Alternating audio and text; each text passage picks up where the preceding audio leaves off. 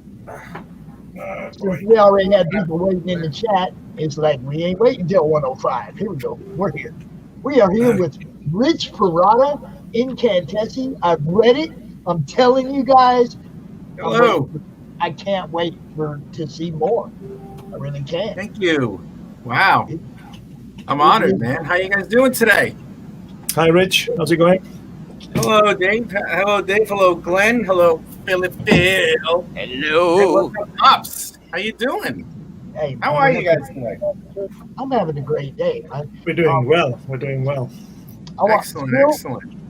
Phil, would you go ahead and handle the initial introduction over here while I share this out everywhere? Sure, yeah. We have Mr. Rich Parada, who's been working in comics for a very long time now, since the 90s at Marvel.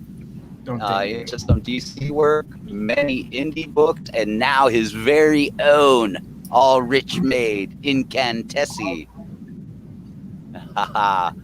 And Rich, introduce you to Dave and Glenn. They're over there across the pond with you, man. Rich is a new transplant over there. Right? Yeah, I am. Now I've been here almost a year. Haven't been outside yet.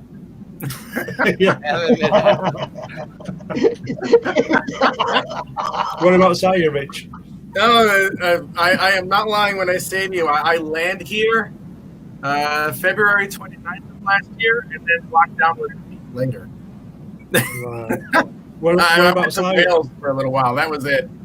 Right. No, I'm sorry. Well, I went to London twice. That's just about it, and IKEA a bunch of times. That's all. Yeah. Where about you? Nottingham, Cotgrave specifically. Right. Yeah. Midlands. Yes, and when my wife and I got married, we decided I was going to come here because I don't have any family or anything back in the States. She has everything here, so I was like, well, why am I going to ask you to come all the way to the States? That's just ridiculous. Right. Yeah, and now I live in the United Kingdom and will for the rest of my natural life. Yay! Best place on earth. Where are you at now, Rich? I'm in Nottingham. Nottingham. I'm in a small township called Cotgrave. I guess it's a subdivision of Nottingham. I mean, I don't know how they designate the sections of towns here. Are you running for sheriff? Am I what? Running for sheriff. But don't punch. Sheriff Nottingham? Come on. Sheriff in Nottingham? No. Robin Hood, man. Are you with me? Come on. Oh, man. I have never heard that before in my life. Holy crap. That's the funniest joke I've ever heard. Holy crap. God damn it, man. That was just too funny. But are you going to? Pops with the dad jokes, man. You want a dad joke? Why does someone? If it's, forget. I'm not gonna do a dad joke. I suck at those. It's a legit question. No, I'm not running for sheriff. I'm not running for sheriff. You think anyone's gonna vote me to protect them? Yeah, I can. Not looking like this. God, he's too busy making comics, man. You don't have time for all that. That is true. That is true. Yeah, and the comic that I worked on for about 5 months last year, and I mean, isolation was good in a couple ways, and one of them, not only was I able to concentrate a little bit more on freelancing, but I decided to make a graphic novel from a commission of all things that I did for this lovely Italian actress in late 2019. Her name is Sofia Broccani. And I was a friend of hers on social media for like maybe a month or two, and she was privy to a couple of live drawings that I did. So she just messaged me, and she's like, "Can you draw a commission for me as a superhero?" And I go, "Yeah, sure. What do you want to do?" And she told me that she wants to be like a mystic sorceress or something like that. And I was like, "Oh, okay, excellent. I kind of like that." So I just, out of nowhere, the costume just popped into my head, and I drew it down there. She loved it. And about 2-3 months pass, and I'm thinking, I really want to do something myself, but I'm realizing that the characters that I created in the 80s and 90s really sucked because they were all based on like, I mean, it was just they all looked like the super action extreme macho heroes of the 80s and 90s or something. They were just bad creations. I was like, forget it. But then I saw the commission I did for Sophia, and I was like, what can I do with this? So I thought of it for a minute, and all of a sudden, like maybe 10 minutes later, a whole story popped into my head, and then I asked her, hey, listen, can I use your likeness to do this character? And she's like, absolutely. And as soon as I moved here to the United Kingdom, that's all she wrote. I started right around then. Excellent. Yeah, and I did everything on it. The art, the colors, the lettering, cover design, printing. I mean, I actually have a few copies here. Here's a tangible copy. Can you show us? Yes, absolutely. Forgive me if it's a little bit. Oh, it is. You can see it the right way. Okay. I got a little nervous. Yeah, this is the cover. Did the printing online. It's fantastic. I love it. Now, if I just do it this way, okay, this is where the cameras go. Yep, wow. That's the cover for the first issue. Yeah, this is my art. That's my coloring. I even designed the logo up here. Oh, so yeah. Yeah, man. And yeah, it just came through. I mean, here's some of the interior art. Like right over here, the big confrontation, all that stuff. And incidentally, which I gave the link to Pops. The Kickstarter begins tomorrow at 11 p.m. GMT, which is 6 o'clock over in the States. So I'm starting that. Am I doing a launch with you tomorrow, Pops? Is that what I'm doing? Well, I thought it was Monday, but I guess it's tomorrow. See, I told you. I was wondering what you're talking about when you said, I'm not doing nothing on Sunday. And you're like, hold it. I've got 2 to kick off tomorrow. Good. What I got written down is... You don't have your paper plate next to you with all your scribblings and stuff? It doesn't matter. I mean, we can do it on February 1st. It's not that big of a deal. No, I mean, I'll launch it a day early. I'll launch it the time I was going to do it tomorrow anyway, so it's okay. What day do you want to launch it? That's what day we'll do the party. It's your campaign, bro. My suggestion, though, is look at the calendar and see what day it's going to end on. And you want it to end on or close to payday. That's just that's a Friday, I think. Yeah. You want usually it to end on Thursday or Friday, or because like my son gets his payout Thursday. It's like a lot of people get their direct deposit on Thursday. So Thursday, Friday is a great. That's kind of when you want it to end because you want people to have scratch. I think just give me one moment. Let me just check my calendar. Let me just check the calendar just to be absolutely sure. I don't know what 30 days. I don't know how 30 days translate. I know it's just like 2 days off. It won't be. Well, actually, what's going to happen is when does it end? Oh yeah, it'll end. It's probably going to end March 2nd. That's a Tuesday. See, so that's something you might want to take into consideration. That's actually perfect because there's a. I mean, it's just like, what was I going to say? Yeah, February is just 28 days, so it falls on the 5th, the 12th, the 19th, and the 26th. I can always have it go on to the 5th or something like that of March, just to be sure. It's just something that I know a lot. When we do the countdown parties, okay, when we're counting down that last hour, it's like you kind of want to be doing that on a day when people got money to spend. Okay. Yeah. Then I should. Hour, you know what I mean? That would be something I take into account next time. That countdown is when we're coming out and we're reminding everybody, hey, this is almost over. Get on it. You want them to have money when you're coming out and telling them it's almost over. You don't want them to be broke when you're telling them, come out, it's almost over. Okay. All right. I'll remember that next time. I'll launch. Next time I do something like that, I'll launch it sometime on a Friday or a Friday late afternoon. I think what they do is they launch them on Tuesdays so they end on Thursdays, or launch it on Wednesdays so it ends on a Friday, because usually the 30 days overlaps 2 days of that week. Yeah, but being that February is at 28 days, and if I do it tomorrow, it'll end on the first Monday of March. Right.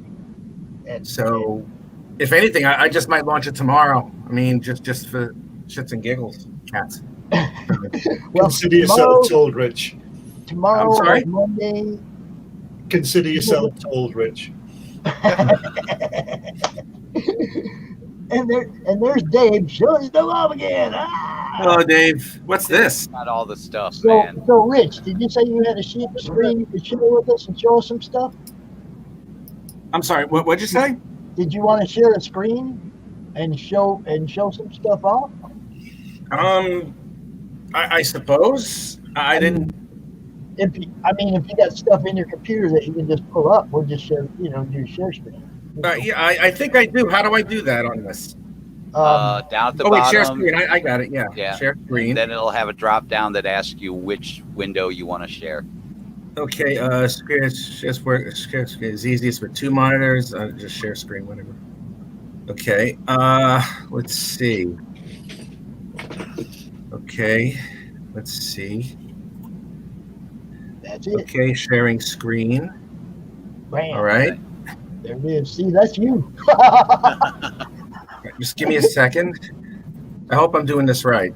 Yeah, you're doing fine. Just pull up the page you want to show or the window you want to open, and you're Okay, better at let's it than see. I am already. I'm telling you. Or the incantessi. Guys, I think this is like my second podcast with Slipstream. For some reason this isn't coming up. Of course, my computer's acting like shit. Wait, here it is. See, you got a day one pledge right there. Yeah, I know. Who that is, but you got a day one pledge there. Greetings from what I consider home, Arizona. Arizona. Is it always hot there? Yes. Yes. Very warm. Whoa, where'd he go? See, that's why I don't mess with it. That's why I don't go in my computer trying to find stuff, because That's why I I'll didn't do turn it. the whole stream off. Yeah, that's right. Come back, Rich. Come back before you launch. It might have just been connection too with him. Sometimes we've lost him before in the past. Hey, Phil, why don't you hit Tina up, see if we can get the keys. Come here, help me out. Do what now? Hit Tina up and see if you can get the keys. All right. See if you can get the keys. Come in here, help me out. What's happening? He's back. That's why I don't share screen, Rich. And I'm going to do this the old-fashioned way. All right. I got you. All right. Here we go. The first page here. This one, I'm gonna show you guys a bunch of pages as I go close. Now, if I'm correct, this one should be it. Now, the one thing that I really love is detail. This is the entire interior of the La Scala Theater in Milan, Italy. Nice. I I knew do that that was all. a real place. I knew it was a real place, man. It is a real place. It is. It was. Rich don't fake with the funk, man.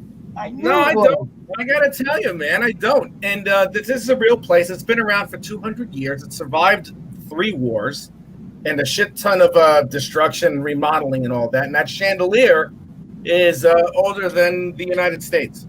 Yes. Wow. Been there for a long time.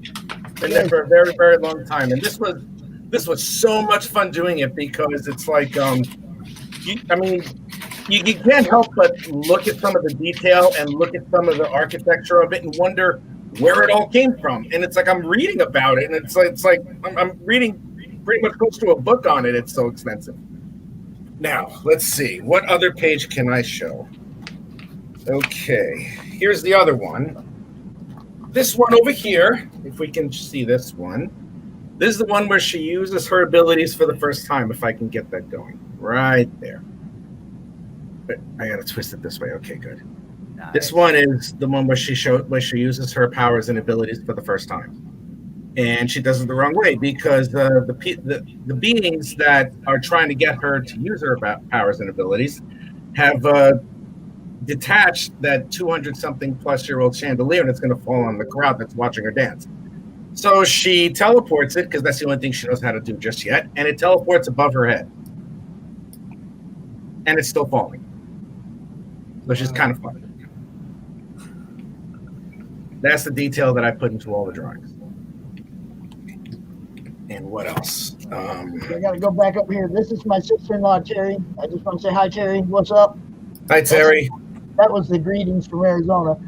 I couldn't tell because Facebook user, Okay. But I went and looked. And yes, that's my sister-in-law. So And right over here, if we can see it, is a page where a police officer that is possessed by the creatures that want to activate her power has infiltrated her hospital room, and they're out to kill her.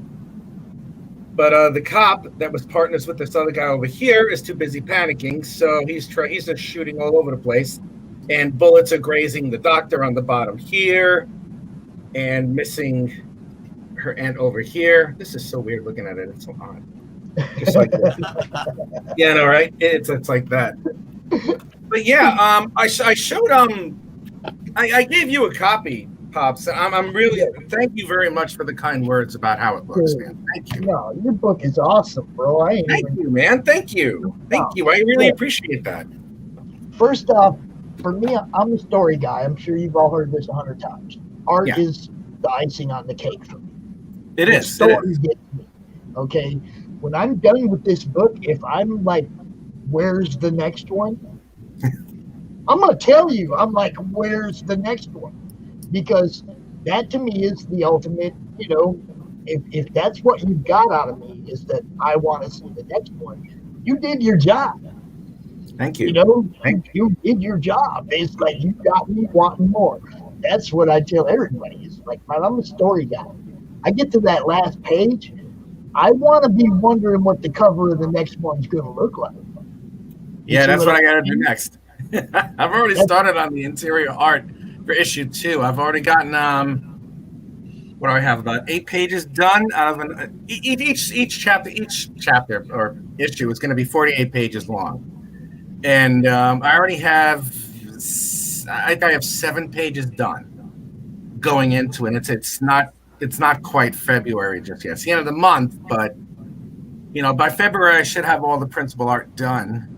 But by the end of the Kickstarter, I should have all the principal art done. But then I got to do the coloring, and then there's the lettering, which actually doesn't take very long if I concentrate on it. But Dave and Glenn, if you want to send emails to me, your emails, I'd be more than happy to give you a digital copy, so you guys could take a look at it if you'd like. Great. Yeah, we'll do that. Yeah, thank you. I'd be honored if you took a look, man. Yeah, sure. Thank you. Yeah. Oh no, you're welcome. You're welcome. I mean, it's. I don't mind sharing it. I mean, it's obviously going to be on the Kickstarter, but I mean, I don't mind sharing it with a bunch of people because I want everybody to know what this story is going to be. I want everybody to know what I'm doing. So I'm not going for a huge goal for the Kickstarter, like a 1,100 quid. What is that? American 1,500, something like that. Yeah. Exchange rate, give or take. Yeah, and that's what you want to do. You want to get it so you fund early so that you can spend the month having a good time promoting your book, not being worried about whether or not it's going to fund it $6,000. Yeah, because I mean, it'll. I mean, if I get the funding for that at 1,100 quid, then I mean, it covers all the printing. It covers the printing of like the extra awards, like the poster prints that I'm going to have. It covers the hardcover copies. It covers the paperbacks. That's really all I need. If I make extra out of it, great. If I go beyond that goal, which I hope, I'm being optimistic. I hope I am. If I do, I mean, I'll just spend it on like just the stuff for the next Kickstarter or for the next print run. I'm not going to squander anything that I do. So I'm pretty sure you're not going to have a problem funding. I'm sorry? I said, I'm sure you're not going to have a problem funding. That's what I said, man. It's going to do well. Yeah, we're going to be pushing this one anyway. Did you take into account your ridiculous shipping fees to get it over here to us, or do you have a printer over here? Well, yes, I've already done that. I think on the Kickstarter option, it says this is what, like, how much will you be spending for postage for this outside of the United Kingdom, which is ridiculous. Yes. It's insane. It's like the money that I will be adding on to the actual printing of the issue is almost as expensive as how much it's going to cost just to go for the Kickstarter itself.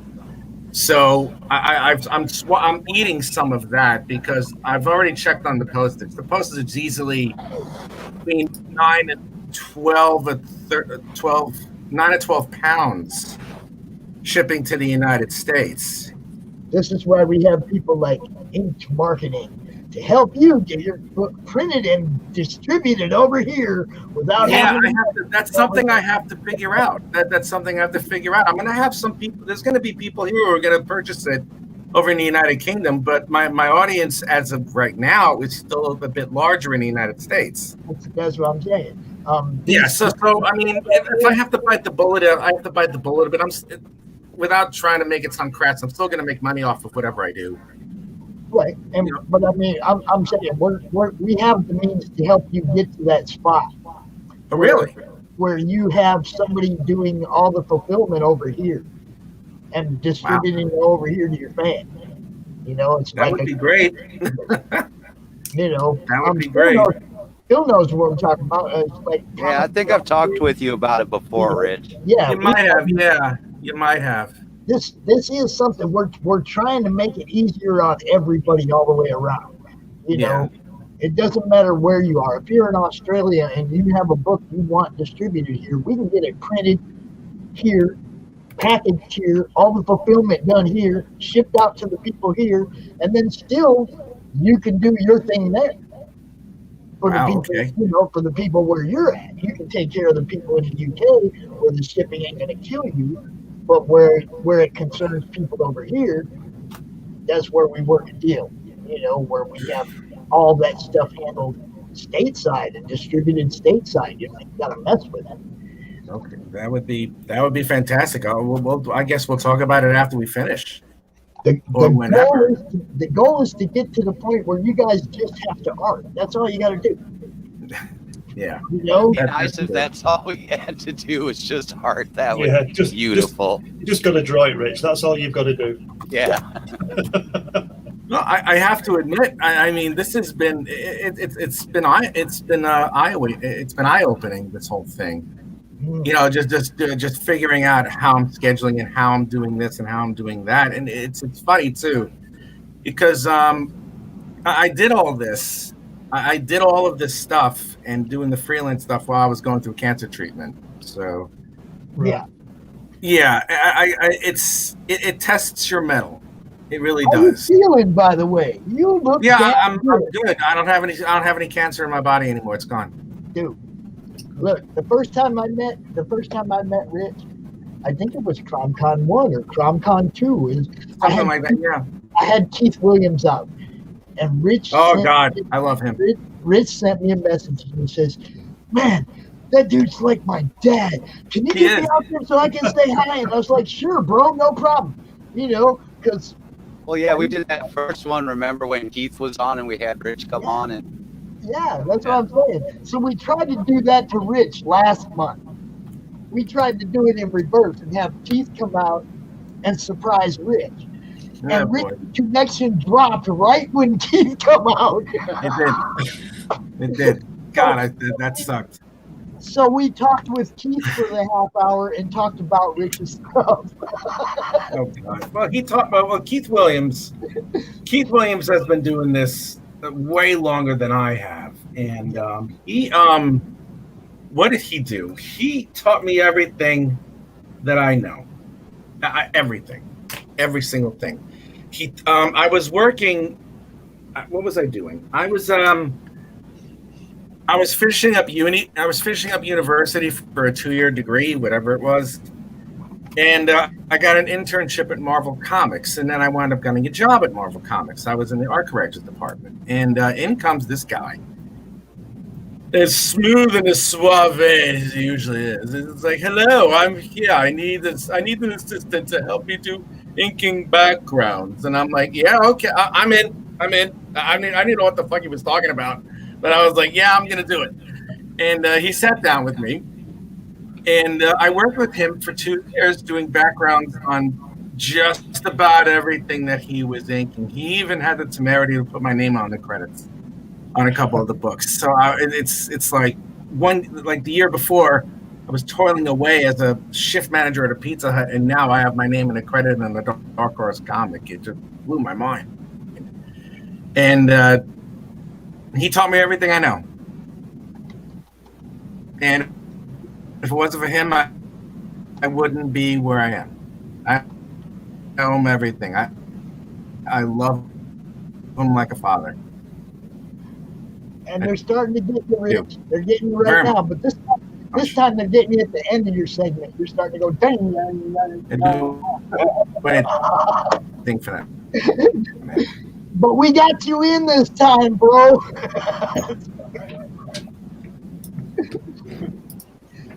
Yeah, I don't know what. Because he didn't have to help me. Rich's connection is not like. He never had to help me out at all. Your connection does not like us.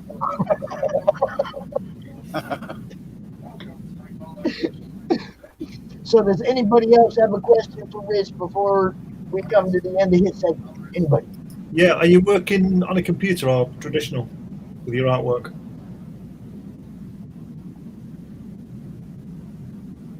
No. Rich? Oh, I think we lost him. Yeah, never mind. I'll ask him myself on an email. Yeah, just send him a message. I think we lost you, Rich. We lost the audio, bro. I don't know if you can still hear me, but we can't hear you at all now. But Incantessi is freaking awesome. I'm telling you guys, I read it. That's right. The art is awesome. Everybody's seen the art. The art is awesome. It's great. Check it out.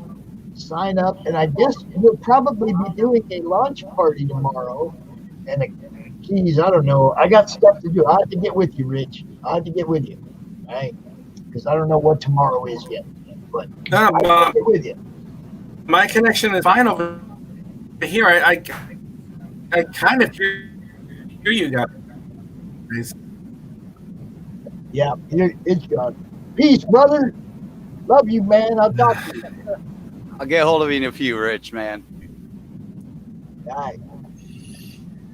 And our next guest is somebody else I've never met before, so this is also going to be amazing for me. I love it. I just love it. It's Kimmy Comics. Kimmy! Hey! How are y'all doing? Hey! I'm wonderful. I'm having a blast. It's been a long day so far. Good. A good fun day, I hope. Oh, yeah, sure, yeah. Oh, yeah. So introduce yourself, Kimmy. Tell us what you're doing and why and where. My name is Kimberly. My artist name is Kimmy Comics. From that name, of course, I make comics. One of my comics is a free webcomic. It's Sun D&D. I have a banner of it. Ta-da! And a different comic I am working on is called Oyasumi. It's a horror themed manga. And at this moment, I'm also working with a writer to make a Dutch, what is it called? Sinterklaas, Saint Nicholas. It's our version of Christmas, but we're going to make a story out of it, a comic. Good. Do you have a link that I can drop in make a banner out of it? I have a link tree. Yes. Let's see, link tree.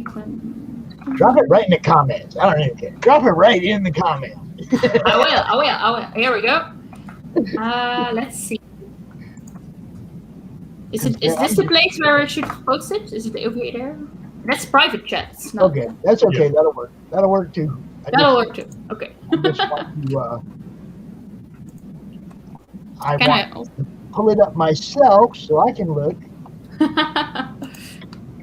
And I want to drop it in the comments. There you go, everybody. There is Kimmy's link tree. All right. But yeah, I went to art school a few years ago. Graduated from the comic department. I was one of the very first ones who graduated, and ever since then I'm making comics. But only since a few years I've been doing it full time. Right. Oh, There's a lot of Dutch people on today. Must be a lot of talent in Holland. It's sprouting up everywhere. Blip, blip, blip. Oh, I'm liking this. I like this. Yeah. Oh, this is my deep art. Damn, that's old. Like, is this my deep art? Oh my god. Hey, I said I'm gonna look through this link tree. I'm gonna see what's on here. I think my Instagram is the most recent stuff that I upload. I also have like from that Viking girl a full HD version.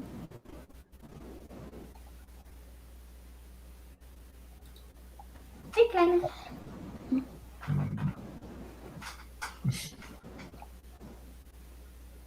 Oh, we got your Twitter. Okay. Yeah. We know you're on Twitter. That's also quite up to date, my Twitter. Let's see. Is there a Instagram version? Instagram, Kimmy Comics. There we go. Let's see. Oh, I like it. I like it. Link tree, give me comments. There you go. Let's see. I'll share that one too. Let me get that one there. There we go. Nope, that did not do. Come back here, screen. Technology. This is why I have Phil. I'm just saying. This is why I have Phil. We're kicking Dave out the screen. We're doing all kinds of stuff on him. I would help out a little more. I was just waiting for the keys to the studio, but I'm still waiting. There it is. Right, there it is. Last year, I also did a Kickstarter, including that I would make D&D character sheets for everyone, personalized. I'm not sure if you know what D&D is, Dungeons and Dragons. Oh, yes. Oh, yeah. For the ones who don't know, it's a tabletop role-playing game, and usually you have like this very boring character sheets with only numbers and some writings and scribbles. And I wanted to make something special out of it, so I asked people who wanted to have their own personalized character sheet, and I would make that for them for Kickstarter. And most of the art you see in Instagram are like the character sheets I made for those people. Nice. And of course, my Inktober's. You got Inktober's? Yes. Who doesn't? I think everybody had Inktober's. Oh, I'm liking some of this. I'm liking this. A dragon? Yeah, it's a Dragonborn. Nice. Good old Gandalf, or... Yeah, it's indeed a Gandalf-based wizard. Nice, very nice. I like this. Oh, the black cat. Oh! Wonder Woman? Oh, there you go. And Loki, favorite of everyone, Loki. You win, right there. You win. I needed to reprint it, that one, for like 3 times. Oh man, I can see why. It's a great print. There's a whole bunch of good stuff here. Oh, thank you. So let's talk about comics. Comics, yeah. My most comic that is available for everyone is my Webtoons Sun D&D comic. I can also give a link of that. Let's see, where's everybody? And this is also D&D, Dungeons and Dragons inspired. My husband is a dungeon master, and he's also a writer. So guess what happens if I draw and he writes? So it's all based on a real played adventure, and I try to make it as much as viewable for everyone. How a D&D session feels like for everyone. Which edition do you guys play? At this moment, the 5th. We really played for a very long time, 3.5. Yeah. Then we play tested 4th, but as soon as the 5th came out, we went over there. Yeah. Nobody plays the old school original anymore. The 1.0? Yeah. I guess I wonder why. Now, this Sun D&D, is that the one? Yeah, Sun D&D. Okay. I just want to make sure I share up the wrong screen. You know me. Come here. There we go. All right. So this is the webtoon page. You have. Yes. I don't really know a whole lot about these. Let me subscribe. Yeah, whatever. Come on. Yada. Come on. Hey, Ken. Okay, webtoon. Okay. Hey, from her. Come here. Man, jump through hoops to join this thing. Huh? Want to say hi? Now I gotta tell everybody my age. Come on. Let's see. Do I even remember what my birthday is? They're really making me jump through hoops to see this. What? Ah, here we And go. then you lost. Is that it? No, that's not it. That's 101 romance. I don't know which one that is. Well, what happened? Okay. Re-click the link, I guess. They just kicked me off Facebook is what happened.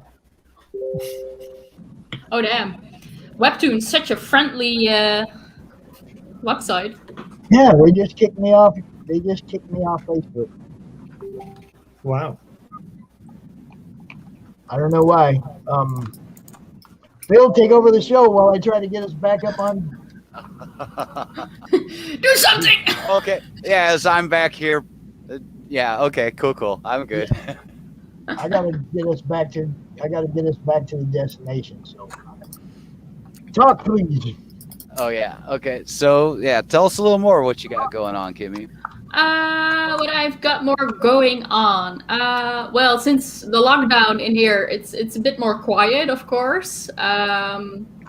But since recently, because I had to stay indoors a long of time, I tried to start streaming on Twitch, and I also started to create a lot of sexy babes. Yeah. As in trying to get more views, and apparently those round figures, they do get more views. Oh yeah. See a lot more getting those added into crowdfunding lately too. Yeah. Next to that, I am working on Oyasumi. It's our brand label for my horror comic related stories. At this moment, I am working on a horror story that is about monsters and cats. And the cats are there to protect their humans, their bosses, and make sure everything is safe. But not everything goes as it's supposed to happen always. Since when did a cat look after a human, Kimmy? Since a very long time in our story, we made a story that the very first, an Egyptian god or Egyptian king, made a deal with his demon cat to protect his kin. And ever since that, there are cats who have denounced to protect the humans. Just those are like the stray cats outside. They don't want to do anything with humans. But the house kitties, they are still obligated to protect the humans. Right, okay. That one looks like he's really doing a good job protecting you. Dave's got his cat protector there. And that's why some people get cats. Well, they're like, I don't own a cat, but this cat is in my house. How does it get here? And that cat is like, you need a protection. I'm here to protect you. Right. As long as you feed it, yeah. Yeah. You still need to fight. You still need to have energy. It's only fair. Yeah. Of course. Huh? Do you So, protect yeah. me? Yeah, a bit. I think I got it fixed. Oh my You god. fixed it. I think Are we're you back back up on Facebook. I think we're back up. Good. Okay, cool. 88 is the age. Good, because my connection's doing weird. I don't know how long before I drop out. Yep, you're starting to get the echo tone now.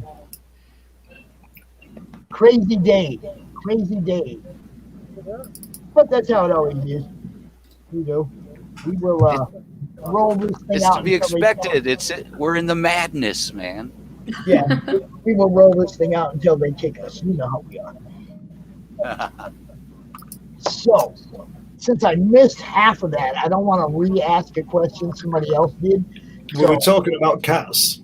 There you go. Keep going. Fat Freddy's cat, whatever you want. But yeah, since I'm still busy with that, with the art of the cat's purpose, that's what it's kind of called. I think this year or maybe next year, I might also do a Kickstarter, of course, to get some money and try to publish it myself. Just as the very first one. Let's see. Good. Yeah. Keep going. This is my first one. Oh yeah, Simi. Hold on. Wow. Let's see. There we go. With my voodoo story. Wow. Voodoo. Oh. I got voodoo, I got hoodoo, I got things don't I know. didn't even try. You don't know about Pops, do you?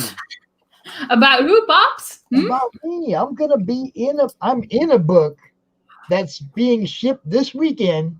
Yeah. And it's a voodoo book. Really? I'm the sidekick to a voodoo supernatural dude. It's crazy. Now I need to make you like a very small camouflage in here and we love cross promotions. yeah. I'm gonna have to introduce you to Ross so you guys can like bounce off each other. We love to do stuff like that. That's what this is all about. Look at that. So basically the story is about a woman who made a deal with the voodoo gods to make sure her loved one will stay with her. And she has to make some sacrifices for it. And she has to try to collect souls and sacrifice them to their voodoo gods to make sure that the magic of her loved one stays with her. So basically, this girl does a lot for love, but it's not true love. But for now, she got what she wanted. Just like a woman, eh? Isn't that why? True love for now. True love. I will marry you. Get what Basically, I want. that's it. Get what I want. That's what you do. So I'm gonna just go ahead and drop this right there. I think that's the one that's supposed to take you there. Yeah, I think so too. I didn't try it. I don't want to disconnect myself or kick us off Facebook again. But that's the link, everybody. I'll drop it in the comments. Oh, there. Okay. There you go. It's in the comments, everybody. So you can check that out there. Free comics. You can read it for free. And if you have any questions for Kimmy, by all means, man, throw them out here because that's why we're here for sure. Come on out and talk. We lost Phil. I knew we were going to lose Phil. He was young. He was starting to fade. Comcast hates Phil. They hate him. It's because he doesn't show his face. That could be. Very nice, Kimmy Gomes. Thank you. So what have you got lined up next, Kimmy? What's your next project? Or you just continue with that one? Yeah, I'm still busy with The Cat's Purpose, so that one is still ongoing. I think I'm around page 80 in drawing, and I tending to make 150 pages, so I'm still busy with that one. Right. The other comic I am making about the Dutch holiday Sinterklaas. Yeah. That one will be published this year in December, before the actual holiday. I hope so. And that one is about Saint Nick. It's sort of, sort of like the Christmas Santa Claus idea, but with a bit of a different origin story. And I am making that origin story. Right. Nice. So yeah. I hear you. I hear you've also done some other stuff. Can we see the cover of the Mummy? Oh yeah, I have drawn a mummy for Richard. Indeed, let me check. Yes. That should be on Facebook. He's just like on the edge of his seat. I know he just wants to come out here and start talking to you. Let's see. He posted it online, so I think I have to check his Facebook for a second. Richard. And you did a cover for Sisterhood too, he says. I'm not sure if it's already a cover, but since I think he wanted 2 characters on it, but since this was more of like a thank you gift for him, I just made something. Well, let's see. There it is. Did it go? Oh, what's up?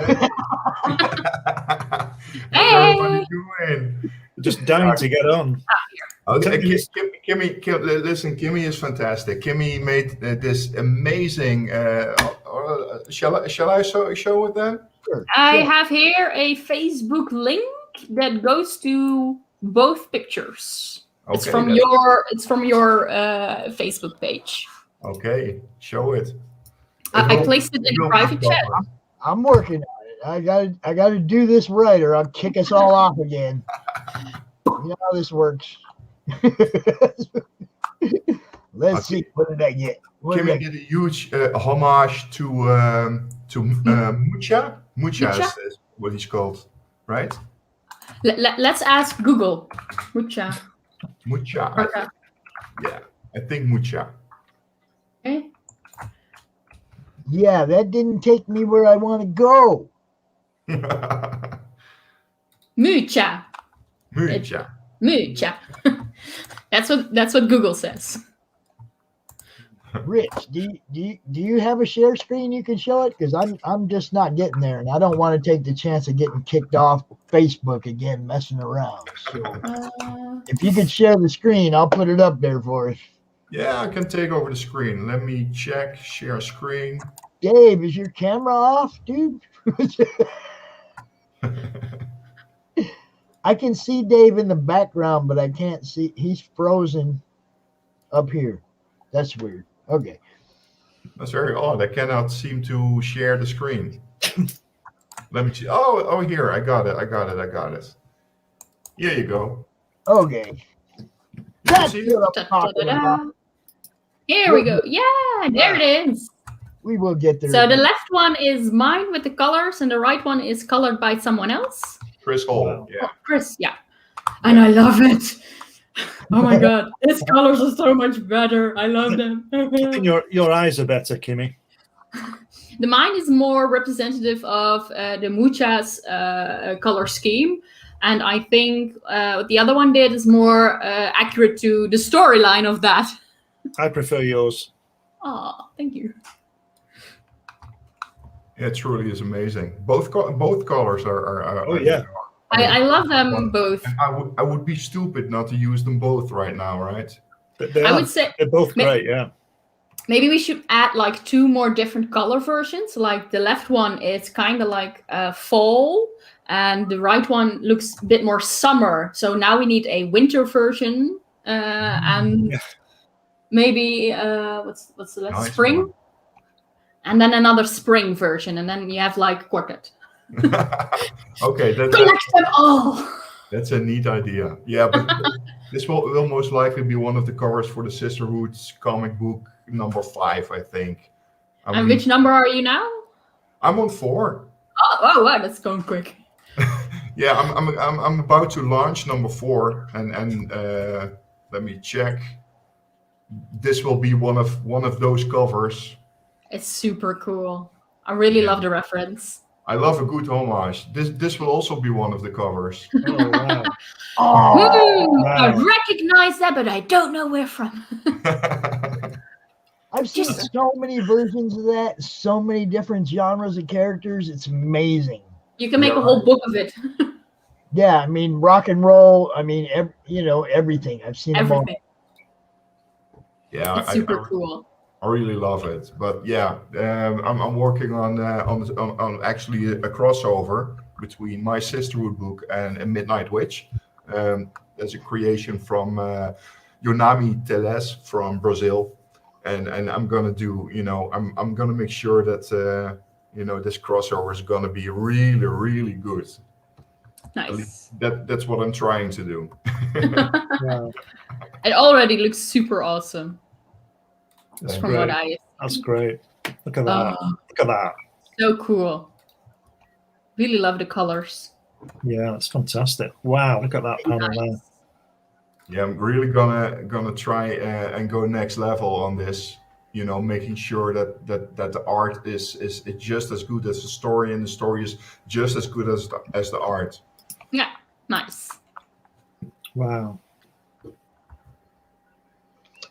Yeah, looking good. This one was actually done by Daniel HDR, also from Brazil. He's a DC comic book artist. Just showing off. I'm just going to show him pictures here, right? He said, don't worry about trying, bro. You got this. That's what Mike said. He said, don't worry about trying. You got this. Nice. That's another one of those covers. Wow. As you can see on the left side, it's on one side it is a mummy. On the other side, it's a witch. It's a witch doctor, right? Almost witch doctor. That one's really cool. Yeah, that's from Vincent Tubbins. I mean, this is gonna be the box art of a board game, a tabletop game. Wow, nice. One I developed. Yeah. And how is the tabletop game gonna look like? You have like little figurines and one story you gotta follow, or? I'm gonna try. The first idea was just a plain analog game like Monopoly or something like that. Simple game, yeah. Simple game, but now I'm working with Mike. So now it's not simple anymore. No, it's not simple anymore. Mike. You just had Mike on the show, right? And Mike was talking to me about it, and he said, "Well, we can add some more stuff on to it, and together with him and some other bloke called James from England, we're gonna bump it up and trying to create something that is with cards and swapping and perhaps hopefully indeed some figurines." Small that would be cool, but that is only depending on how well this is going to be. I mean, I love doing comics. This is my 5th comic that will start, but board game is a completely different game. But I just have to try it. I tried it with a statue, which failed miserably, but I have to try it and see if this is going to take. So I have to show Kimmy something real quick. Okay. So this. Is that you? Is that you? That's nice. This is Mojo Risen. That's Mojo right there. Yeah. Okay. He's a voodoo dude. Woo, voodoo. I really love voodoo. Oh my god, it's so cool. Yeah, it's epic. Great story by Raj Mahan. A good friend of mine, he turned me into a comic book character, and it's like that's kind of what started this whole mess for me. Now I have to make sure that you have a cameo in mine somewhere. So that in every voodoo story you are there somewhere. Well, I mean, it's like what I'm trying to do is arrange a comic-related madness tarot card deck, where everybody who has a Kickstarter or a crowdfunding project can make a tarot card, from their character for my deck, so that I'll have a full deck and it'll be everybody's different. Every character. Representing the closest thing in the tarot deck to who they are. So a couple of them have already been claimed, like death has already been claimed. And, of course. A couple of them have already been claimed, but I really would love to put together a whole deck with everybody's different characters.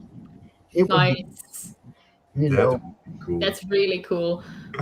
I have seen some people who have actually made their own tarot decks as well, with beautiful colors and gold and black. And I was like, I want to do it too. It's so much work, and I want to do it too. And that's the whole thing. I'm not a creative. I don't have a crowdfunding campaign. I can't just like say, everybody draw for me.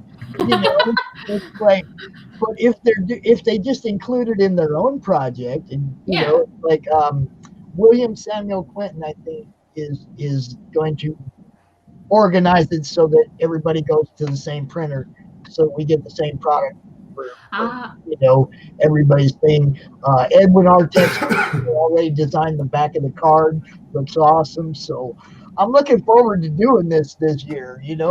It's just, I can imagine. Super cool. Fun. I'm just having fun. Nice. That's the only important thing, and just fun. Try it. And if you don't try it, you are bound to lose, right? You have to try it. So Indeed. We can go back to talk about this. I just wanted to show her, because I said something earlier about, Mojo Risen and me being in it. I have a picture from last night of Raj signing covers on those books. They're going out this week. So I'm jacked. I'm going to have the book in my hand with me in it. I finally get to read the story. I've been very strict about them not but very little. Like, I got the elevator pitch. That was it. I know very little about the story. I want to read it as a fan like everybody else does.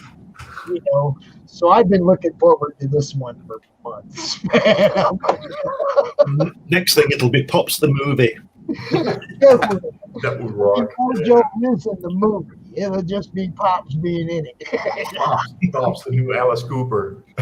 Yeah. That's one of those. How you do certain characters at Halloween?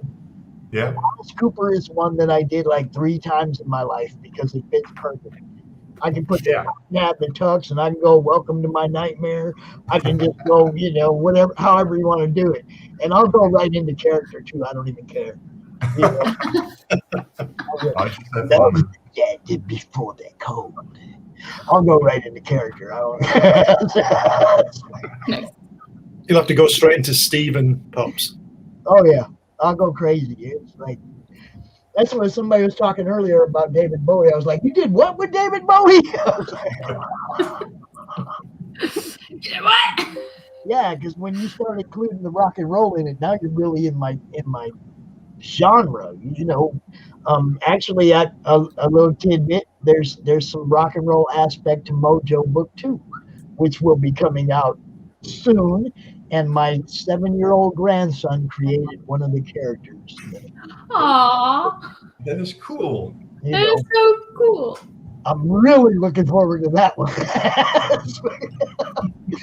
We try. What I was saying earlier about like exposing the kids to it and wanting the kids to be part of it. That's one of those things. It was like he created a character, and he created the powers and everything, and drew a little picture of it. And I sent it to Manny. I was like, Manny, check this out. Well, Manny created it, drew an actual character, right? And then Raj was like, oh, we're putting that in the book. And I was like, oh, shit.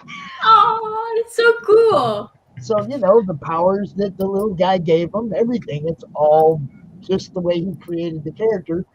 And Raj put it right in the book. I'm just like freaking out. I can't wait to see it. I can't wait to have kids of my own and they're making characters and I can make actual superhero stories of them or something and be like, look, this is what mommy made for you. Yeah, it's like it kind of inspired me to try and get a little bit involved. I have dropped a couple ideas on a few people, and there could be some things in the works from the creative mind of Pops coming out somewhere. Yeah, you know, Still if fun. not, at least I'm pushing the kids to do that for me. Right. Yeah. You know, Let them take care of you. it's been so much fun, man. You know, since I started doing this, now the kids are all involved. They want to come down here and get involved in the live streams. They want, they're always popping in. I'm sure you guys have seen it. They pop in, and then they're gone. The one who created the character, Isaac, he wants to take over the group when Grandpa's gone. He wants to keep the whole thing going. Okay. Everything that I'm doing, so Get them involved for yeah, sure. well, that's Yeah, what I'm do it. saying.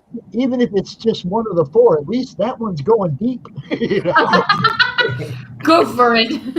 Creating Yeah, let them characters, co-host. That stuff is just so much fun to do, right? Yes. And man, when you got the kids loving it, then it's like it takes it to a different level too, because you realize it's like they're the ones that are going to keep it going after we're gone. I Yeah. think 3 of us here ain't gonna be here too much longer. So it's like we need you guys to keep pulling that when we're gone. Yeah, but don't you think that when I talk, I mean, I have a regular day job, right? My regular day job is I train young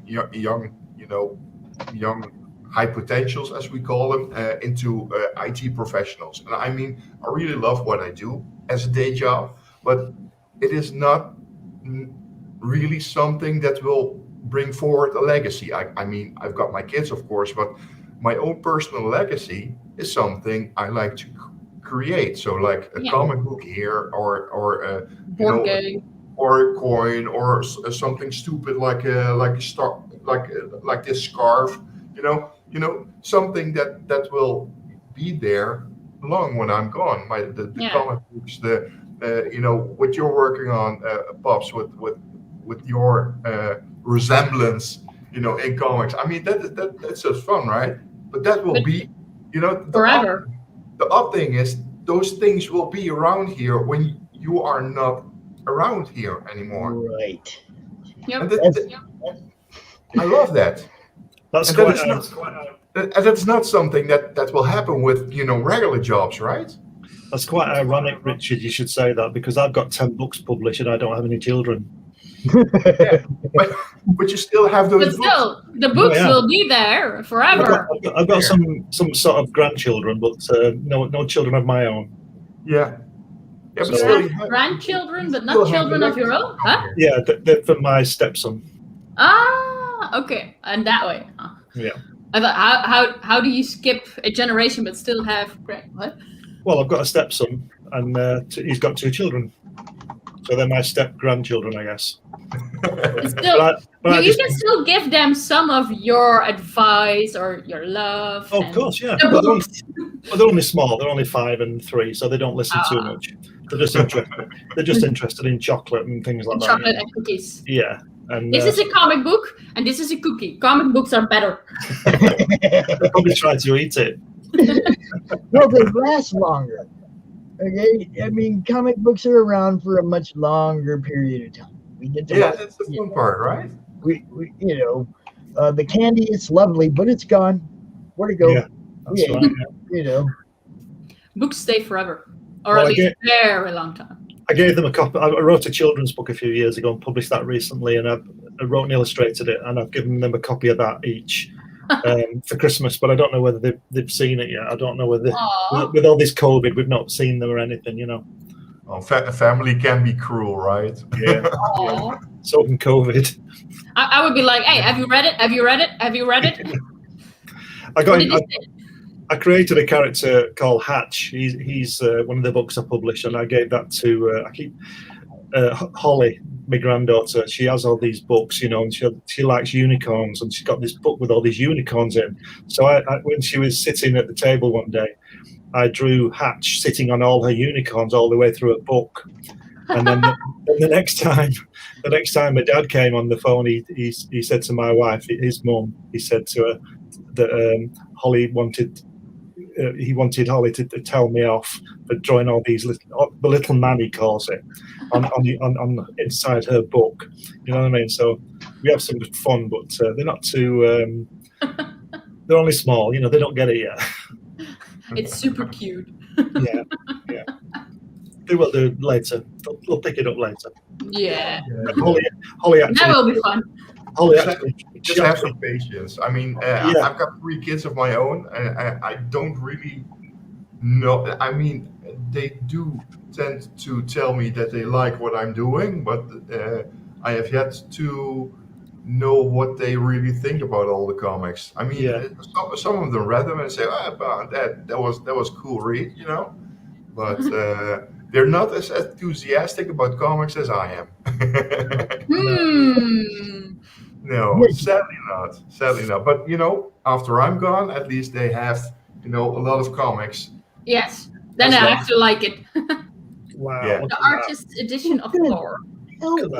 That's thing is, Dave, I'm gonna start not liking you if you keep showing me stuff I don't got, dude. I've got something like that, but then the Tomb Raider Witchblade from Michael Turner. Oh, Wow. Nice. All right. oh, that's just amazing, man. So, Rich, while you got your share screen up, why don't you go ahead and pull up some whatever you want, man? Go ahead, show us stuff. Hey, you want to see something cool? I've got We always like cool stuff. That's why we're here. You want to see cool? No, basically, you know, I've already shown you the most fun stuff here, right? You know, this is going to be the board game. This is one of the pages about the sisterhood. This is what going to be a cover. Here's another one. Oh, wow. Wow. Yeah. Really cool. Love the dynamic. Yeah. Yeah, it's really awesome, and this, you know, these symbols on the side. No, it was in an extra layer, so I'm now gonna be adding it to almost all the covers because I just love it. Wow. So I most likely this is one from Gary Parkins, also from. Oh, hold up. Gary Parkins. Hold up. I'm gonna show you something. I got something. I got original art from Mr. Gary Parkins. Oh, wow. Look at It's a that. nice one. Look at that. Huge. Oh, I love this thing. I show it off all the time, man. Every time I mention his name, I'm like, hold up, I got that. Gary Parkins. I've got a couple of 2 sketches, or no, not sketches, commission inked pieces of also mummy, of course. Everything around me involves mummies. Period. Yeah, I had a niece pass away a couple years ago, and some people auctioned off a bunch of stuff, and you know, threw some money our way to help with the, you know, proceedings afterwards and whatnot. And they auctioned off stuff, and then the people that bought some of the stuff turned around and sent me the stuff. Hey, that's cool, right? Wow. You see what I'm saying? So it's like these are going to go to, when I pass, they're going to go to her mother or her aunt, or, you know, other people in her family too, you know, because I want to spread it around. It was like, give it to me out of love, and you know, when I go, they go through the family. I got a few pieces from that day. It was amazing, man. Right on. I That's couldn't really cool. believe these people were buying the art to donate the money and then send me the art that they bought. Like, wow, I was blown away. You know, That's really cool. there are some great people in our group. Mauricio Alonso, Gregorio. There's so many Nice. people in our group. Right? Oh, and then this guy's doing it again. Ah, Thor! That's so cool. That's so huge, right? Yeah. Is that the whole comic book? Yeah. It's the whole like It's, run. I think. compilation. Nice. It's the I have- artist edition. Nice. Nice. I also have like 2 big, large artist edition version of Black Sad. I have them over here. Gio, weet jij waar ze zijn? Ik heb ze weer opgebergd. My husband will fetch them for me. Come. But they're like 2 huge books. I found them in a local comic store. And at first I was like, is that from Black Sad? Can I look at it? It was super pricey, but my husband and his friend, they bought it for me for my birthday. Wow. Now, Black Sad is that's the next level thing. That is so cool. It has. if you want to send Chris that link to come join us and talk about this, you can.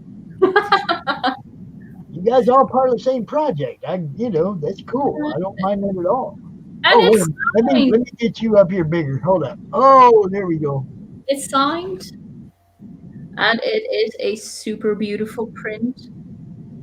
Let's see that way. Oh man, I love the look in the. I love the mirror. Yeah. I love the look in the mirror. That's awesome. Does everybody know about Black Sad over there? Because it's really one of the biggest in Europe. Yeah, it's super awesome. Basically about some sort of detective, private detective, who takes on special cases, and they do like a lot of heavy themes.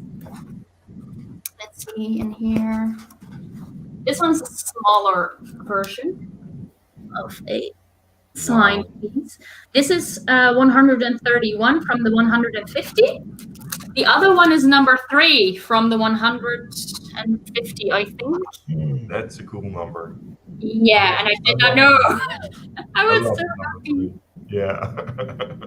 Can I show you guys? Oh, this is also really cool.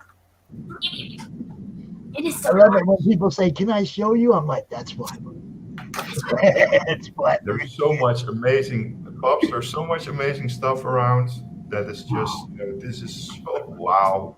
You have here then the sketches, and then on the other side, of course, here's French. I can't read that. And here is Dutch. You can't read that, but we can. That's great. That is just really crazy. Daphne, I don't know if you're watching, but furries. Yeah, it's basically all in all furry style. It's a world full with animals, but not all kind of sexy animals. They're also like very cool looking creatures. Let me see if I can find one. Yeah, and they really mastered the having the characters of a person translated into an animal in a story, but then indeed the characters with the animal characteristics and the human traits and everything, it combines as one. It's really a masterpiece. It really is. This is one of the artists that I really would love to meet. Yeah, me too. But this is about, of course, white fur animals. They are the KKK clan, and they find out that one amongst them might be not who they are. Yeah. And yeah, very, very intense. It's super cool. It's not made for kids. Let's keep it at that. We have to agree. Like most of the stuff that comes from your side of the pond ain't made for kids. Except when it's for kids. Well, for teenagers, it's perfect. It's just it's not for kids on a 10 or something. Right. But other than that, I mean, it's almost something that you should let the teenagers at least read. I mean, this is really, really good stuff. Not only in storytelling, but it really has a message. But like Michael, my comics is all about mummies and having an adventure. But Black Set is something that's next level. I mean, Deep. yeah. It's I good. think it's amazing. I'm just checking it out. I'm like, They also had a video game, which I really was looking forward to it. Yeah. The moment I played the game, I think it still needed some patches because the game was super slow. I was like, I can't play this. It's super slow. If my character walks, it keeps like glitching towards where I'm walking. So I still That need is to play. something that I've heard a lot about about the game. Yeah, but perhaps you can. There is an English version via Dark Horse. Dark Horse Comic has been publishing everything in English, and that's basically I'm from Dutch. I'm from the Netherlands, so I could order my stuff in the Netherlands in the Dutch language. But I ordered everything via Dark Horse because I love to read comics or graphic novels. I gotta read those in English language. Period. I used to like English language better as well, but I want to support my local comic book store, and he has everything in Dutch. So I'm like, I'm gonna buy it because I want to support the local comic store. That's good for you. But then I ordered the Dark Horse English via the here you have it. I just gotta have it. I mean, this is so cool. And you got that one in Eindhoven, right? That's one of my favorite shops as well. Well, I love them. I always get a package of boxed apple juice if I'm there. It's so cute. Okay, nearly everything got smashed.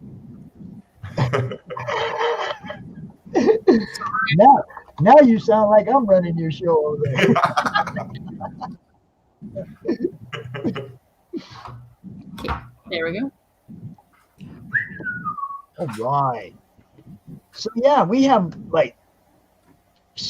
we got some great other guests coming out. This has been an awesome day. What do we got here?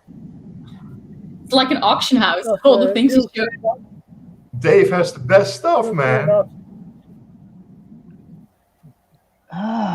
That's really another artist edition. I mean, that's just insane. If you love the classics, that is.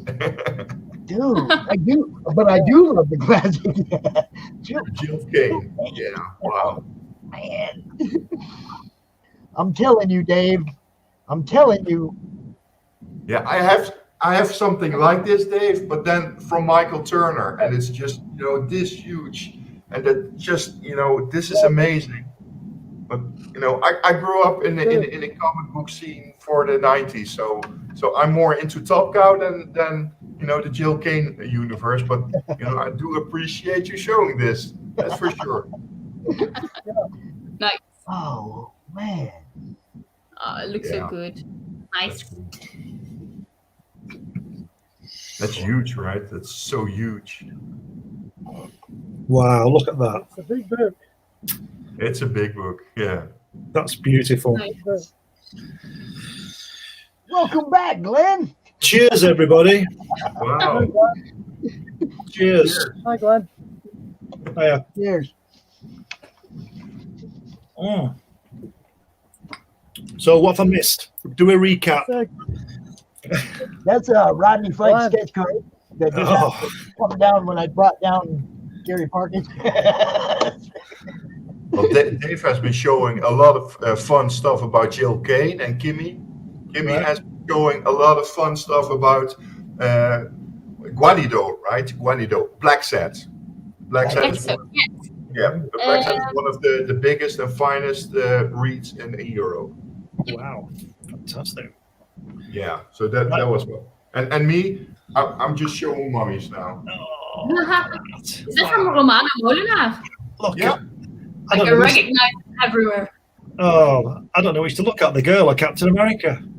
Here's another Romano. Oh, wow. How does Romano do that? It's so cool. Well, this is a fun story because this is on hardboard. Is it painted or printed? printed because those will eventually be part of any Kickstarter I have. I mean, comic books is fun, but to do something about producing something else like something like this. This is just glass. Wow. What? This is glass. Really? Wow. Nice. This is glass, and this one's also glass. Wow. Holy damn. It's really cool. Nice.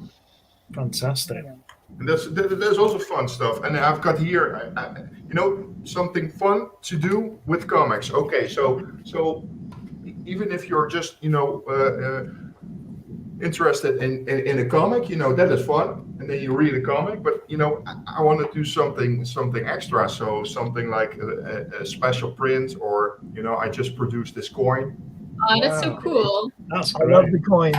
Yeah. I do love the coins. I have coins. A little bit. It's super cute.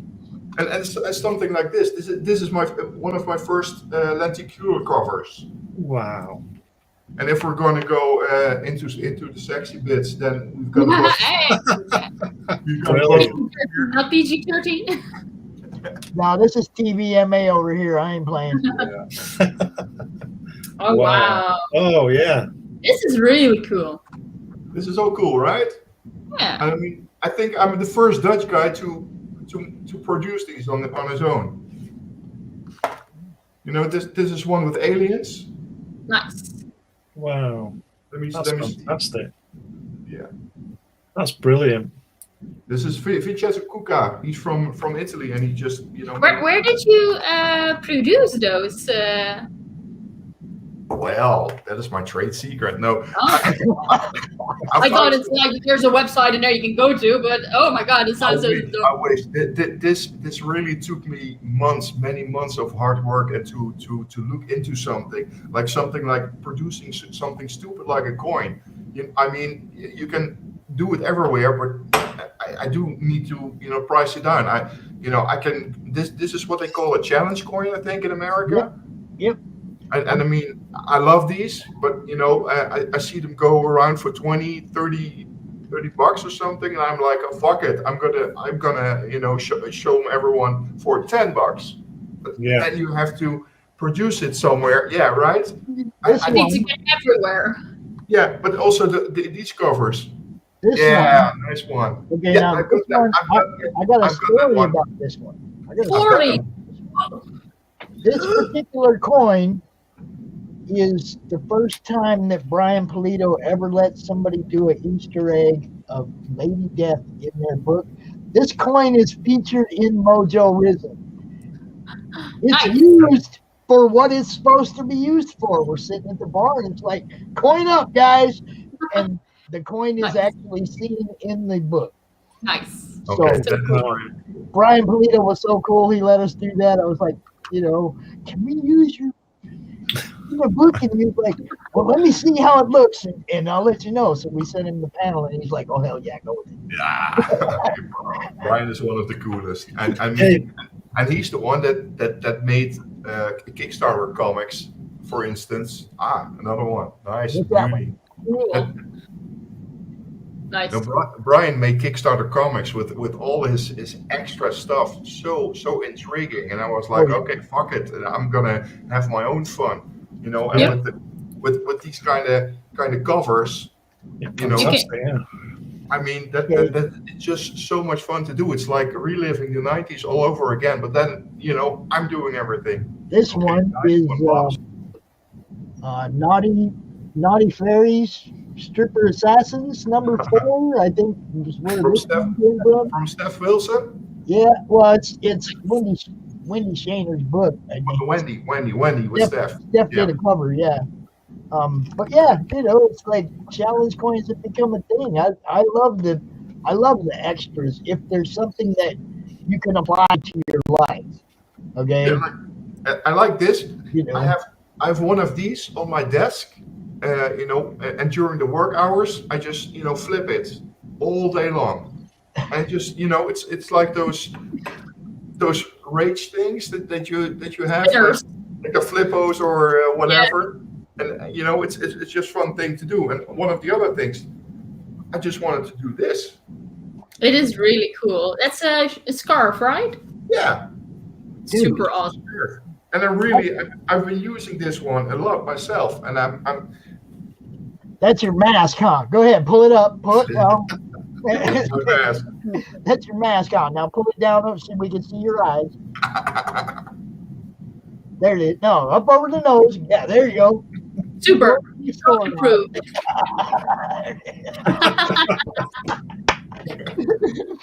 That's how you do it, yo. Yeah, but you know, I think that is, you know, besides me writing and producing and publishing comic books, I know this was for me the fun part. I do this on the side. I don't do this full time. Absolutely not. But you know, when I do it, I just want to have a lot of fun with it, and you know, this kind of stuff, and to hand out coins and you know, these scarves, I just, you know, give out for free as part of the stretch goals. It's just so much fun to do. Aside from, you know, having great comic books, this is just fun. Yeah, let's have fun. That's brilliant. Those covers are brilliant. So, Richard, do you know Russ Leach? Russ, yeah. I yes, and no. We spoke once or twice via Facebook, or at least I know him via Facebook. He has an awesome book, and only death can save us, y'all. Yeah. Here he is, the man himself. I think I've bumped into most people once or twice. Yeah, right. I still need to bump into you because I don't know. I think it's far from the Netherlands. Yeah. It's a bit of a boat ride. A little bit. It's good to see you, Russ. How you doing, sir? Yeah, you too, man. Yeah, I've been in and out today, listening to different people. You've got a great show going on. There's some lovely work going on there from you guys, Kimmy Comics and Richard. Lovely stuff. Thank you. You'll have to produce one of those covers, Russ, that Rich has done. Do you remember those covers, Rich? I was watching. They're very, very impressive. Yeah, I think I might have to do something like that. That was very good. Absolutely fantastic. I was thinking of maybe that would look really good on a print, actually.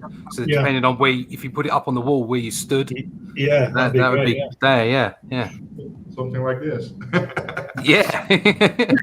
I wasn't thinking quite so large. I was thinking about the postage. Well, I do have some big hands like these. Like these, for instance. I mean, these are prints, right? These are 30 by 40 centimeters. But these are reasonably. But I have these, you know, like this size. Oh, cool. Those are massive. I produced a couple of them, but I want to go to a Comic-Con and, you know, try and get them over there. But, you know, since COVID is kind of limiting everything. Yeah. This was actually going to be the year I was going to be at a Comic-Con for the very first time. Sadly, you know, it has not. But still, I'm still producing the hell out of everything. So when the time comes back again, and the Comic-Con, for sure. And then, you know, then I do have a lot of stuff to get out into the crowd. That's just the fun part of it. Yeah. But indeed, I've got huge canvases. I've got huge prints. I've got prints on metal. I've got prints on glass, on wood, everything. Yeah, that's the thing. Yeah, get lots of different variations, so you've got lots of different products to supply. That's what is key. It's key. I even got this big ass towel. Oh, awesome! Towel. and these huge blankets that are you know, twice my size, and that's just excellent. So much fun to have. I haven't spread out that far yet as into like haberdashery. Maybe I was thinking of cushions. That would be cool. Well, actually, cushions. Like the life-size pillows of the chickies, dakimarus, the Japanese print pillows. You should really make one of those. Yeah, what you want one just like that cover, so that it's printed, so that when you look at the pillow one way, her boobs are out. You have like on one side a loaded version, but if you flip the pillow, you have like the naked version. Yeah, I'm going to do that next time. Next Kickstarter, I'm going to try and do that one. That's going to be so much I fun. will send you a link how it's called, because I think it's Dakimaruka, something Japanese like the title of the name. Luckily, I've been into contact with a lot of Chinese guys, producing points and lenticular covers and prints and whatnot, and these lovely pins. But I'm sure they know when I say a full body pillow, then they also know what I mean. Yeah, of course.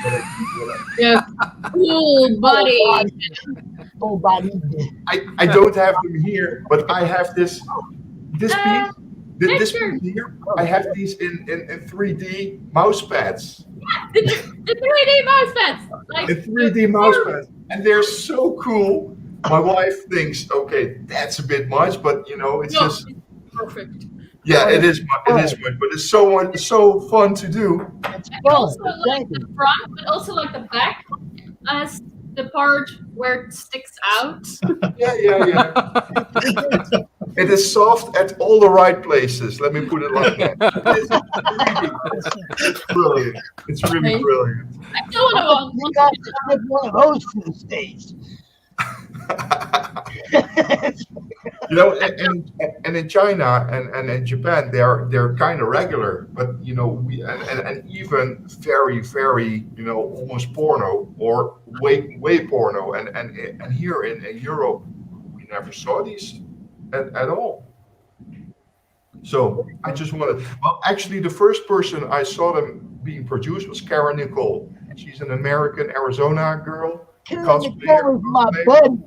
She's our friend over here. We love her. She's in our group. Okay, Kara's great. I have Kara actually on a cover, so that's also cool. She's actually running this in her group right now live. This is Oh, great. Kara is one of the best. she's our buddy. And we've been promoting her ever since we encountered her. Just like anybody else, man. That's what the madness is about. Perfect. Hey, Pops, I have to step out because I have to wake my wife for a night shift. I would do want to say thank you for having me, and keep strong, man. You can come back out in a couple hours if you want. If we're just out here BSing, just come back out. Man. Okay, perfect. When she's going out to the night shift, I'm coming back. See you then. All right, cool. Nice to see you, Richard. Thank you. Yeah. Thanks a lot, man. Nice to see you. Thank you for everything. You lined up some guests for me and everything. I appreciate you, man. Straight up. Peace. Now, look at this. Look at this piece of art that Russ got. Now, you got people in the comments selling your book, Russ. Yeah. Cheers, Lucifer. Cheers, mate. And everybody else, hello, everyone. Nice to see you again. I've been away from YouTube for a little bit. I've been over on the Indie Vault, over with the guys over on Indie Vault, but I've unfortunately ignored my own channel for the last month, simply because I've been in getting this book into production, and I'm now in the final throes of getting it fulfilled and posted out to people. So the last book should go middle of next week. Oh wow, that's great. Excellent. So they're all. That's where they are. Nice. Oh, hold up. Let me get that. Put that back out there. Put that back. Oh, It's a real thing. It's a real thing. It's nice. on its way out. Sneak peek. There you go. Wow. So it's like it's sort of Bronze Agey 70s, 80s, 90s mix.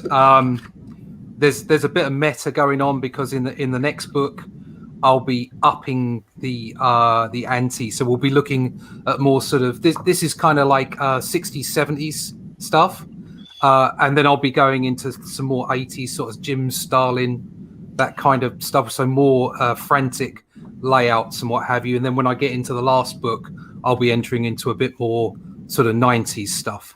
So what you'll do is you'll look through the 3 books, the trilogy, and the art will sort of meld from kind of one thing to another all the way through the book. Wow. It got to 96 pages in the end because I got some extra content in there. And the next book, which will be out, well, the campaign should start middle of the year. That will have the same page count. I'll go for 96 pages. The difference is it'll have 60 pages, and then it'll have an 8-page backup strip. And the 8-page backup strip is actually you'll be able to see it in black and white in the Indie Vault Revolt anthology, which is under the Rejuvenated Arrow Comics banner. Yeah. So I'm really looking forward to seeing that.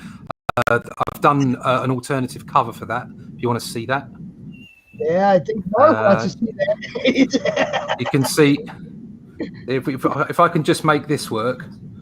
There we go. There's the there's the art for that. Looks good. So what I'm doing is like a combination of digital and traditional work. So I work in pencils digitally, which to me is exactly the same way as I used to work on a light box. The only difference is I don't have to do photocopying or messing around or putting it on the light box or anything. I just use layers and it all works great. Then I print it out as blue, and then I do traditional inks over the top of it. Nice. Wow. So Brilliant. and then I bring it in, and that will be the cover, one of the covers. For it to pass customs for his copy of your book. Customs, damn it. Get it. Where's that cover you're doing for me, Russ? What was that? Sorry. Where's that cover you're doing for me? Yeah. Oh, the cover. Oh, right. Yeah, I'll open that up. Give me 2 seconds.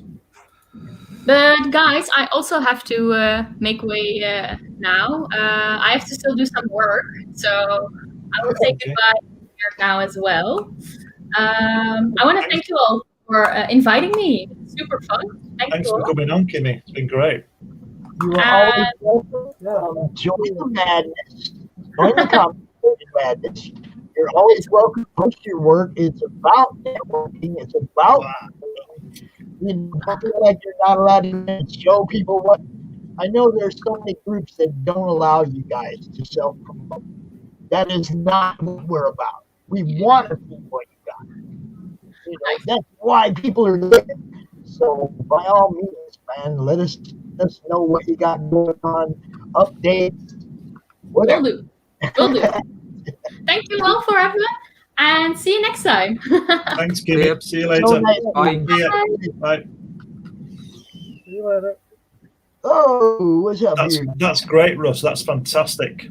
Thanks. That's the cover for Glenn. I'll be colouring that up soon. Wow, that's fantastic. So you can see where my influences come from. Hopefully, yeah. You know, I don't do a lot of cross hatching and that kind of thing. I like a clean line, but I will be, like I say, as I move through the 3 books, I'll be doing some kind of meta work in there. So I will be bringing in some more texturizing and what have you. But it will still be at its core this kind of artwork. I'm not going to change particularly from that kind of styling. I'm just going to add to it and add to more of the layouts. So these are the pencils for the 8-page backup for the second book, and for the 8-pager that's going into the Indie Vault book. So you can see how I put those together. Are you just putting the pencils in the Indie Vault book? No, it's going to be inks. I'm on finished. Sorry? It's going to be finished. Oh yeah. Finished art. I mean, it's it's finished art. Yeah, it'll be the inks. Yeah. I think you should just go with that. I think that was brilliant. Pencils are brilliant. Oh, I'll keep them. Right. Yeah. But yeah, obviously I've got to put the lettering on as well. But yeah. I think you should handball the lettering, Russ. Get it on there. Get a complete piece of work. It's the only way. Yeah, well, I think I might be doing a bit more of that, maybe for my second book. But at the moment, I'm under pressure because I've got to get this done and out the door. and then I'm on to my next project, which I'm not allowed to talk to anyone about yet, unfortunately. But as soon as it's made public, which it should be in the next month, in the next couple of weeks, I'll be able to talk about that more. And that's actually more classic superhero sort of tights, spandex stuff. So yeah, tights and capes. That's brilliant. Yeah. But the book is currently available in demand. I've still got plenty of copies. Everybody at the moment is getting the stretch goals, which I've got a set of 4 postcards. So they're bigger than trading cards. They're postcards, and they actually make, I think, quite a nice set that you can put into a frame. Plus, there's an extra pin-up. Which is signed. There's a little magnet, which is by 6 AM Comics. The artwork on there, absolutely darling. It really is. It's lovely. I'll probably actually be putting that on a T-shirt at some point as well. But I tend to. I think next time I did posters this time as well. They're all getting sent out next week. I think next time I'm gonna minimise it. I've got a couple of guest artists who will turn up on time this time. And they're going to produce some fantastic stuff. And that'll be what I'll be doing is instead of stretch goals, I'm going to put down like the first 200 people to back will be getting something extra rather than waiting it at the other end. So I think that's the way it's going. And what I want to do is really, as much as having the little bits and pieces are good, I think I want to focus on the book and any art that's related to the book. I think that's where my campaigns are going. But it's all a work in progress. You know, it's a constant evolution of these things. It's kind of why I encourage people to do like the backer goals and do away a bit of original art when you get to a certain amount of backers.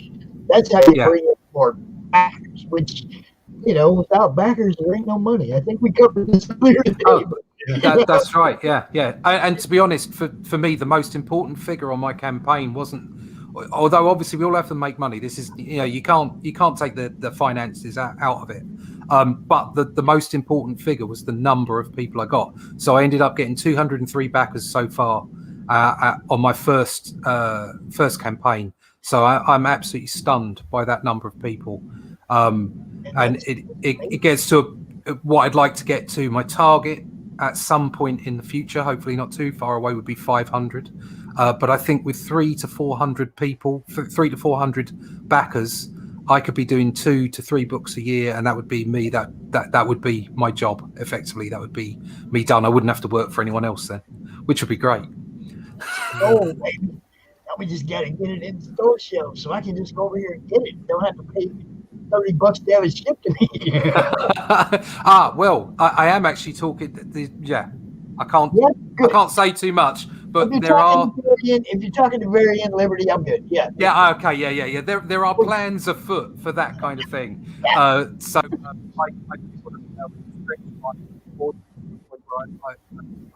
isn't a barrier. Fortunately, from this side of the Atlantic to your side, we're not as expensive as you guys are, so it isn't quite as bad. I think I was charging $12 for your package, which was like a book with everything in it, which isn't terrible. Right. But I was paying $20 to $25 to have the same thing delivered to me from the US. So you know, we're talking half the price. So obviously, it's not as low as it is domestically for you guys. I think it's about $5 or something.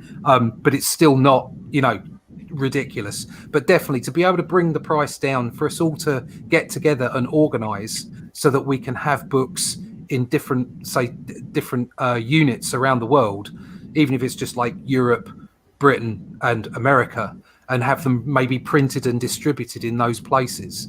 That's going to mean that we can start a new way of getting comics out to people instead of just using the old ways, because the old ways are dead. Okay, they just don't know it yet. They're writhing around on the floor, flicking their eyelids. But they're, you know, like Diamond just that model doesn't work properly, and we need to do something else. And it's only by burning down the forest that you can get new life. Do you know what I mean? It's like that's what needs to happen. Unfortunately, we need to start things from grassroots level again, and get a different kind of business and utilize the internet and the digital tools that we've got instead of just, I don't know, digital comics aren't just scanning the comic and putting it up. You've got to do something else with it. Otherwise, it's just not right. So, but there's so many things going on in comics at the moment. So many good things going on. There's so much creativity. I mean, shows like this, and people like Indie Vault and what have you, and the energy that's really sort of bubbling up from everybody wanting to create stuff. And there's an eagerness out there for people to buy new IPs. I've always loved Marvel and DC, but I think sometimes things go on maybe for just a little bit too long. And it's time for new stories. It's time for new things. Yeah, the talent is always there. It's just the outlet that's needed. And I think Diamond and Marvel and DC have had it sewn up for too long. For 30 years too long. Yeah. And it's great to know that the talent is always there. But that's like with music, as any writing or any film kind of thing, any creative thing. The talent is always there. You just got to find it, or at least let it out. Yeah. I think we're in a bit of an impasse at the moment between, Marvel and DC sort of going down, as it were, and this new stuff coming through. And I think the technology of today and the outlets that are growing are tremendous things, which won't please Marvel and DC because they've got the market, but they're losing the market clearly. Yeah. Well, we've got to motivate and organise. Yeah, and that's what's kind of coming together now, especially with people like Varian and Randy over at Indie Vault. There's a huge amount of organisation coming together, and that's what you need. So, but just the idea of having a cover with Arrow Comics at the moment, I'm spurging out on. That's brilliant. Is that going on Kickstarter soon, isn't it? I think they're going to Kickstarter. What is it? We're still in January, aren't we? So next month, I think they're going to Kickstarter next month. I think they may be talking about it tomorrow on Sunday Funnies. Yeah. And I'm a little bit late to the party because I wasn't aware of what was going on, but I've organised that with Randy, so that's why I'm up against it next week, trying to get this thing inked so I can get onto my next project. The best way. Need a deadline. Oh, without a doubt, yeah. Otherwise, you just sit around and do it next week. Yeah, wait for another deadline to turn up. Give me another deadline. That's brilliant. I can't wait to see all that.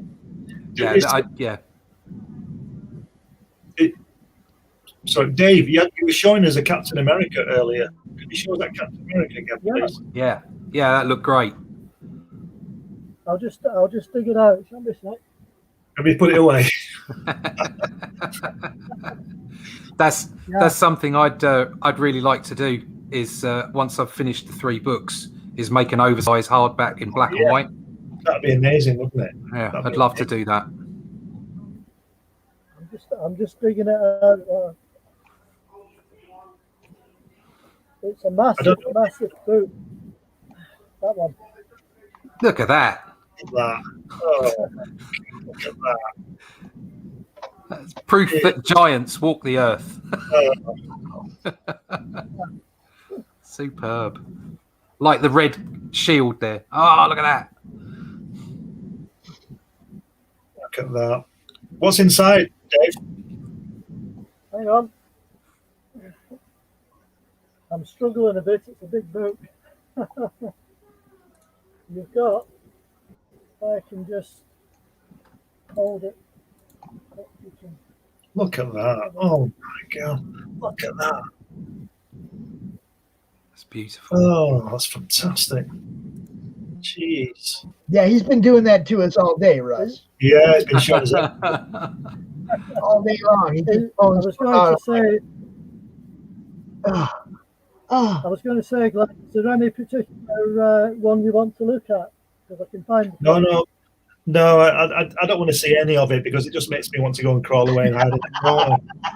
Just forget the whole thing, That guy on the back, I think I've got him in one of the drawings I did for Draw the Marvel Way. Right. That guy. That's great. fantastic. My God, look at that. Yeah. Oh dear.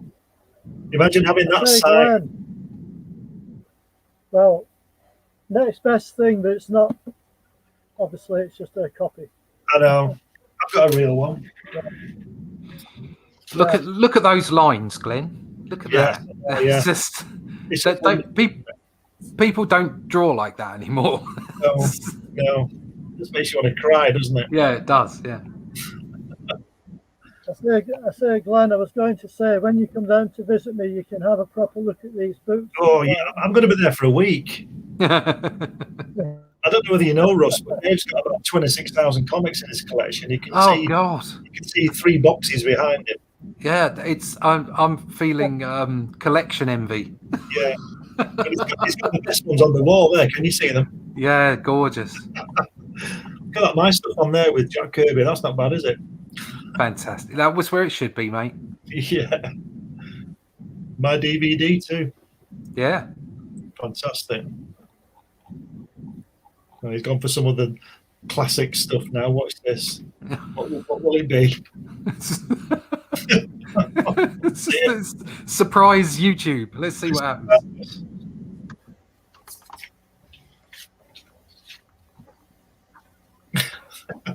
Oh, he's back. He's back. No. Is he back? There he is. Oh. He's got us in the feels. He's got us in the feels. Look at that. You know, the best part of this reproduction stuff is the whiteout that you can see. Yeah. Oh, look at that. You know, if only Jack was here to see this stuff now. I know. Look at this. Wow. Just brilliant. Look at the blacks. Yeah. The spot black, the way it's designed. Just I could every time I look at something of Jack's, it just you just think, why do I bother? That's right. That's what I think all the time. Damn. Stand up. It's a big book. It's a big book. Look at that. Oh, look at that. Yeah. Oh, that's got to be Roz Kirby right there. Dang. Look at that. Look. And these are produced at the actual size of the boards, aren't they? So it's as they would see it. Wow. Just beautiful. I mean, these must be the only books that Vince Coletta did good work on Jack, I think. For the main part, I know he ripped a lot of stuff out, but when he concentrated, he was good. Yeah, I think it worked on Thor. I don't think it worked on BFF and the other things he did. But on Thor, it was something else. Very European line. Coletta. Yeah. Thank you for that. You were saying about that signature. Look at that. Very nice. Very nice. No cover though. Well, I've got the cover. The cover's falling off. Right. That's brilliant. Absolutely brilliant. Fantastic. Well, we're all stunned now, aren't we? So I'll have another drink. We all know.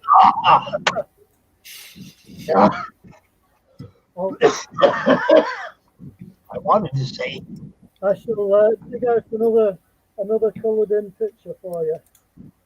There you go. Wow, look at that. Brilliant. That's all by colouring, by the way. It was published in black and white. Yeah.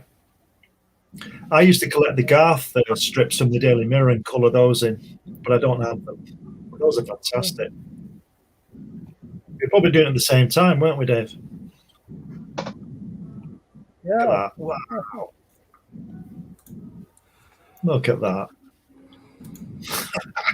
That's good colouring, mate. Yeah, it's not too bad. I think one of my favourite ones is probably that one. That page. Oh yeah, God, that's brilliant. That's brilliant. lovely stuff. I like it. That's I'll great. like that. Look at that. Yeah. What do we got here, Russ? That's one of the pages from Doctor Who. I actually opened it up by accident. The other stuff I was doing was the more Marvel stuff, which I did for Draw the Marvel Way. But there was something this stuff here, very much after the 70s art that Jack inspired. So I'm kind of like a couple of levels down from not from Jack himself. I wouldn't suggest that, but a couple of historic levels down, as it were. But that just looking at that was what I picked out first, because that guy there was that guy on the back. Just looking at looking again at that kind of artwork and seeing the way that the blacks are done and what have you, and the thicker line, it's so inspirational, because to me it's what comics really are. It's sort of that in between where they ended up in sort of like in the 90s and more recently with a very realistic style. Not so much the 90s, that was very bombastic, but a lot of artists approaching it with kind of like a realistic style, which I was enamored by originally when I first started, and then going back to like Will Eisner and Jack Kirby and all those artists back that way that were true cartoonists as well, and it's kind of like this merging is somewhere in between the two to give you this larger than life expression of art within the pages, and that's what enamored me. That's what's inspired me to draw the way that I draw, and hopefully I'm kind of hitting the mark. But definitely being able to work on these pieces for Marvel, it got me to the point where I was happy to draw the Only Death Can Save Us book in a certain way, and be confident of it. But it just takes so long. It just takes, and you're always looking at your own art going, oh no, why did I do that? But that's just the nature of it. So that's brilliant. I don't know if I can even remotely draw like that. Like you just said you're like historical like levels away. And go a few thousand more historical levels, and you'll find me way down there somewhere. I don't know. There's just something about the art from the time. And I've mentioned this before. I think it's something to do with. I think it's also something to do with the pressures that they were under, and the way that they produced the work. It isn't just the art; it's the environment the art was created in. And I know that sometimes sounds really poncy, but it's true. There's something about the way they generated the work, the attitude they had to it. And I think that's something that can't be recreated, unfortunately. But I'm doing my damnedest to honour the work that that inspired me to make comics. Yeah, it's fantastic. Absolutely. Here we go again. Dave's trying to get in trouble.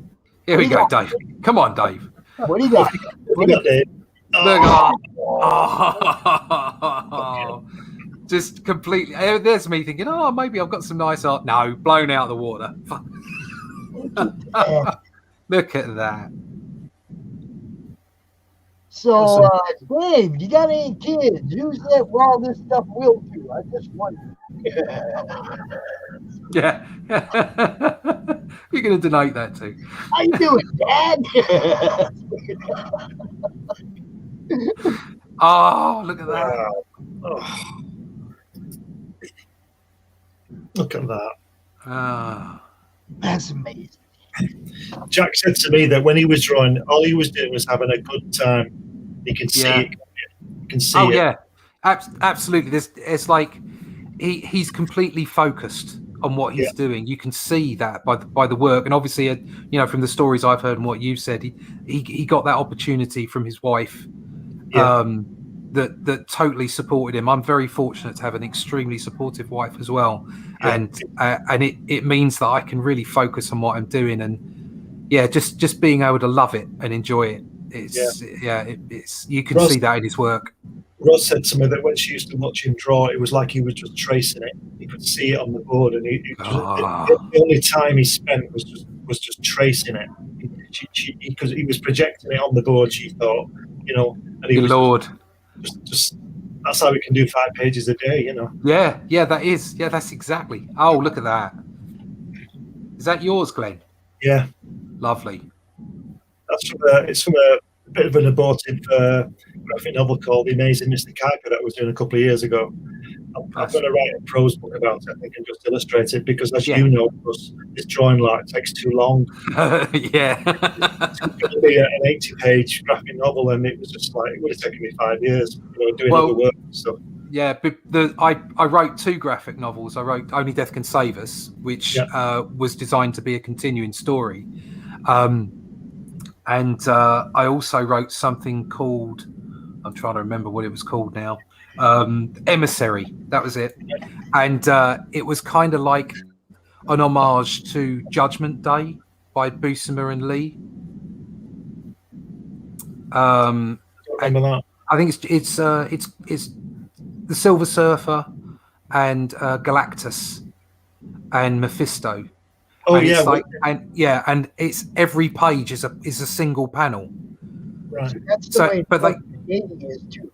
Thor 3 is one splash page after another. It was just a splash page after that, and I did that. I wrote a book like that. I wrote a 60-page graphic novel, but I felt as to get me going on the as far as crowdfunding was concerned, I really needed to write something that flowed a bit more, and I wanted something that had a catchy title as well, and it all just came together with Only Death Can Save Us, and I wrote it in such a way that I can kind of send it off in any way I want to.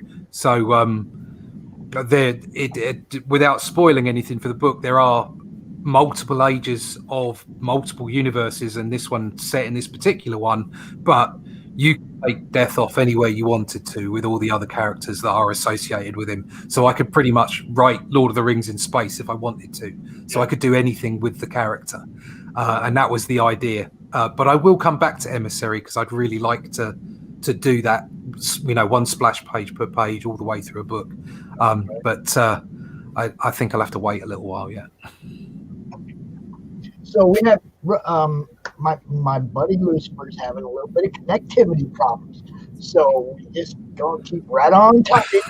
That's because we're here, or I mean, like I said, we're here all night. The panel, Lucifer knows he's gonna get out here. We're gonna talk about stuff.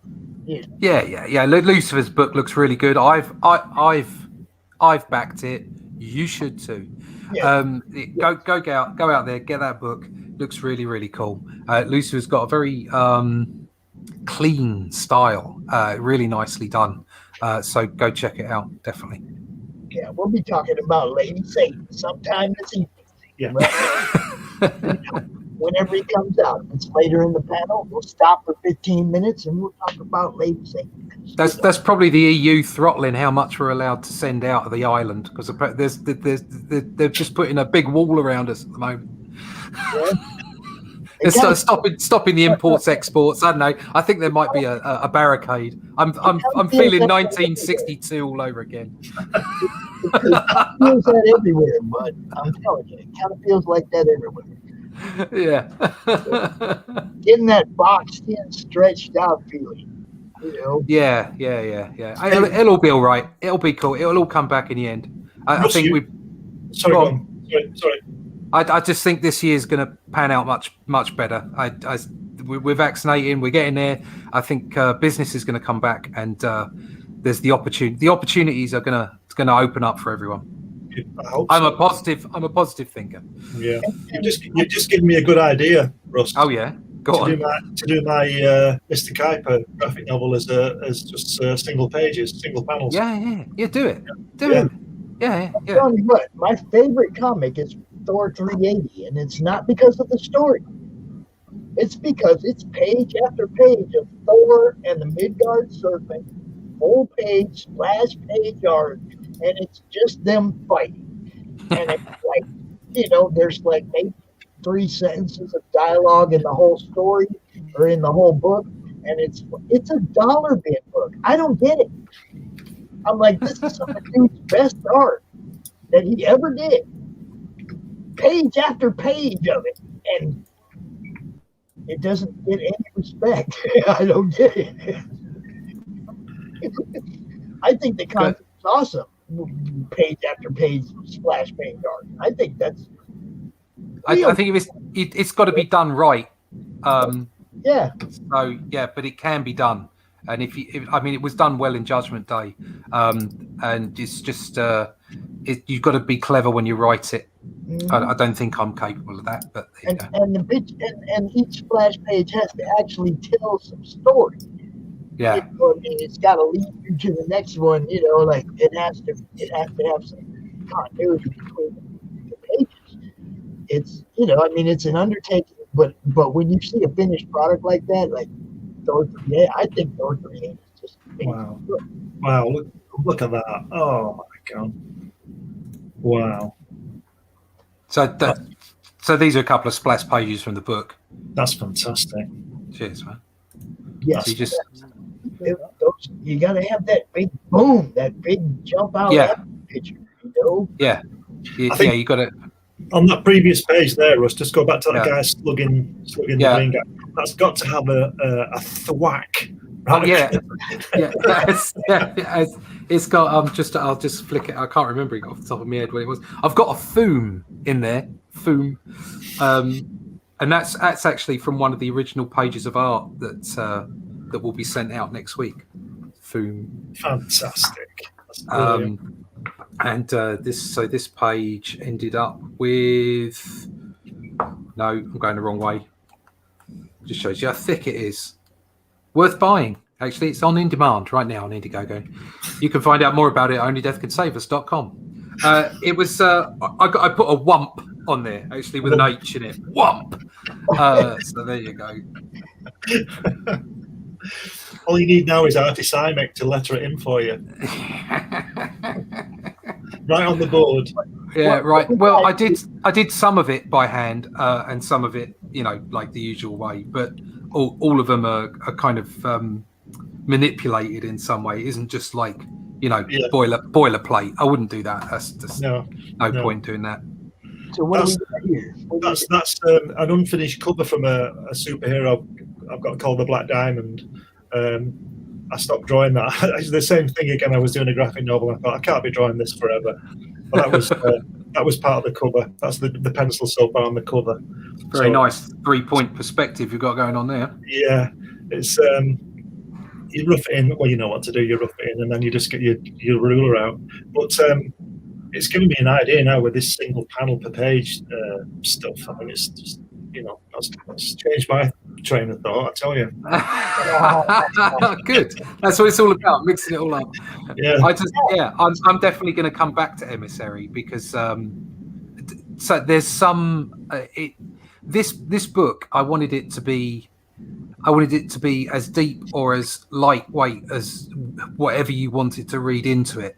So underneath it, there are some principles that stretch back into stuff that I've watched on YouTube and documentaries I've seen on the Beeb and all kinds of stuff, quantum physics, consciousness, all that all that kind of stuff, and it has elements of that in this book, and it's even stronger in Emissary. But at the same time, I wanted that sort of kapow, as somebody put down in the chat. I wanted it to just be, well, if you don't want to read any of that in, it's just a great fun romp. And that's the way I felt a lot of the work from Stalin was. It was like very, the cosmic cube stuff and all that. There's a lot of esoteric stuff in there, just sneaking in. But at the same time, if you just wanted to watch, you just wanted to read Adam Warlock, but punching Thanos. It's like, that's great. That works as well. So that's what I wanted to find in there. What I wanted to instill in there. I was never a fan of Jim Starlin, I must admit. I don't like his style particularly, but that's his art style is on and off. But I really enjoyed the stories. I really enjoyed like the weirdness of a lot of it. Yeah. But no, definitely for me it was like pre that time. So sort of reprints in the 70s and some of the new stuff. Yeah. That's where my art preferences are really. What's Jim Starlin doing now? I have no idea. I don't know. I don't think he got much out of Marvel for the Thanos appearance. But I'm sure he's not short of a bob or two. No, I'm sure he's not. It just amazes me how badly everybody got ripped off of their IPs over the years. Oh yeah. Now there seems to be this habit of just saying thank you at the end of a film instead of actually paying people what they're due. Yeah, especially after they're dead. Yeah, after they're dead. Yeah. We don't want to thank them while they're alive because then they might be able to get some money out of you. That's right. Yeah, they might just walk down the street with those copyrights. Look at that. That's fantastic. Has he just? I saw some earlier. Have you just been showing off all day, Dave? Yes. He's been showing off all day. Good stuff. He's making us envious. He's making us envious. Yeah, look at this.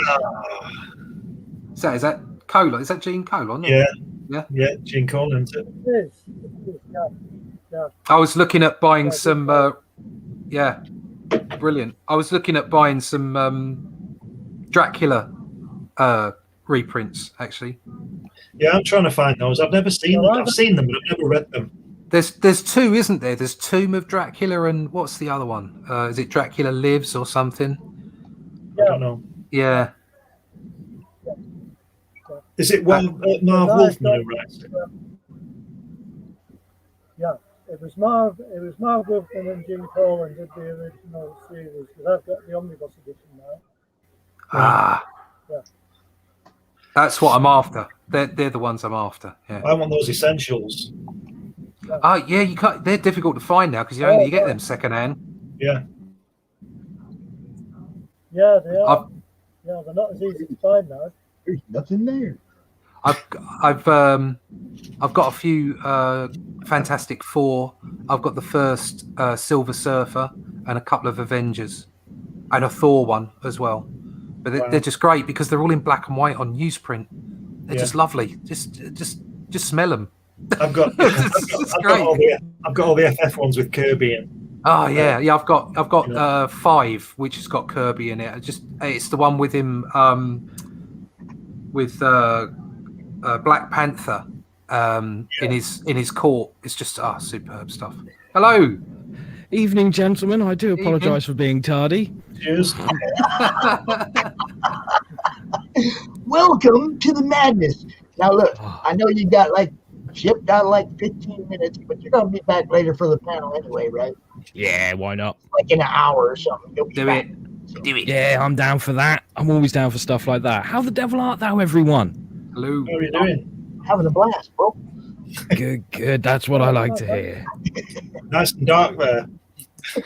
Yes, the way I like it. We were looking at this stuff, Isn't it gorgeous? At this stuff that Russ got going on. Oh, you guys are not going to be disappointed by this book, let me tell thee. Thank you. It's fantastic, isn't it? Well, yours is in the post with the check, mate, on Monday. Yes. That's wonderful. Most excellent. So what we have here now is Mr. Storm, and Mr. Storm has this beautiful book called What Do You Say? Oh yes. And we've been talking about it, trying to get people to see it, look at it, have fun with it. Hell yeah. Now we're going to show it to you here on CromCon. If I can get my Do it. if I can get my stuff to come up here. Tell me it worked. There it is. All There right. it is. Now we got 7 days left. I'm kind of disappointed in the backer count here, guys. This one should have a whole bunch. I know a whole bunch more horror fans and people that are into this kind of stuff. Let's get on this one. Let's get Yes. this one up over the goal, y'all. Seriously. Yes, absolutely. Because we're sat on 60% at the moment, and I know we can get to 100. Oh yeah. This one should already been there. I'm not sure what the deal is. I mean, it's like, is it that I'm not sharing it enough? Am I not hitting it in the right places? Yeah, I've been asking myself all these questions as well, Pops. It's like, because I know some people in horror groups, and I know people that like this kind of stuff. And it's like, I'm just wondering if I'm just not reaching them. I need to hit it a little harder this week, I think. Oh, yes. Oh, yes.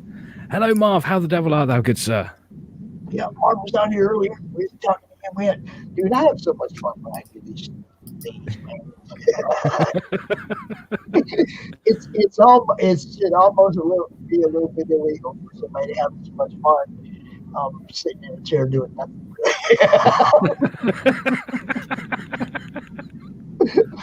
Because no doubt I do. I have a blast every time we come out here, man. Oh yeah. Let me that's not the one I want. What did I do? I want that one. I want to put a banner on just real quick. So really though, how you been? I haven't talked to you in a couple weeks. I've seen a couple of your shows. Yeah, I've been busy doing live streams and appearing on live streams and wondering what I'm doing with my life. That makes four of us. Yeah, Pops and I have been here since noon, so. Am I the only one that knows what I'm doing here? Hey, as long as one of us does, then we're all good. We're all good. But don't expect that one to be me. No. But all I'm trying to do is get people to look at you guys. And that's all I know. Exposure is king. This Yes. is what I've realized since the big C hit everything is exposure really is king. Well, you got like people that worked for Marvel and DC, they already had a promotion base, a promotion department that handled all that for them. Yeah. All they had to do is just sit on it, right? Sit on it. For you guys, it's a whole new game. Oh yes. A whole new game. You got to do it all, or you got to hook up with people that can take some of the burden off of you. You find the right people. How hard is it to find the right people in this world today? I mean, you never know who's going to do you wrong, rip off your IP, lock you out of your account. Who knows, right? I mean, yeah. I had. This is not the first Pops Van Zandt account. Okay, I had an account removed because I could not prove that I'm a real person. Just prove you're a robot, then. No, I could see him down. I'm a comic book character. I have no ID that says Pops Van Zandt. They wanted ID. Who are you? Are you really this person? I'm like, I'm goddamn comic, but it's like a pen name, y'all. Get it? It's like, yeah. No, they killed the account. They killed it. I had to make a new Facebook account to promote stuff and to keep the group going. It's like, a break, man. Oh, man, they don't make it easy, do they? No, they don't. It's like, and now it's even worse with suspension hell, Yeah. Just make your own platform. Go away, make your own platform, and then we'll ban it. And then we'll then we'll shut it down. Yeah. I'm just amazed, it's just like the same thing for the airlines. They gave them the big bailout, and then they told everybody, we don't want you to travel. But when they gave the bailout, they said this bailout is contingent on you keeping everybody employed. What are they going to do? Stand there with their thumbs up their ass because nobody's traveling? It didn't make any sense to me. It's like you put a stipulation on it that says you guys go to work, and then you're telling the whole nation, don't fly nowhere. Yeah, it's madness, isn't it? It's not meant to make sense, though, is it? No, that's not the point. So bad passwords. I'm like, man. It could be so easy, couldn't it? So simple. I mean, these people must fall over backwards trying to fuck it up. You know, I'm allowed to say that. Trying to mess it up. I don't think they have to try very hard. No, they just have to wake up. That's all they have to do. I mean, it's amazing. It's like I spent my whole life fighting the man about being allowed to say whatever I want to say. And now I'm old and they're telling me I can't say whatever I want to say. I'm old. Too freaking late, y'all. I thought you were going to say that you're too old now. You don't want to say it. That's what I mean. It's like I'm still spray now. I can't be bothered. They're not changing me, man. That's who I am. Hell yeah. We got this. Just shared this Indiegogo. All of my friends will want this. That's what I'm talking about. You are awesome. You are awesome. Look, I'm just going to go ahead and play the video. Y'all ready for the video? Yes, I'm always ready for the video. All right. We're just going to play the video and let people see what's up.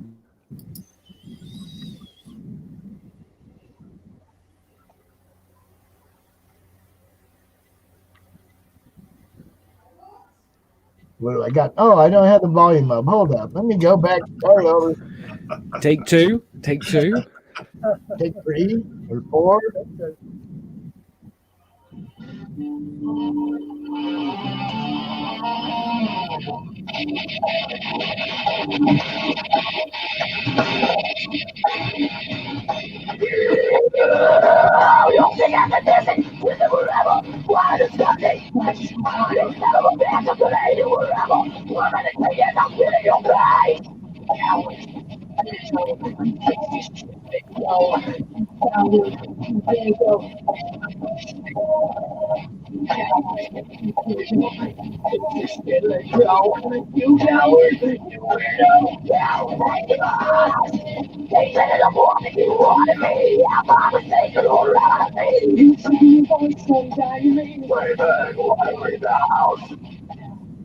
Wow.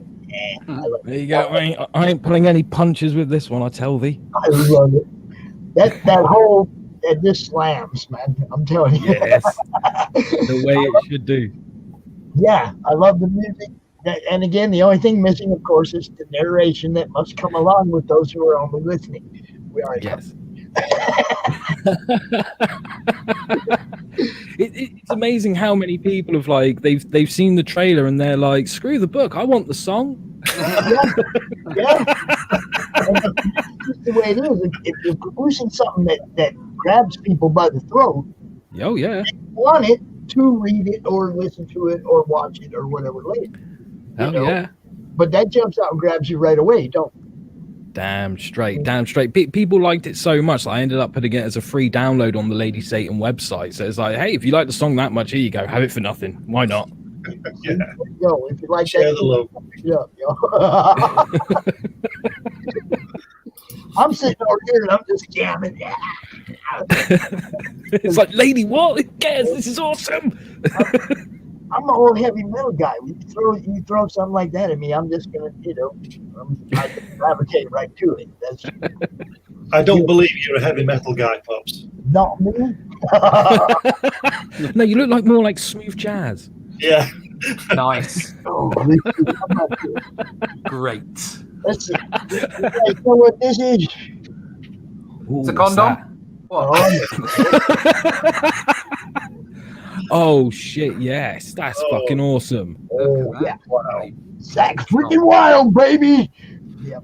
Black Label Society all the way. Come on. Yeah, I do love the heavy metal. Good man. I seen Zach so long ago at the Roxy, like 98 or something. And I worked for CRoM at the time. So, you know, it was like we're getting backstage passes and everything, and getting to meet everybody and whatnot. And hanging out at that show. Okay. Yeah. And I had this lady with me, Becky, and she watches these shows sometimes, so she can vouch for it. She's standing in line. You know how the ladies' bathroom, the concert, you know, they stand in line. We don't. We just we're back out. They stand in line. I'm standing in the line with her because Zach ain't come out yet, you know. And this dude walks by, and Becky goes, somebody smells like a French whore. And who do you think? Who do you think turned around and smiled? It was freaking Zach, dude. It was freaking Zach. You know, they got to cover themselves with all kind of, because they get up there and they sweat. They stink. Oh, God, yeah. I mean, so yeah, you know, they cover themselves with Axe deodorant spray or whatever. But when he walked by her, she was just like, woo! She didn't realize it was him. And then when he turned around, her face just went red.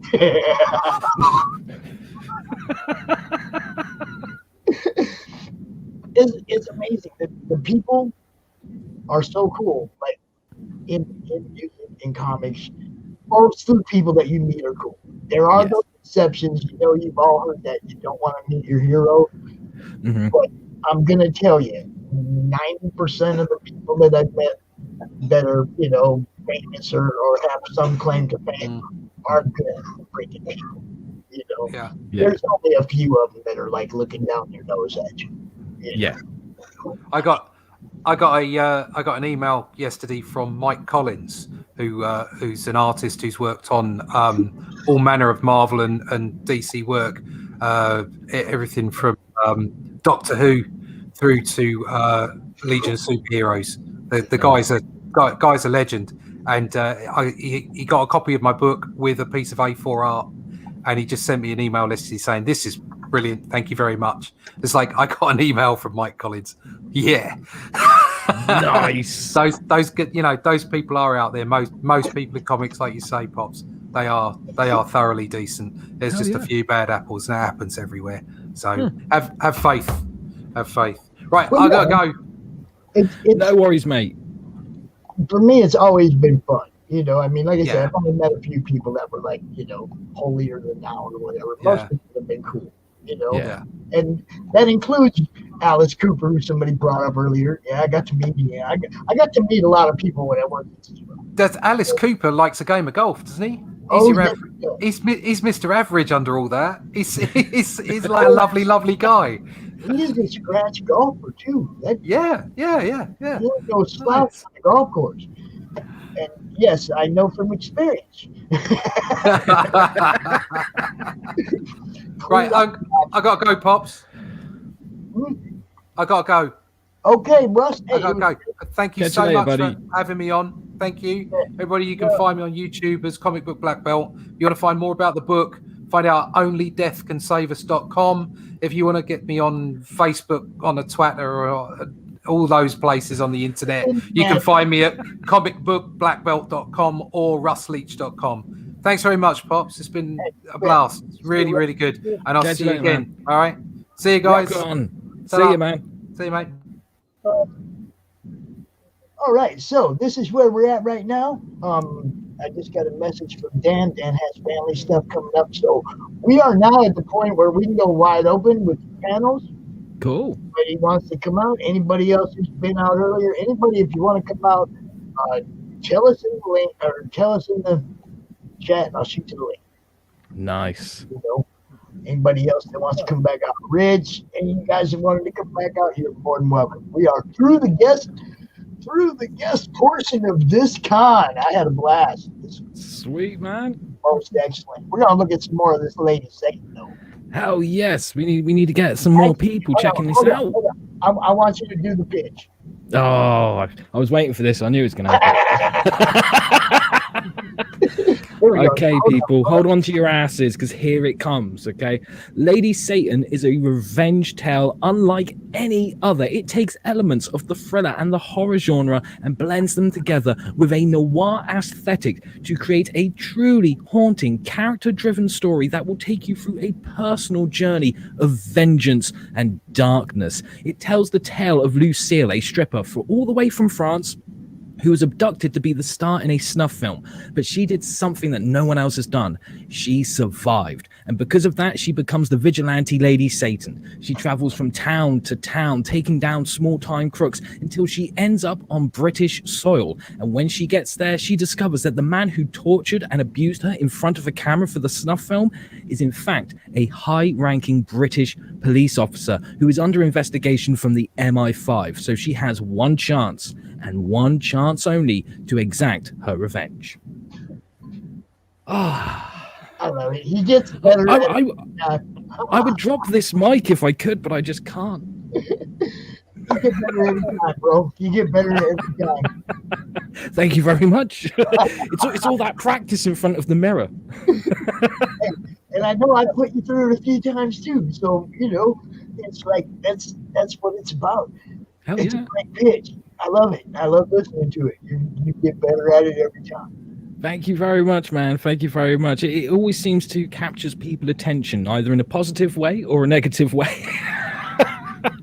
Because let me tell you, I've had so many people who have messaged me and they've been like, this sounds awesome, I want in. And then I've had tons of people that are like, you're going to hell, you heathen. And I just want to say to those people who told me that I'm going to hell, thank you. I couldn't make this book without you. You're beautiful. Thank you so much. Yeah, pretty much, huh? Besides, what do they expect? I'm called Lucifer. Okay, of course I'm going to hell. That's where I belong. All right, I'm gonna do something I ain't never done before. Let's see what happens. I just dropped the link in the madness. Ooh. Oh yeah, I never done that before. We'll see what happens here. We're gonna see who ends up jumping up into the backstage area now. Mark, you can come back out if you want, bro. Yeah, man. Yep, definitely. So, Dave, you got anything that has a Lady Satan look to it? Yeah. You got any outlaw comics hiding there in your lovely collection? Not really. They're mainly superheroes. All right. But I do have some of the magazine size. Just hang on a second. I'll just dig a couple of issues out. Good man. Because if you don't have any outlaw stuff, you can change that by backing Lady Satan. We can get you started today. Hell yeah. Hell yeah.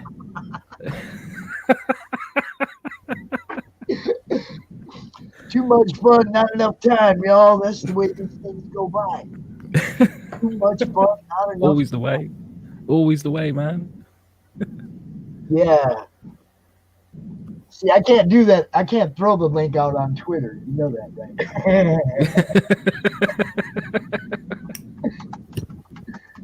If you did that, my God. Yeah, it would be. It'd probably get ugly.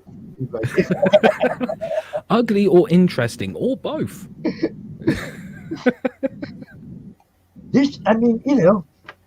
Twitter is a cesspool of fun. Yes, I so get what you mean. If you're into that kind of thing, it's a cesspool of fun. But it can also just be flat disgusting. Oh, nice. Nice. Now there you go, Lucy. Look at that. That's lovely, that is. Look at that cover. Absolutely gorgeous. Nice, that. That's what I'm talking That's about. beautiful. Oh, now we're talking. Look at that. Tell the Oh, wife that- I said hi, Mario. Mm. Look at that Kruger. I approve, Dave. That's fantastic. That's the inside of it. Oh, And look the at that col- and gorgeous the black and white color artwork. Are you gonna color Freddy? Yeah, I haven't covered this one in yet. Another couple of pages there. Isn't that gorgeous? You Yeah. can see the obsession in the lines. It's lovely. Oh, what do we got there? Oh, hello. Oh, nice. With a bit of Ray Bradbury. Lovely. Oh, interview with Ray Bradbury. You got the Day of the Triffids, which is not to be confused with the truffle.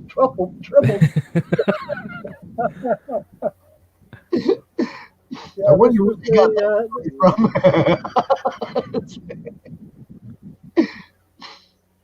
there you go. Another artwork again. Oh, lovely. Look at that detail.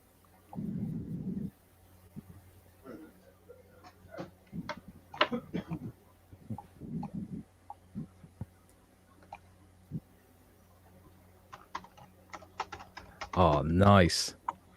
Nice. That's that one. And that one. Oh, hello. Oh, that looks fantastic. Yeah, it's a nice cover, this one. I'll just take it out of the bag. Oh, that's gorgeous. Absolutely gorgeous. Lovely colours, lovely composition. That's the artwork inside. Oh, fantastic. Love it. Well, Absolutely love it. Those are gorgeous, Dave. yeah, thank you.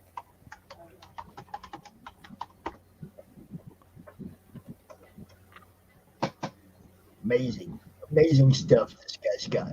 Oh, yeah. And he's just like, oh, you want to see more? Okay, I got more. Well, I was going to say, Pops, if you're sure there's something to look at, just let me know. Man, I wouldn't even know where to start because I know you got everything. I haven't got everything. I've got a selection of stuff though. Yeah. Well, I mean, this is that's a British comic from 70s? That's got to be the 70s. 1981. 81. Okay, close now. It's a British comic, so it was one color page and the rest was black and white. Very nice. I'm always a sucker for black and white. Man, my problem is I want to color them. And I'm no colorist. You know. I've even got the free gift. Oh, nice. Now I do have a rip-off press 3D. It's a 3D book, and it's like probably close to 9.8, but I still got the 3D glasses for it and everything. Yeah. Oh, look at that. That's crazy.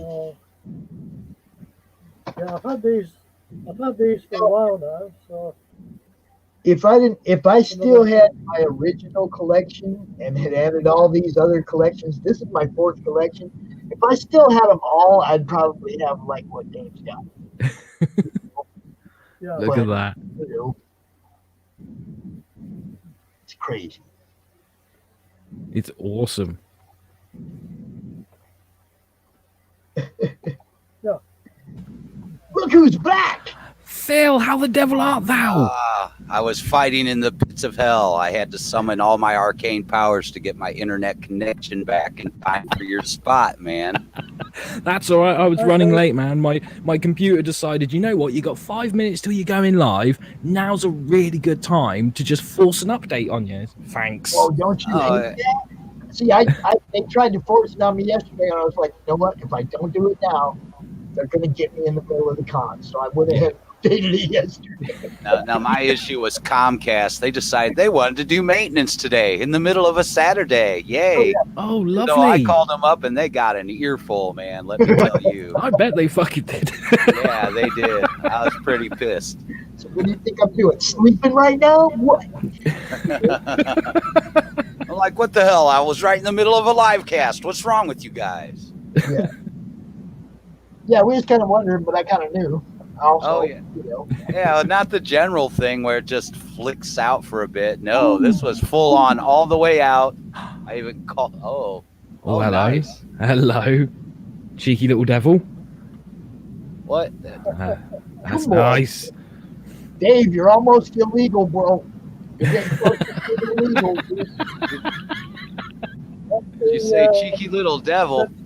Pull that up, Pops. There you go. Oh, nice. Nice. That's part of a full page, but that bottom half isn't done yet.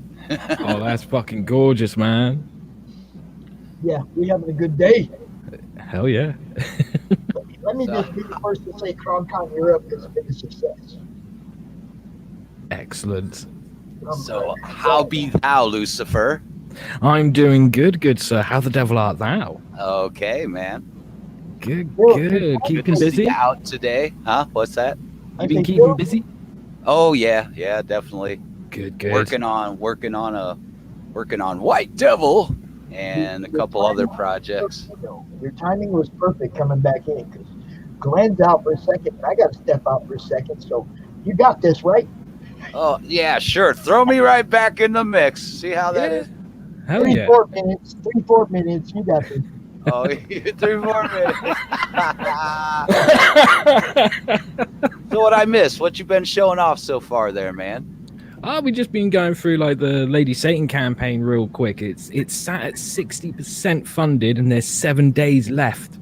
Oh, yeah, and that last week, that's where they all come in. You're like, come on, man. Yeah. You know, So like everything's on tender hooks right now. I've got that contingency plan in place just in case it doesn't quite make it. But in the back of my head, I'm going, come on, you can make it. Doing all the proper incantations and everything, man. Oh, hell yeah. I've done plenty of sacrifices. I've already got through some red wine already, so that should kick in soon. Yeah, join the club. Glenn had one there earlier, man. Yeah. And I'm sure Dave's been showing you all kinds of good stuff, man. Dave's got the stuff, man. Holy crap, man. Yeah, he's got some damn good stuff going on there. I'm jealous. Oh, yeah. I've been trying to find a selection of things that I've got because I'm sort of all around my room now. Because you got it everywhere, yeah. You got plenty of selection. You can just reach off to this. It's like a magician. He just reaches off to the side of the screen and poof, there it is, man.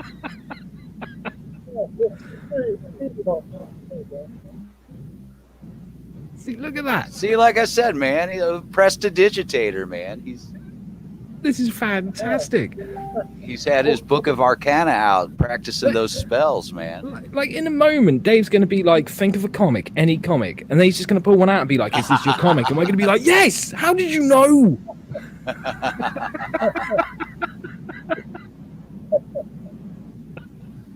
So what? I noticed you have a bit of a show going on, don't you, man? I just recently caught on to that over on YouTube and stuff.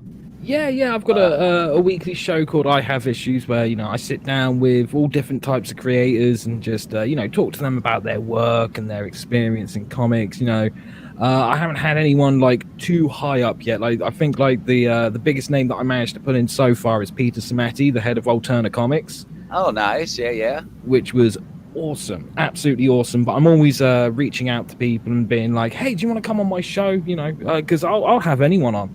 Like, I don't care about the fucking political bullshit. That's all it is. It's fucking bullshit. Because that's what I say. It's like, spend the time making comics instead of dealing with all that crap, man. Make a good comic. That's my thing. Just make a good comic. I don't care anything about flying a flag of anything or whatever, Yeah, exactly. So, like, I'll have anyone on. I don't care where they are on the political spectrum. Just, you come on my show, talk about your work, talk about your comics. Let's let people know about it and just have a good time. Oh yeah, man. There's a few people that I think could fit in well with your stuff, man. I might have to drop them a line. Please do, man. Please do, because that schedule for these shows is starting to fill up rather quickly. Like at the beginning of the year, I was like, "Oh shit, I don't have anyone. What am I gonna do?" And then all of a sudden, I'm like, "Okay, I'm booked up to like the end of February." Oh, That was a nice surprise. Yeah, because the end of December it was like that with me on some gig work and stuff. Like, plus my computer had crapped out for a couple weeks. I had to retrieve everything off of my hard drive. Thank God I got all that back, man. Oh man, it's always a pain in the ass when a computer does that, man. Yeah, and then playing a little catch up, and then all of a sudden everything starts hitting again. Just like you're saying, the beginning of the year hit about moving into January, all of a sudden there's the stuff, and I'm like, all right. Yeah. Oh, it looks like Pops is back. He's back. Yeah. He is. Better? I'm better now. What are you coughing for, Pops? I got the Kona. You got the what? You got to take smaller hits. What? I said I got the Kona. I told you, lay off them bongs, man. Why? That's what I do. Because that's why. You're going to hurt yourself. That right there is probably what's protecting me.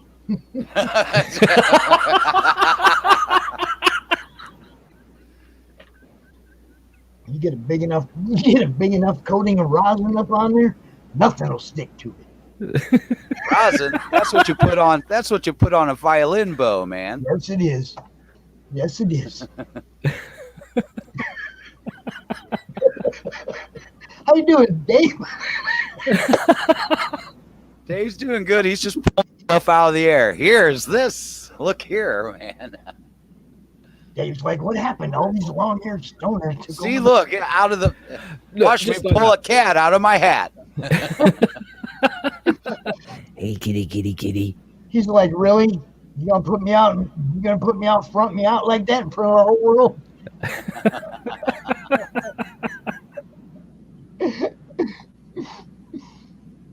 Woo! So I don't know. I guess everybody's having dinner right now because we're not getting anybody coming back out. But I don't care. I'm here as long as you guys are. So go. It's officially a party. Yeah, it's all. We're done with the work. Now we're having fun. So talk about whatever you want to talk about. Show off whatever you want to show off. If you want to share a screen, show some stuff off, by all means. Bill, that goes for you too. Oh, that goes for me too. Awesome. Yeah. Like that? Like that? Yeah. White hello. devil. Hello. I like where this is going. Let's see. I could pull a couple more of those up, man. There you go. Let's see, what else do we have?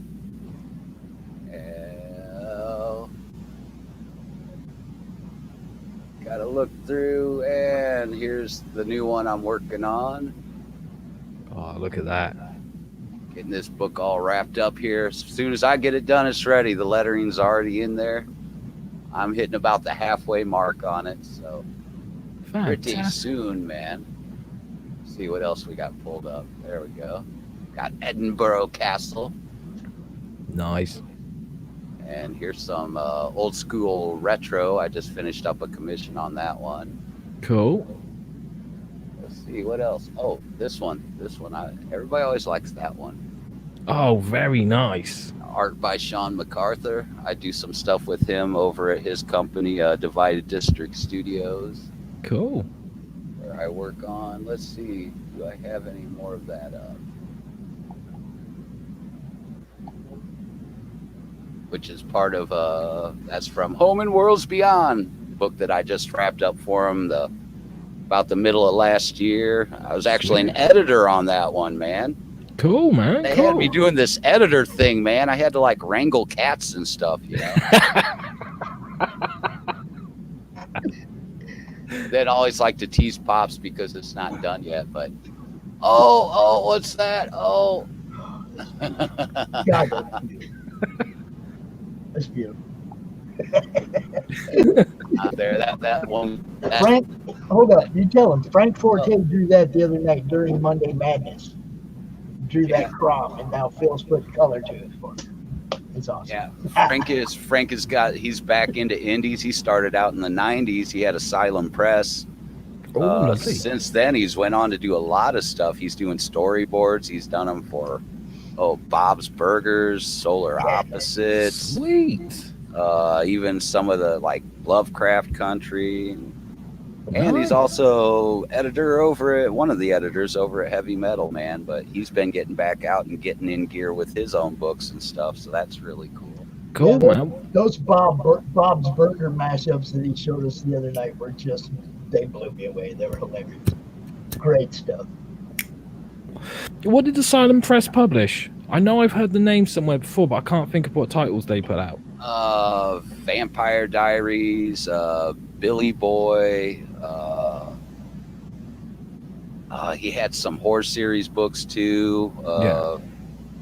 A witch book that I can't remember the name of, but yeah, man, he's kicking into gear with that, man. Since he's been home, since the plague's been going on, he's definitely delving back into the indies. And great he's stuff. got the Vampire Verses that are coming up. Yeah, Vampire Versus. That's what he was talking about. Here's one I'm working on that's not done yet. Oh, nice, tricky, man, with the CRoM and all the lines. I'm used to doing some flatter CRoMs, man, but with all the extra forms on this one's testing me, man. I'm not surprised, man. Coloring is like a whole fucking different world. It's its own art form. It's one of the other White Devil ones. I like that headshot on that one. That's been fun with this book too. I've had a lot of onomatopoeias to do, man. Like, oh, lovely. We got ka-chow and what else was there? There was on the other one. What did we have? Oh, Kerkak.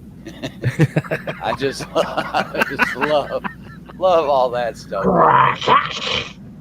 Here's one I like. This one's more like, here you go. This would be more like heavy metal or 2000 AD style kind of stuff. Sweet. Yeah, man, we like what Phil does. Phil be kicking it. Hell yeah. Well, thanks. I'm glad you do, man. Well, you wouldn't be. See how much more that I can get out there, man. I'm trying to stay busy and keep working on stuff, man. Hell yeah. And that is exactly what you do. So yeah, I'm figuring when Glenn gets back, I'm gonna let him go ahead and re-invite Tony and Steve back out here if they want to come back out. I think Tim wanted to come back out. Cool. So, is it panel time? Yeah, it's panel time. Oh, okay. I'm not used. It's early panel time. I know, dude. Early panel. Yeah. You guys got me on a weird schedule today, man. Going all. What is it? Hello. What is General going Mountain on? Time? GMT out there? Is that a bit of Vampirella I see going on? Oh, there you go. Yeah. Look at that. You're getting closer. You're getting closer, Dave. You're almost illegal, bro. Well, hold it. Isn't this late night CRoM? Well, no, it is not. No, Phil. He's illegal because of the shit he has. Oh. He's got it all, dude. I'm going to get him and Rick Mace together in a stream, and they're going to have a comic off. I'm serious, because Rick's got like everything too, right here, right? Like local to me, you know? He's got everything. And it's like, I want to have them got one of these and see how far it goes until one of them doesn't have it. Now that's what I'm talking about, Dave. That's beautiful. All I want to do is get us. Hold up. Hold that up there a minute. I got to have a screenshot of that for Christian Basil over there at the Traveling TARDIS. Yes, got to have that. I want to get like a week's supply of Yeah.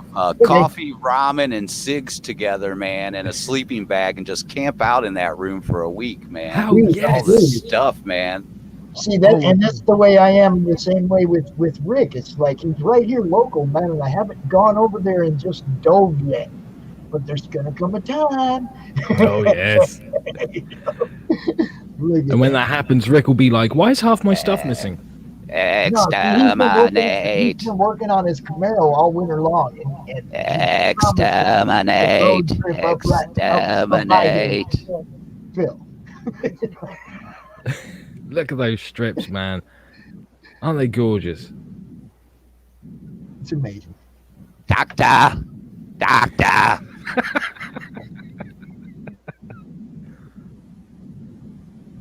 Yeah, different artists through it over the years that we've talked about.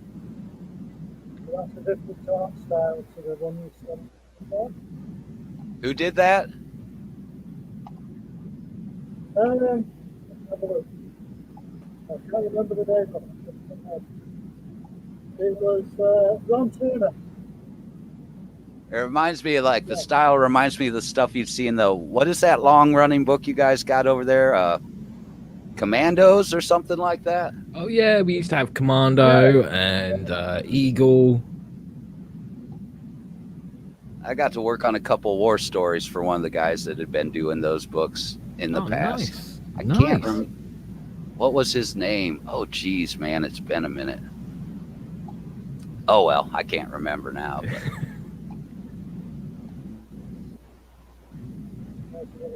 Oh, it was Ferg Handley. That's who it was. Sweet. So I'm just like sending the link out to a few people here. Cool. You know, was out here earlier today. Might want to come back out. And see if Rich has got his connection back. Yeah, you want to try hitting him? I'm like in the middle of a list here. Well, I was just talking to him just a few minutes ago. We'll see if he's still in. He may be hanging out with the wife. I'm not sure. I was hoping to get Kevin to come out and talk about Inked a little bit since we have an audience. You might be able to. I've been chatting with him a little bit too. I think he's around. If he's not, he may be in the middle of work and stuff. Yeah, I don't know. But the offer's there, you know. I always throw the offer out there. Oh yeah, I'll hit up Rich then, see what he got to say. Oh, that was pretty. RB White just dropped an Angela in the group. Looks pretty good. I like those. I like art, man. It's not even what got me into the. Oh, look at this! I'm sorry, dude. I didn't even know you were in the chat, Mark. What's up?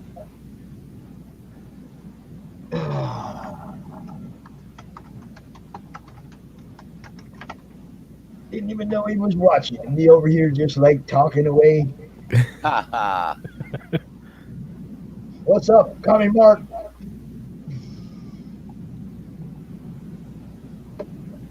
I'm sure I know Lucifer knows him. Oh yeah. Commie Mark's like the chat version of Candyman. If you mention his name 2 or 3 times, he just pops up out of nowhere. It's amazing. Yeah. And he's got some sick books on his way. Mods. My channel ain't got no mods, bro.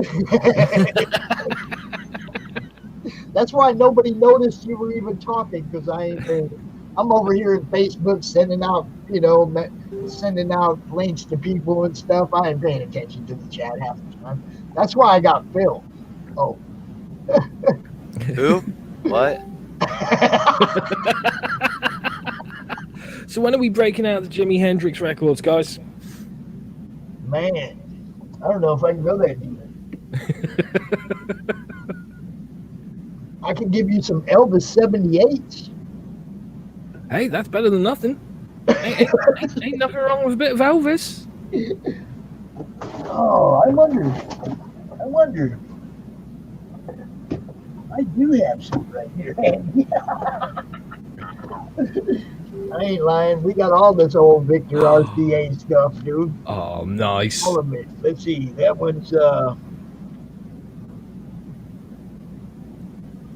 Blue Moon of Kentucky, and that's all right. That's all right. Yeah, mama. That's all right. Fantastic. And let's see. We got A Big Hunk of Love, and we got Honka.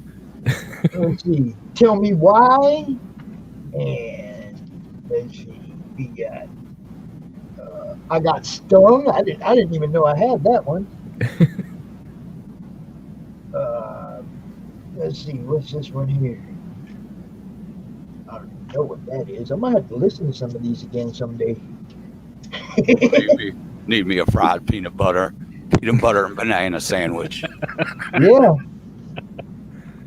Man, I can't believe this.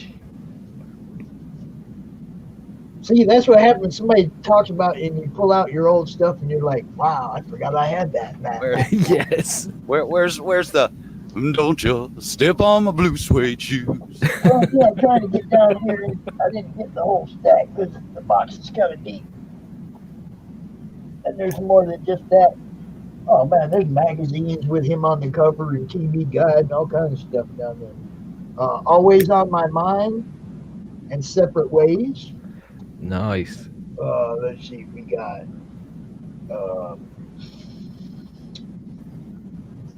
Any Way You Want Me, and I don't know what that one is. Mystery Train.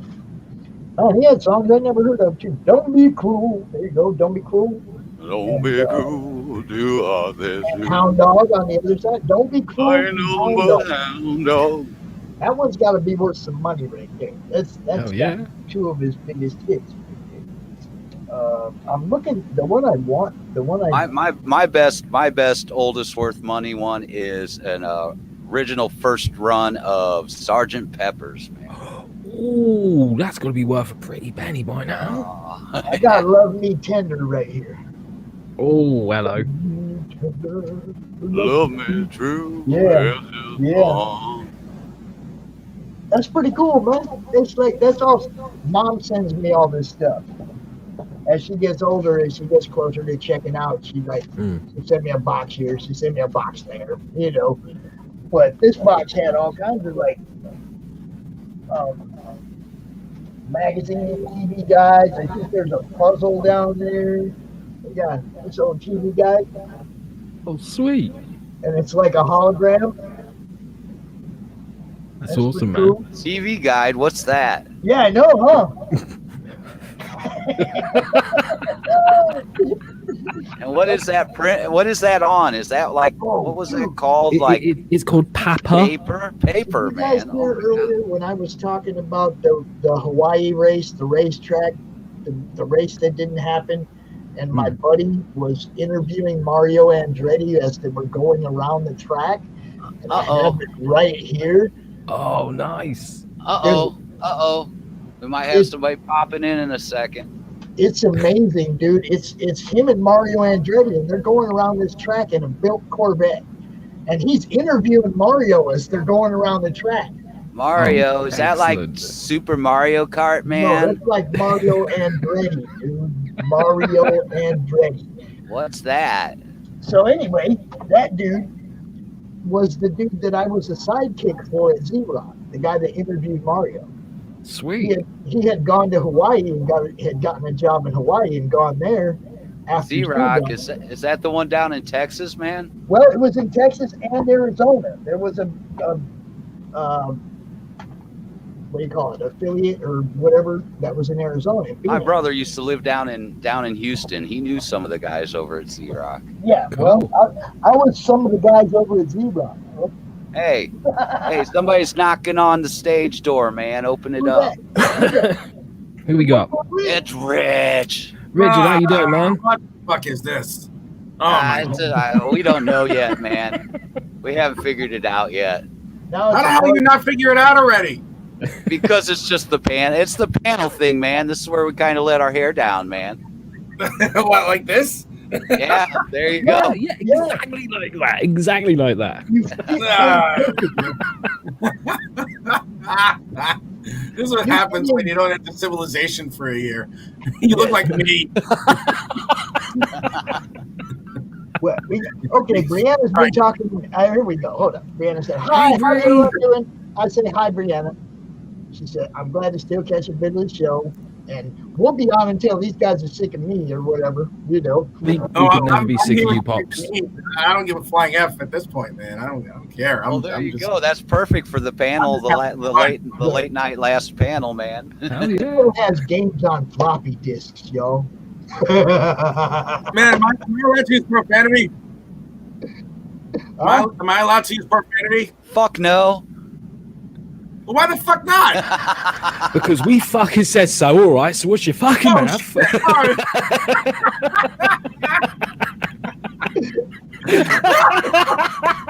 Holy shit. Where the hell did that come from? God damn, that was good. Hold on. Check this out. 1, 2, 3, 4, 5.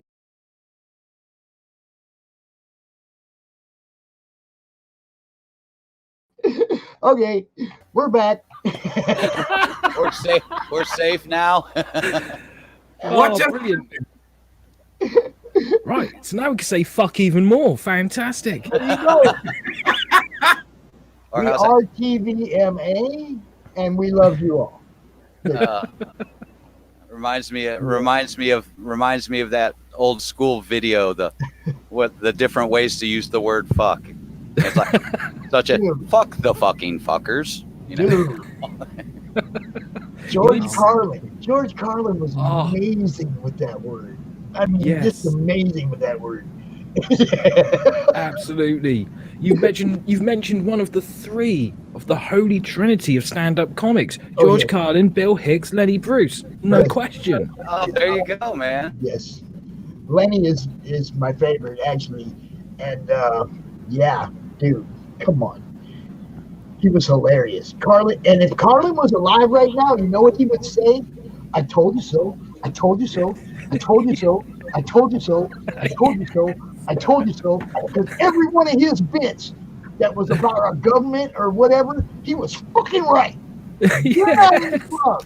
And yesterday they proved it. Yes, You're not in the club. That's right. None of us are in the fucking club. Not a we're not. Not unless you get on Reddit and say, "Hey, guess what, Wall Street?" But you see, we're still not in the club because they shut them off. And not beforehand, man. They already proved a point. That's fine by me. I don't want to be in their shitty club anyway. So there you go. The hey, point, there he point is. was about exposing them, and they did that just fine. You know, they exposed it just fine. These guys, they're in control. You know, and they proved it. You know, by shutting them down when they were ripping them guys. They were ripping them. Oh yeah, I mean those millionaires crying and everything. That was funny. They were bankrupting those guys, man, and those guys have been bankrupting people all their lives, and they didn't give a shit. Yeah, of course not. You see what I'm saying? So I was like pissed off when they jumped in and said, "No, you can't share no more on that." What? That was when you knew you're not in the club. Yeah. They don't want you to get rich. They want to keep their riches. It's a big club, and you're not in it. Their club's shitty. Big club anymore. But their club sucks ass because they don't have any Jimi Hendrix CDs. They don't have comics. Yeah, right? There you go. Right? They don't have any horror movies. Fuck them. I don't want to be in their club. My treehouse is much better. I got loads of shit in there. I got all the Hendrix albums, man. Hell yeah. Down here in hell, you get to see Bill Hicks open for Jimi Hendrix. That's fucking awesome. Wow. There's always a light. You never have to turn around and go, "Oh man, my light is gone again." There's always a light here in hell. The problem is that people there's enough to go around, but some people want it all. Yeah, that's true. That's very true. They want it all. Even though they don't know what to do with it all, man, it makes no sense. That's not the point. Oh, they want it all so that you've not got anything. Yeah, they don't want us to be able to do anything. That's fucked up part. It's like, come on, y'all. we all here. We're all I here don't know. for a They limited realize that amount if of we time. can't do anything, it does them no good because we got to have it so we can make things roll. We are only immortal for a limited time. Yep. Okay. You got to get yours now. You don't get seconds, and your now might end tomorrow. Yeah. Get yours now, and they don't want us getting ours at all. You think about it. They don't want us getting ours, or they wouldn't have done nothing yesterday but let whatever happen happen. You know, they jumped in and they said, "Oh my God, we got to stop this." They protected themselves from us again. You know, it's like from us. Like what are we doing? But just trying to do the same thing they're doing. Right? Get a little ahead. Yeah. You know, that's illegal now. We're just over here trying to make good books and stuff, man. Oh yeah. That's true. That is true. Speaking of which, Lucifer, do you know Rich? No, I believe this is the first time that we've met, and I've already said fuck to him so many times. Hello, Rich. How the devil art thou? Good. I'm doing good, man. You can say fuck as many times as you want. I'm good. Oh, I'm that's doing what good, I man. like to How about you, hear. man?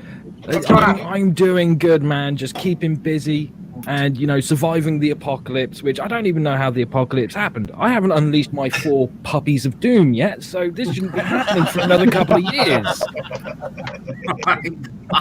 It's all gone tits up here in hell. I'm going to be speaking to HR, let me tell you. Oh, absolutely. If you go, oh my God, that's so true. It has gone. Release the hounds. Release the hounds. He's like, I was gonna top that, but I just can't. I was trying to top it. I was trying to be clever, and I'm like, fuck, I'm all out of clever. I'm all out of clever, and I'm about to hit redundant. I mean, I really didn't want to say anything stupid, so I just decided to look stupid instead, and it worked beautifully. Dude, don't worry about it. Good.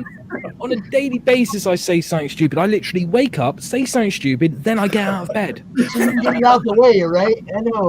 The way you're saying it, it's like there's no possible way anybody can respond to it because it's so fucking good and funny. I'm just like, I quit. I'm done. Well, that's what they're trying to stop. Somebody might be funny and make people laugh. Oh, fuck, no, we don't want that. No. We don't want anybody laughing nowadays, are they? Well, what's our topic of discussion at this point, gentlemen? What are we all talking about? Right now, just random shit. Yeah, we don't even have a topic, man. It's like we just talk. Somebody commented, well, that's something to walk into about 2 minutes ago. We went there, you know, and then we went there. Well, that's something to walk in. Yes. As usually happens after I've been in this chair for 10 or 12 hours, I stop. What did we do? We lost Rich, man? Whatever you want. Yeah, he's gone. He's out There of he is. There he is. And poof, there he is. This connection is absolute shit balls. It really is. Oh. Like, You know, I'm just opening the door to say, hey, come in here with your raves, because evidently they kind of the fucking steel, whatever it is. It's like fucking, what is it? It's like oh God, what's that fortress in Wyoming? What is that called? Devil's What is- Tower. There's that thing in Wyoming where it's like Devil's where Tower. no NORAD. Oh, NORAD. Yeah, it's like NORAD. I close this door. It's like fucking NORAD. Nothing can get in. You know, if there is an actual apocalypse, I'll survive. It's like putting the transistor radio near the window. The only thing I'll have in the next couple of years while, you know, the radiation settles is this cup of coffee. It's a good thing the service really works. Now wait a minute, hold on. It's 9:15 and you're going for the coffee. You going for a late nighter tonight? Yeah, I sure am,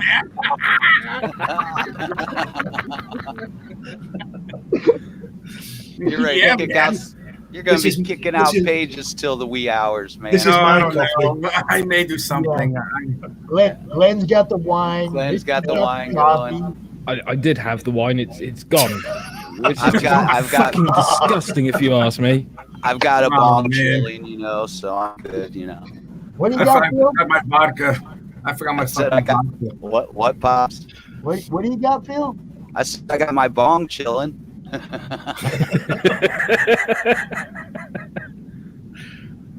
All right, we'll give you that. I could do We'll give you that. Anybody tuning in now is going to think it's the end of the world. We're all getting pissed because something's going to happen. Looking outside, like, what's going on? There's But not you know a what I whole lot. saw portions of a couple of days, like yesterday. I mean, I didn't see the movie yet, and I actually can't wait to see it because it really looks like a real kick-ass disaster film. Greenland. Right. I have not heard of that one. Yeah, I know. I've heard of Because that it was one. supposed to be released. It was supposed to be released over the summer. It was Gerard Butler and I forgot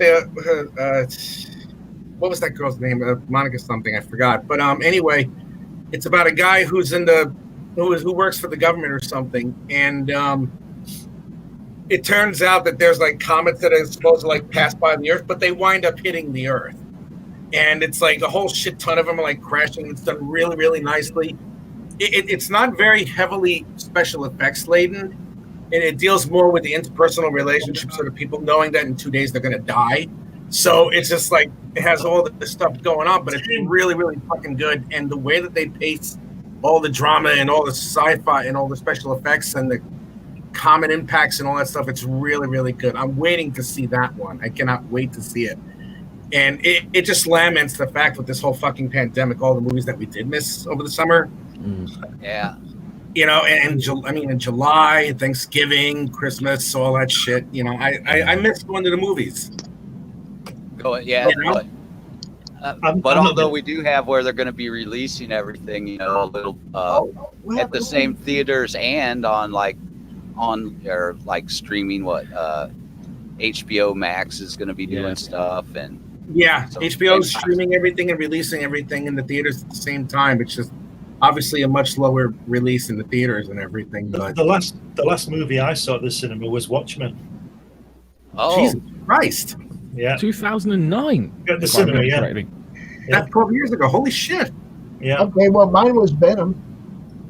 I think mine was Jay and Silent Bob Strike Back. Well, that was the Bill waste wins. of money. Bill wins. Can't compete with that. No, the last one I saw was Anal Intruder 5. in 3D. Look, now you made Tim leave. That movie was so good. I bought the double penetration edition DVD and Blu-ray.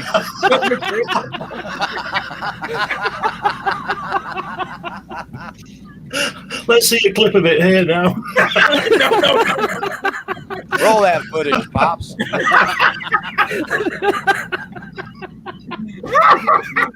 Oh my god! Put your 3D glasses on now. No, the last one I saw was Endgame.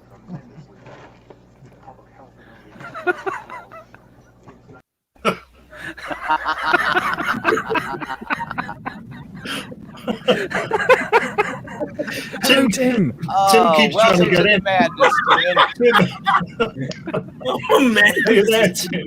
Okay, we're gonna put Tim in a different spot. Maybe he'll stay here if we put him in a different spot. Oh my god! Oh, holy shit, that was funny. Tim, what you got? Welcome back to the madness. Save us, Tim. Save us. Yeah, the ratings are going up. I got sick of waiting. There you go, join the club, Tim. All right. Right enough, There we go. Our ratings are going up. Best CRoM ever. Oh my god! See how all the It looks comics. like This is it's how the away. comics people unwind after a long day. I think we'll start the next one at 8:30. Oh,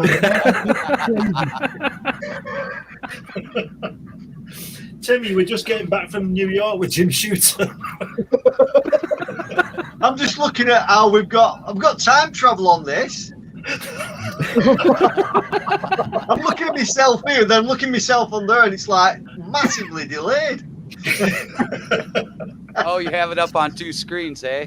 Well, I've got it on screen on the computer, and then I've got obviously I'm talking to the phone, but it's okay. it's certainly not in sync. Yeah, that's what I was saying about the delay. Some people I get in the conversation when they're overseas, and it's like they'll say something and I have to wait 3 seconds before I hear what they said, and then I respond, and then they gotta wait. You know, I don't know for this segment. It might be good if we have a 7-minute delay or a 7-second delay.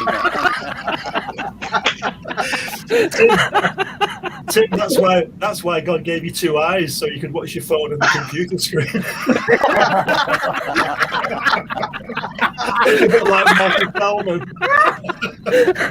Oh my But God. I can't multitask. Holy shit. Oh my what I God. want to know, Tim, is which one is giving you the better show?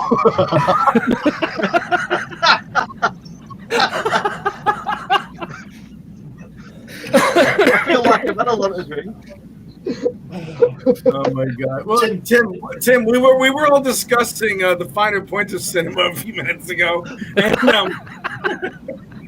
what was the last movie that you saw in the theater? In the cinema, what was the last movie that you actually saw in the cinema before all this shit happened? Oh God! We're about 1923.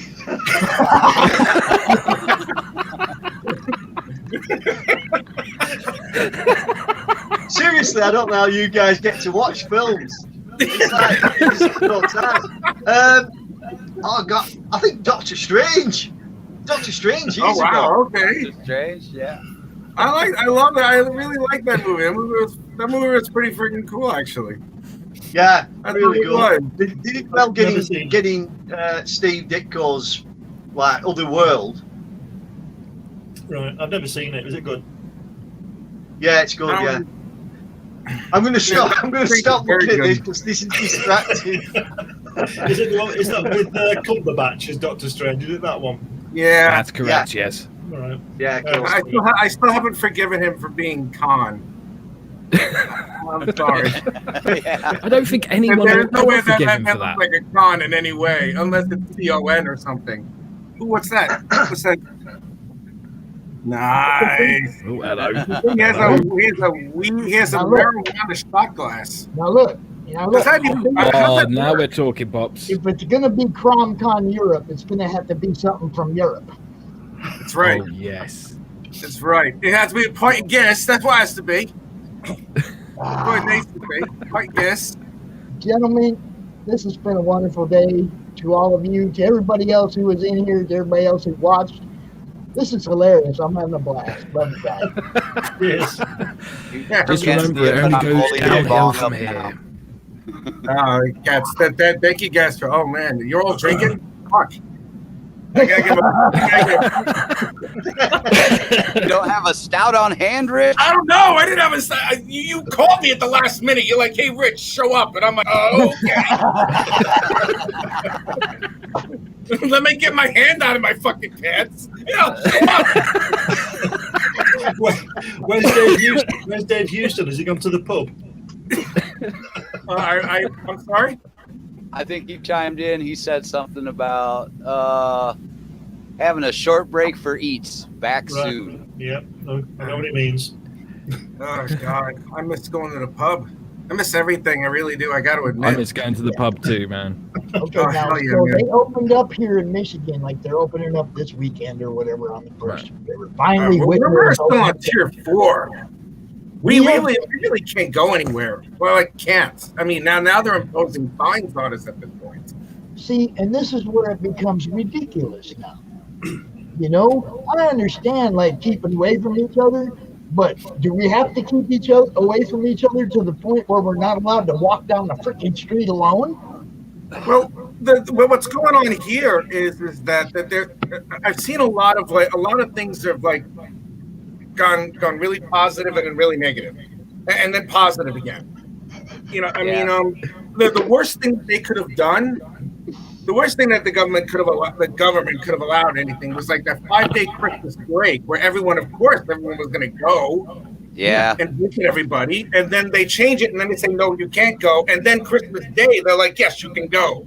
It's more a psychological thing than anything else. But then people end up visiting, and it's like, look, if we're supposed to be isolated for a bit, let's really fucking go all the way. Just because we missed one holiday, it's not going to kill us. Well, see, and that's what I was talking about earlier when I said they bailed out the airlines and told them, we're going to give you money as long as you keep everybody employed.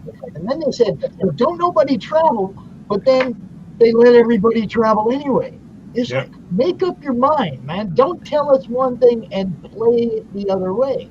And that's all we've seen the whole time is tell us one thing and they're doing something else. Yeah, but what you're getting there is mixed messages. Over here in the UK, what we're getting is our Prime Minister going, okay, you're in tier 11. If you have a fish, you can't eat jelly, you bastards. Maybe you can go for a walk at some point, but only if you've got a unicycle. Just like, what the fucking hell planet is he from?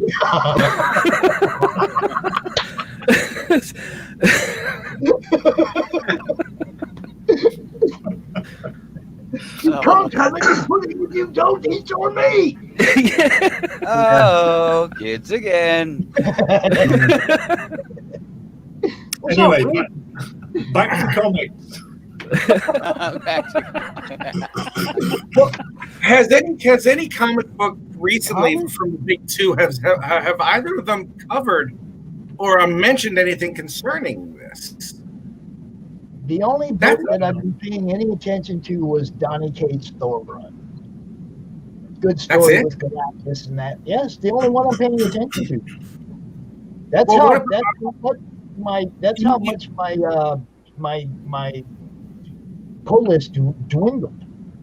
Oh yeah. It's like my son. I'm not a fan of Marvel and DC anymore to begin with. I'm just not paying attention to anything else. Now, if somebody points out something that's cool, I'll go look. But nobody's pointing out anything else that's cool either. Nah. You guys see what's in the group? Everything in the group is indies. Everything. Yeah. I don't tell you you can't tell us about good Marvel and DC stuff. You don't see none. Nobody's talking about it. There's only one reason for that. There ain't much. Yeah, well, that's fine because then indies have a chance to let people know that there's actually other books out there, man. Yeah, absolutely. Well, and that's what I'm saying. I'm very happy about that. That's why I love that's the main reason why I love the indie industry, because you don't have the restrictions, you don't have the rules to follow through that Marvel and DC have to. I used to work for both of them. It's like. When I started there, I was in the art corrections department, and I can't tell you how many times I had to fix Spider-Man's webbing on his fucking uniform. It's just ridiculous. Let me see if I can give you a good analogy. Working for one of those two companies is like being a prepubescent teenager with a pissed off dad. Yeah, that's it. That's right. It's like you don't get to do anything you want to do. You don't.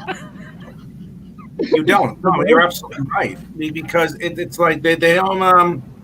You can't squeeze creativity, people. It's like this is what I hate about the whole thing. You can't squeeze creativity. You got to let creativity grow. You got to let what's in your head come out. You can't funnel it into one thing. Well, it's even back in the day with those books, even to get anything outside of the norm, you had the undergrounds, just like we were talking about before. You had CRoM, you had Sheldon, you had all those guys, man. Yeah. And now it's like the big two are those guys, are those guys that are underground, and you guys are the ones that are making the industry move right now. Full circle, man. Well, the independent circuit in the UK is a lot stronger than it is a lot more spread. It's a lot more available than it is in the United States. The indie circuit is a lot is more fluent over here. It's more available, and there's so many other books that are here. You know, I mean, there's a small comic shop in Nottingham that I went to, and I browsed through some of the titles, and they're utterly fantastic. And it's like, but the guy has like the obligatory Marvel shelf, which is all the way in the back, you know, with the adult section. You know, so it's like, you know, Well, I don't the DC have shelf. I don't have the taste for Marvel or DC anymore. You know, I mean, I you know, whatever it is, it is. I just wanted to know if any of those. You would think that the larger companies have a little bit more eye on the ball on, you know, what's politically correct or what's more, you know, going on in pop culture. I wasn't too sure if they addressed anything about this pandemic in any of their recent issues. That's the whole thing. It's like you can use the books for the message, or you can hide the message in the book. The people that are hiding their messages in their book are successful. The people whose message is their book are not. Well, it was even, you know, it was that way back in the day, even with the Marvel and DC. It hasn't changed.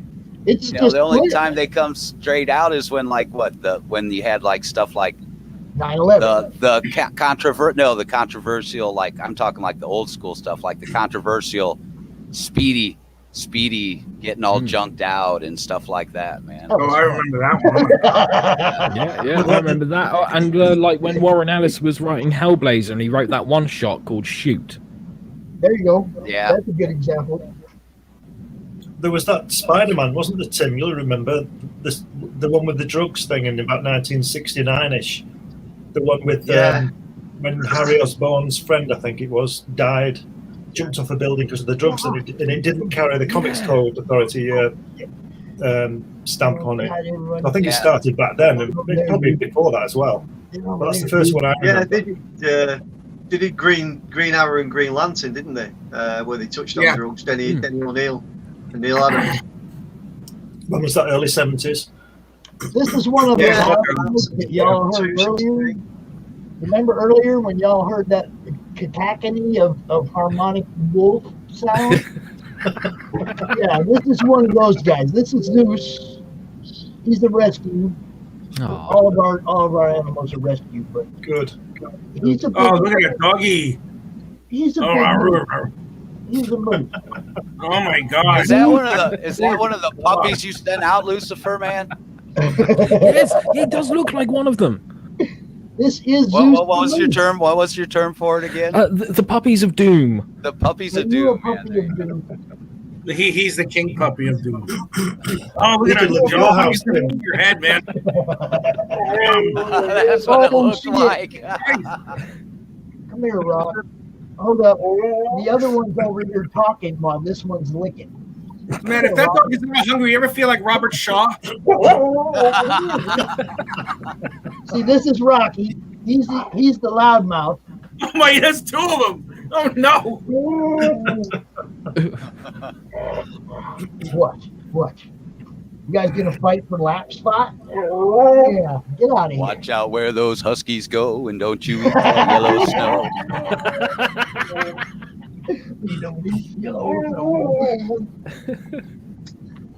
A little zapper for you. Are you down? What?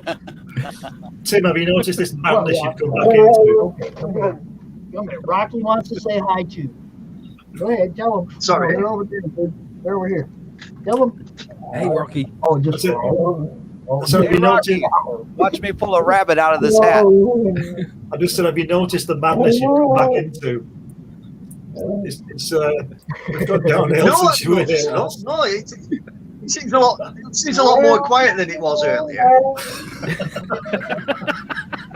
We can change that if you like. This is my life, y'all. This is my life. Brianna said her dog is answering. You got everybody's dogs riled up now, Pops, that's watching. It's the wolfhound. Yeah, I see Brianna said now her dogs are answering. That's every time though I'm doing a live feed. At least one of them comes in and gets all the way up here in the camera. Oh hell yeah! It's like they don't just sit down here. They get up here and make sure they get seen every time. Like they know what's going on. Let's see. Marv said when Marvel told the 9/11 story, it was bad. They forgot it. They forgot about it in 10 minutes. Yep. Let's go back to the shit we were doing. That is so true. That's so true. They did this one yeah, that was it. But didn't they have Doctor Doom crying because New York had been destroyed when he'd been trying to do that for 30 years? Yeah, that's why he was crying. He was like, fuck, someone beat me to it. yeah. And it's not like he's an American, is it? He's German, isn't he? He's Latvian, isn't he? Whatever it's called. So he's crying because they've achieved his lifetime ambition. All right, I figured it out. Rich and Bill are sharing the internet line.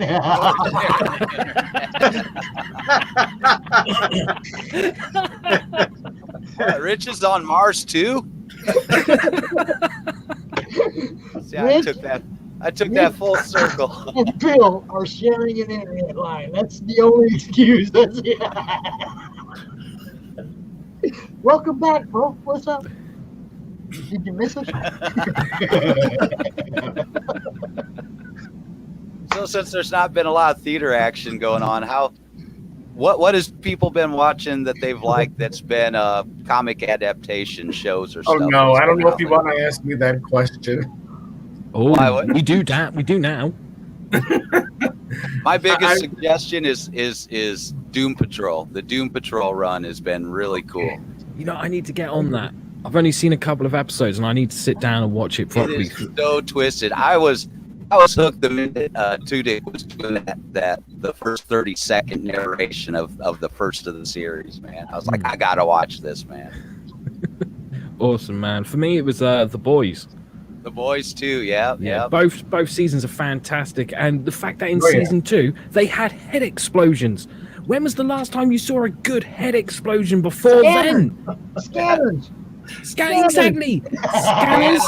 Scanners, shopping mall maniac.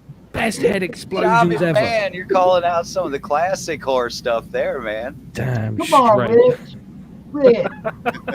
Come on, Rich. Bill, quit killing him, man.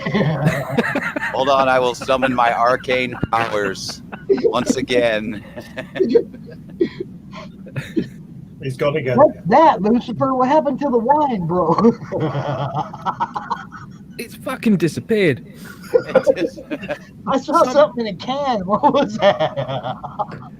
This is a pussy drink. All right, look, it works for Tim. We're gonna move Rich around and see if he'll stay. I'm gonna stay still because I feel like this is like a rabbit ear situation where it's like if I move the wrong way, I lose the friggin' signal. I was gonna say you gotta do like the Bundys. Assume the Fox viewing position where they're all holding up tinfoil and antennas and oh Jesus! If I wanted to watch anything on Fox, I'd spread my ass cheeks and take the biggest dump in the Yes, Brianna, I totally agree.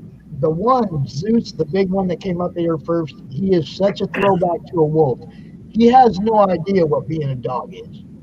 He doesn't understand personal space. He doesn't understand sit, stay, but he understands kill shit and bring it home. Yes.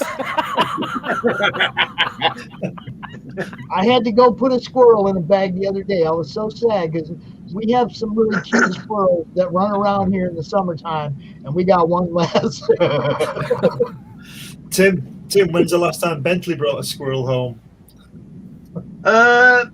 Well, he's not much bigger than a squirrel, really, so it's a bit difficult. I'll get him. Shit! Rich is gone again. You've got to see Tim's dog Bentley. He's great. Oh, he'll be back. He's great. Here he comes. Here he is. There he is. Look at that. Oh, It's bless. a new haircut. He's brilliant. Is that a Jack Russell Terrier? He's my buddy, aren't you?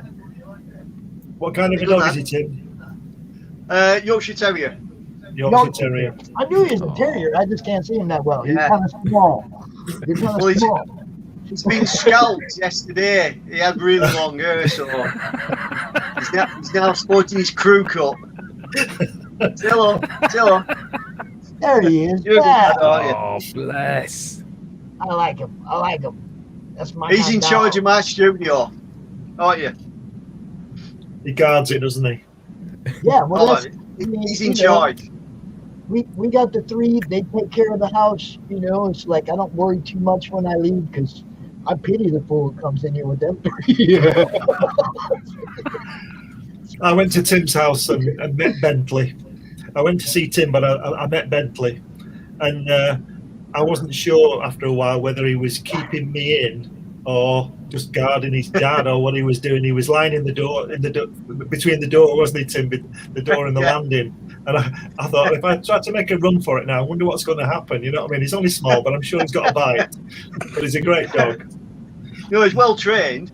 Yeah. What I'd said to him before you came is, look, if he starts to get up, check his pockets for any Jack Kirby's, and that's what he was doing. He was keeping his eye on you. And for sure, if anybody has any questions for Glenn or Tim or Phil or Lucifer or Dave or Rich on those rare occasions he can stay here for 3 minutes, feel free to ask. He's busy manufacturing some new antenna system right now as we speak. He's got them bunny ears out and he's just moving them about he's going, moving them fuck's around." sake. I don't know how I missed this comment, but children of the night, it's only night over there. It ain't night over here. Children of the night. No, I really think this was a good idea to do this for you guys to get prime time as opposed to having to be out here at 2 o'clock in the morning with it. Yeah. You know, Yeah. I wanted you, and especially when Rich said that you guys' community over there is so tight knit. It's like, yeah, you need prime time coverage. Right. You know, Oh, yeah. I'm glad I can provide this. Oh, we're glad too, Pops. Because it's Yeah. always a pleasure with you, good sir. Always a pleasure, never a chore. That's right. Yep, see, that's a husky, the happiest, fluffiest cuddle bug in the world. But when you have bad intentions, back the hell up, because they go wolf, man. I love huskies. They go wolf. They don't just look like a dog anymore. They look at you different. Everything. It's like I can show you pictures of Zeus being nice and being Zeus. Yeah. Okay, and you can see the look on his face, and it's completely different. You know, and Rocky's the same way, man. Rocky is way littler than Zeus, like probably 40 pounds lighter. But Rocky opened Zeus's whole face up a couple months ago. Opened his whole face up, man. It's like they don't mess around when they get into it. No. Oh man. They are serious. They are serious fighters, and I love huskies. I love wolves, and especially love huskies that throw back to that wolf ancestry like that. You know, and both of them do. I meld with them, both of them animals. I don't even call them dogs, you know, because they ain't. Especially Zeus. He is such a throwback to his ancestors. It's ridiculous. Now, do those have wolf in them? Are they? No, they're both full-papered huskies. But it's like when we got them, neither one of them had training one. They were both almost a year old, and they had no idea what living in a house was. They had, you know, it's like one was a kennel dog, one was an outside dog. They had no clue. They weren't exposed to kids. They didn't have, you know, none of it. It's like we had to basically teach them how to be without ruining who they were. And it's wonderful what they've turned into. You know, it's like they will protect and defend us. We are part of the pack, you know. Yeah, the hybrids get a little tricky. My brother's has one, man. Well, I've had wolves all my life. And this is the closest animal I've had to a wolf that's not a wolf. You know, I mean, yes. Well, she says they have a dog breed in the Netherlands. Oh, I know, I've seen them. Believe me, if it's a great big giant dog, I know. The bigger, The bigger the better. That's why I became infatuated with wolves in the first place. Was because they're bigger. And then, now we got kids. I can't have wolves. We got little kids around my house. So are you going to tell us that your favorite writer's Marv Wolfman? No, I like him though. You know what's hilarious? In seventh grade, I took a creative writing class in junior high, and my teacher's name was Mr. Wolf. Wow. Oh, he was probably awesome. My favorite teacher. He had long hair. He didn't care as long as you turned in a story at the end of the week. He didn't care if you even showed up to class. As long as you did the work, he didn't care. He wasn't about that. He wanted to see results from his teaching, right? So you'd go into class on Monday and you'd get the assignment. And if you felt you needed to stick around on Tuesday and Wednesday to get more input about how to make that happen, you came in on Tuesday and Wednesday. If you were good to go on Monday, he didn't care if he didn't see you till Friday. Best teacher ever. I'd come in on Friday with my story. I'd get A's, A pluses. I think my mom still has all them old notebooks, man. All the stories I wrote back then. And I'm not even a writer. I should have been, but I'm not. But back then, it was like that was one of the things that I had aspirations of being, was a writer. I was stuck on mythology and everything associated with it, and then comics and Lord of the Rings and the 60s, 70s, man. That's Ray Bradbury. Anything that was out there, we were into. Anything. We got into all of it. So I had a pretty wide base to draw from when I'm doing what I do now, when I collect art, when I collect comics and stuff. All that comes from how it started. And it started with good teachers and good schools that got you interested in stuff. They weren't just there for whatever. They got you interested in it. I had this one teacher like third or fourth grade that gave me a box of books. Just gave me. And she didn't give everybody else in the class a box of books. She gave me a box of books. She knew I was going to read every freaking one of them. See what I'm saying? It's like... Yeah. I had a teacher called Mr. Clarkson, and back in 1967, I think it was, he read Tor Heyerdahl's Kon-Tiki expedition to us, and the Aku when he went to Easter Island, and that was stuck in the back of my mind for a long time. And I eventually went to Easter Island and wrote my book about it.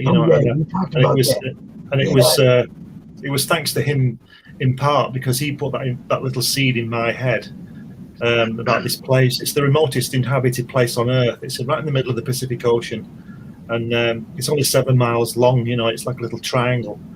And in the back of my mind all my life, I've been wanting to go there. And then a few years ago, I had the money and everything, so I just literally took off and went there. And are they immense when you're standing there close to it? Are they immense? Are they huge? Are they immense? Are they huge? Yeah. They're 30 feet high. They're as big as a house, bigger than a house. Some of them, some are smaller, but there's a quarry where they've all been dug out from, and there's one still lying there that they didn't finish off, and it's 60 feet high, and it weighs about 60 tons. They reckon if they cut it out, it'd be 60 tons. And it just makes it a mockery of how they got them to the end of the island, 7 miles away. They said they either rolled them on trees, a bit like the pyramids. Yeah. That really works, doesn't it? A 2-ton slab of rock rolled on a tree, and or walked them. And they had them. That's the statue.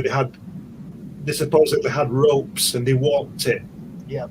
This thing's 30 feet high and weighs 50 tons, and they're walking it 7 miles. No, I don't think so. I think there was. I think somebody else was around with some kind of anti-gravity thing and just dropped it. Yeah, but these things, they're fucking huge. They're fucking huge. You won't believe that when you go up to them. There's a place called Tongariki, and there's 15 of these things in a row on one of the platforms. Platforms called Ahu, and on the platform, and they're all in a line. and there's 15 of them, and there's one with a hat on. It's called a pukao, and that thing weighs 20 ton. So how the hell did they get that up 30 feet and then put it on this thing and balance it? Just look at the photographs and read my book about it. But getting back to Mr. Clarkson, he was a good teacher because he was a good teacher for me. He was our English teacher. He brought that to me, and that stuck in the back of my mind, and that's why I eventually went there. And it's the most amazing place I've ever been to. You know. Yeah, I mean, teachers mean so much to us, and they don't get their fair share. Like, I mean, to a point. Yeah. So it's like, come on. It's like we have schools here. Some are open, some are closed, some are virtual, some are non-existent. It's like, nobody knows what the hell's going on right now. And it's like, we are lucky that our little small town school district is on top of it. Okay, we went back to school last week. They just said, we're done. Okay, we're done. Let's go back to school. Let's quit messing around with this. And no issues. Everybody's cool. But as soon as the kids are back with their teachers, you can see the difference. Mm-hmm. They've been sitting here at home in front of a computer, not caring, man. Mm-hmm. Get back over there and sit down. You got to hear what your teacher's saying. The teacher's talking to somebody else. I don't care. You might learn something. Go over there and sit down. It's like we're sitting here like riding the kids, and the kids are done. They're done with this computer school. They're done. They want to go back to school and see their friends. Yeah. I mean, it's like, come on, man. You got to open the world up, man. I don't know what's going on. Open the world up. I think let me tell you an interesting thing about Easter Island. There are 800 of these statues, and they're all looking in. They're all supposedly guarding guarding the island. Now, the runway on Easter Island is one of the longest runways in the world, and it's paid for by NASA. Now, there's a place called Ahu Akivi, and it's the only place on the island where the statues are looking out rather than in. And somebody measured it all up to where their eyes would be looking at, and they're looking at the only point in the sky that would act as a re-entry window from orbit. Now, the airport, the landing strip is maintained by NASA, and Easter Island is one of the places designated for a shuttle landing if they got into problems before they went into orbit. And it would come through that window that these guys are looking at. And these guys were put up about 1,000 years ago. So this to me sort of suggests something's going on there. I mean, I don't know, but it's just a bit of a coincidence that the only 7 statues out of 800 are looking at that point in the sky. And you can see them all there, just looking. They're just looking at that point in the sky, and that's where the shuttle would come through if it came through. So I kind of missed that whole story, but it's awesome. Talking aliens. I caught the end of it. No, they get loud, bro. If those statues were walked or dragged on trees, well, no. It's like I said about the pyramids. There was the pyramids I can understand because you had a population large enough to do that. Where did all the people come from at Easter Island? You didn't get enough people. You couldn't have had enough people on that island to move those damn. That's right. The thing about the pyramids is that if you the big pyramid, the Cheops pyramid is 400 feet high. It's higher than a Saturn V rocket. Give you an idea. Mm-hmm. Now, somebody worked out, not me, but somebody worked out that if you were dragging 2-ton blocks, how long it would take? It would, and you were building like that. You had to have the ramp, alongside sand alongside to drag it up. The point when you got to the top, that ramp would have to be 16 miles long, and from the direction you're coming at, you've got the Nile in between. So this sand thing was going to go across the River Nile, right? And the other thing is, or they have to be able to turn. or it's 6,000 miles round, yeah. Yeah, So, you know. but these things are 2.5 tons each, and there's I think there's 3 million of them, 3 million rocks on that one pyramid.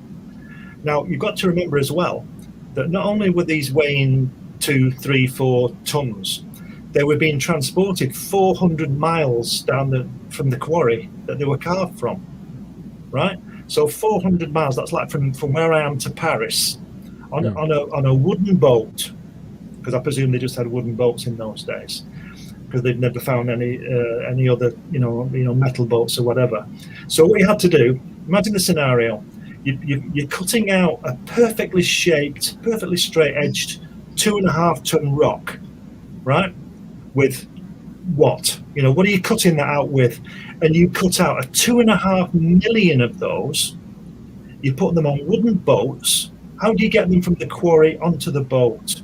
How can they be lifted onto the boat? And when they were on the boat, they'd go through the boat because they weighed 2.5 tons, right? Okay, so let's give it them that they did cut them out and they did get them on the boat. They had to transport 2.5 million of them, and then they had to get them off, drag them 5 miles inland, take them up a ramp 16 miles long, and build that pyramid. Now you tell me that's what we would call bollocks. Well, I'm trying to think about how long it would take. Lots of overtime. I'm talking about decades. I'm talking about decades to do this, right? We're not talking about. They built them in 30 years. Yeah, I mean, supposedly. Yeah, but don't forget, there's 2 others next to it. So when did they go up? And there's that. What's the guy called who looks after it? Is he called Hawass or something? He won't let anybody do anything around there because he knows. Because there's a guy on a program I watched who wanted to. He said that if he was allowed to dig in front of one of the Sphinx's paws, dig down to the foundations, he could determine how old that rock was, and he thinks the rock's 10,000 years old. And now the Sphinx and the pyramids were supposedly built 5,000 years ago, and he thinks they're twice as old, but Hawass won't let him do it. And all he's got to do is dig down 20 feet and take the smallest piece of evidence, little bit of chipping of a rock, and he can prove it there and then, and they won't let him do it. So why won't they let him do it? Because they know they're 10,000 years old, not 5,000 years old, which means that Cheops, who allegedly built the big pyramid, it was already 5,000 years old when he was born. He just claimed it. So who built it? Then you get back into the Sumerians and all that kind of thing. So it's fascinating stuff. It's nice when you know that there's not a stone cold explanation. There's questions. There's mystery. Yeah. Everything in history, if you think about it, has those same questions because we're never told the fucking truth. That's right. Yeah, that's right. The people in charge never tell us the goddamn truth. That's right. All the way through history. Isn't the mystery of it though the fun part about it though? Really? Yeah, but don't you want to know? Do you want to know? I want to know. I want to know. Come on, it was a long time ago. We're not going to hurt anybody's feelings by finding out the fucking truth. That's right. Yeah. I think it's. I don't know. I think it's more fun to let your imagination run wild on it. I want to know. I'm with Phil on this one. Do you know how many sides there are on that big pyramid? How many sides? What? It's generally accepted. There's 4 sides, but when you see it from the air, there are 8. Because you'll have to Google it. There's a photograph. Oh, yeah. You can see it. There are 8 sides to that pyramid. It's just that half of them are sort of equal with the, similar to the other 4. Do you understand what I mean? It's not so obvious, but when you see it from the air, you can see that there are 8 sides. And when the sun shines on it, you can see the different shadow. The way the shadows work. But now you're not allowed to fly over the top of it. And they say because they don't want a plane to crash into it. Or I mean, that may be true, but it's not what it seems to be. And the Sphinx's face, this guy reckons, was more like Anubis than Right. what Yeah. we see now, and then Yeah. it's been chiseled off and reformed. Because in successive generations, pharaohs have claimed it and put their face on it and chiseled it about and messed about with it and all that kind of thing. So it's fascinating stuff. Yeah. Fascinating. Well, And you the got all head's this too stuff in small here. for the body, isn't it? That's right. Yeah. Yeah. Wasn't the original, like the big one, originally capped with gold at the top too? Yeah. They had what's it called? Alabaster up the sides. They were Right. white. Yeah. They were white with a gold top. Yeah. And it's reckoned that the only, if you cover those three pyramids with alabaster, it would be the only man-made object noticeable from orbit. Because people say that when the sun's hitting one side, like sunrise or sunset, that it glows enough where you can see it from space. Right. Yeah, Well, there was one guy, I remember on Oprah Winfrey years ago. They had 8 of the guys who walked on the moon, 8 of the 12 guys who walked on the moon. And there was this guy asking a question, and he said to one of the astronauts, he said, "Is it true?" These guys had walked on the moon. He said, "Is it true that you can see the Great Wall of China from the surface of the moon?" And they said, "No, you can see it from Earth orbit, but only if you know what you're looking at, because it just looks like a line. You can't tell it's a wall." And this guy said to the guy who's been on the moon, he said, "Well, my friend Steve says you can." So one of these astronauts says, "Well, you tell your friend Steve that I've been, and you can." Well, no, And then My friend Steve. Then Oprah yelled. Then Oprah was yelling out, "You get a brain in! You get a brain in! You get a brain!" This is going to be a CromCon meme from now on. Okay, remember that saying. My friend Steve. Yeah. Yes. Steve T-shirts. said, We need T-shirts with CromCon on the front, and then on the back it just says, "My friend My Steve friend says." Here's a good one. My friend Steve says Stan Lee wrote all those comics. There you go. I'm not even sure if Stan wrote all the soapboxes. I ain't gonna lie. Jack Kirby said to me, Stan Lee wrote the credits. I'll give him a little more than that. So, but there's all those places in Mexico and Peru, with all these pyramids and all these walls and all this sort of stuff. And it's that there must have 5,000 years ago or 10,000 years ago, there must have been world trade. I'll tell you why. When I was in Easter Island, there's a wall there, and I've got photographs of it in my book. There's this wall, and this wall is magnetic, and it's all really weird. And it's about 10 feet high and about 20 feet long. It's not very big, but it's made of these rocks that are cut out from the tooth. It's called this soft rock, and they fit together perfectly. You can't put a piece of paper between them. Now these guys are chipping this up. These rocks out with obsidian, this really brittle kind of rock, and they're chipping these things on little hammers. And they're perfectly aligned, they're perfectly straight, and they fit together perfectly. But they're different sizes, and they're just like walls that have been found in Peru. Now I was talking to this local guy called Napo, and he was adamant, as are all the indigenous Rapa Nui, the people from Easter Island, that they're from the west, from Pitcairn and that way, Polynesia.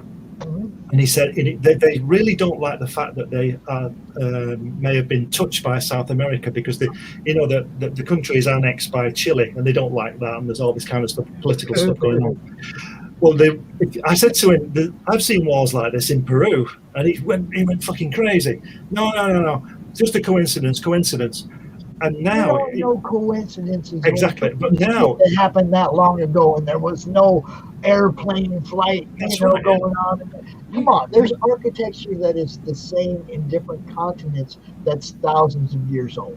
Yeah, you should turn around to him and said, "Well, my friend Steve says." And then everything would have been sorted. He would have been proven wrong, and he'd be like, "Oh, fuck you, Steve!" Damn it, Steve. I want to bring Brianna into this conversation. Look, Brianna's been making some great comments here, and this one, of course, she's watching a stream where one guy shares love of wolves, another the love of pyramids, and all of them her love for stories. I want to see your story, girl.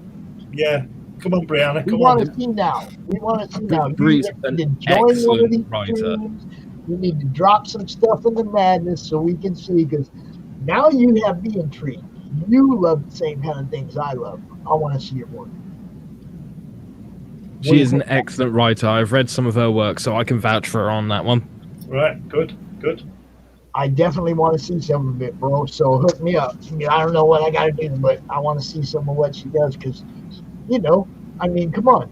She's out here and she's like digging what we're talking about.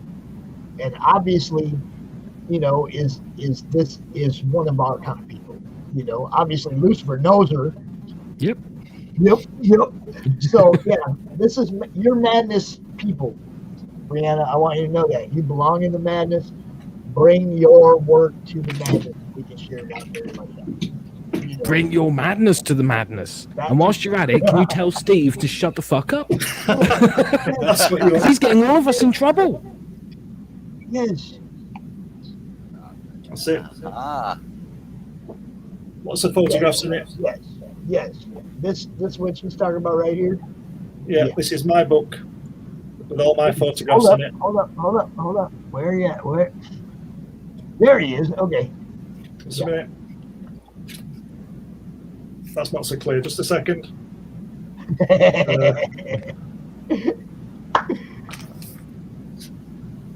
Oh, now this is from you actually being there. These are your pictures? Yeah, these are all my photographs. Okay, Nice. Show me the front of this book. Show me the front of this book. The cover. What are we getting here? What is it? There you go. Rapa Nui, A Personal Journey. Glenn B. Fleming.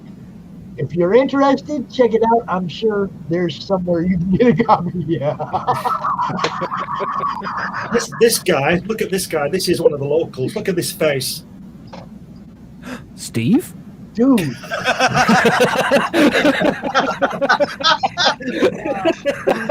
Oh, And we love you too, Brianna, straight up. We love people that appreciate what we're trying to do, man, for real. Look at that. Dude. See, now I have a friend, and his name's not Steve. Her name is Cindy. So, he went down to Mexico to the pyramids in Mexico. Yeah. And I've seen all kinds of great pictures from their trip down there, walking up them long ass stairs, the whole thing. Okay, the soccer field, if you want to call it a soccer field, where they used to do their sort of soccer sport. I don't know where I think they threw real heads through the hoop or something, but Just to prove that I was there. Dude, that's so excellent, man. You're one of my heroes now, Glenn. I should think so too. So There's the 60 feet high one. I don't know whether you can see it clearly. Oh well, hold up. Let's see. He's here. Is that you? Like that you? That little red spot down at the bottom? Let me see it. Can't see it, can we? There you go. Hold up. He's just lying down there. You can't see it too clearly. Who's the little red? What's the little red spot at the bottom? It's a marker saying keep off. Oh, okay. it says keep off. This means you, Steve. Yeah, belongs to Steve. Hey, just want to throw this out here. I apologize to everybody named Steve, but Steve shit's gonna happen now. This photograph of me, that's me slipping off the edge of a cave to 300 feet below me. I didn't quite go, obviously. I climbed up to this cave. And set the timer on my camera and moved back. And as I'm moving back, all the ground started to move. And past that opening is 300 feet down to the rock, to the sea, straight down. Oh. No beach, nothing, just straight into the sea. Shark-infested water. And I thought, fuck, I was sliding back. and the camera went, took a picture, and I thought this is going to. And I thought in that second, it's going to be the last. I'm going to photograph with my own death, and it just stopped. And you never seen anybody move so fast. I just scrambled up, grabbed my camera, and got down. You know, I just thought I can't do that again. You know what I mean? Yeah, I've had moments like that where another half second you could have been gone. You did, yeah. I've had those moments. I was stupid today. I was a stupid teenager. Some friends of mine and me decided that the bridge, I think it's the Lake Street Bridge in Minneapolis that goes over the Mississippi, then it would be really cool to climb up on the underside of the suspension all the way to the top. Except we got up there. Now it's wintertime. There's ice below us. It's not just a river that you can swim out of. It's ice. If you fall, you're dead. Wow. Okay. Yeah. Now, the way the suspension's built is to get from one section to the next, you have to swing out over empty air and grab a hold up above and pull yourself up. And we did this, all three of us, all the way to the top. And we got to the top and it's like, now we got to go down. And going down was a much different thing because it's all slipping and sliding. And when you reach out and grab and you put your foot out, you slide down. And it was like, man, it was the scariest 20 minutes of my life coming back down from that point. And I could probably go to prison for saying I did that.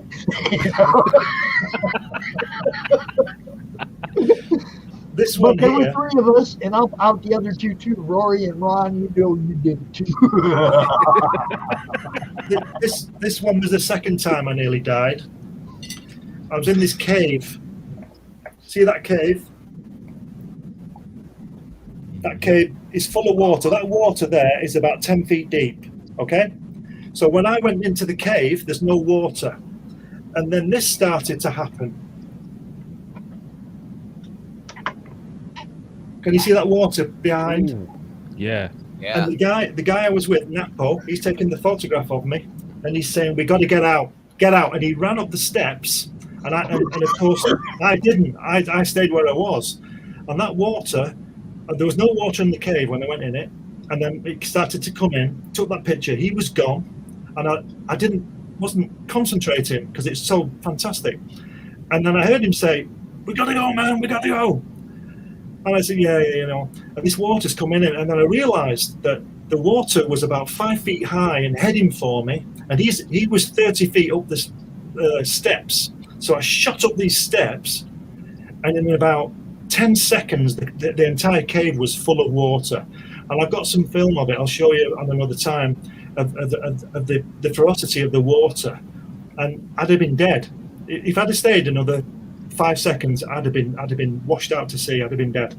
It was incredible the way it came in so fast. Well, there's the wall I was telling you about. See how perfect the way it goes together.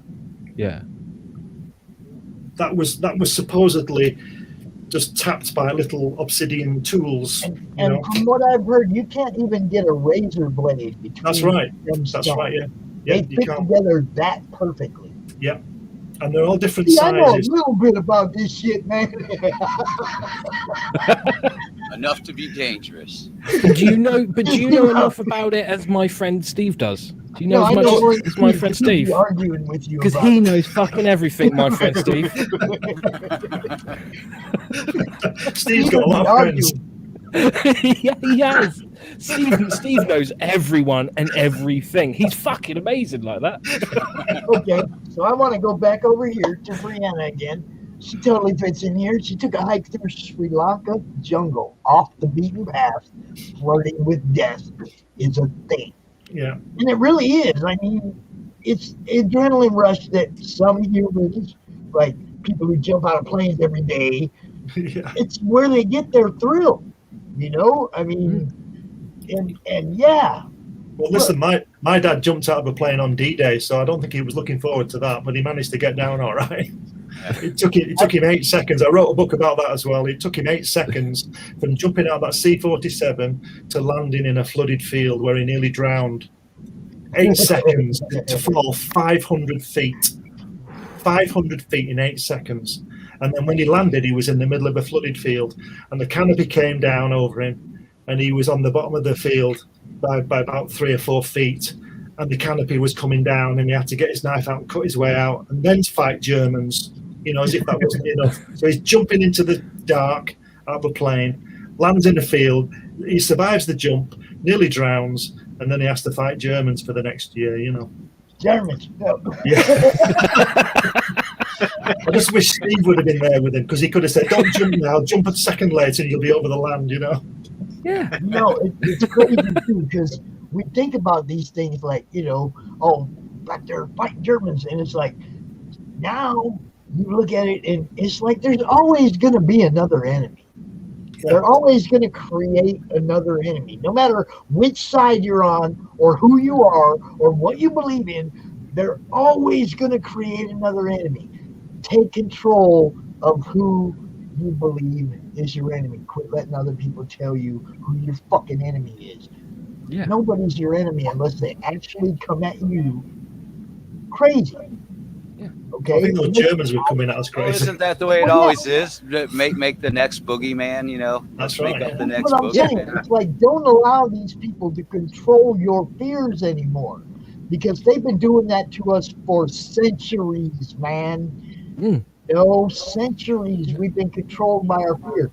Just be friends with everybody. That's all you got to do. Yeah, exactly. Because you'll always have one friend by your side, no matter what. Like, I've got this amazing friend, right, who I know will always have my back through thick and thin.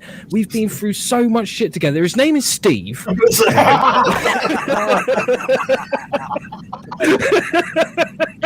I could see you giggling there, Glenn. I could see you like, I know where he's going with this.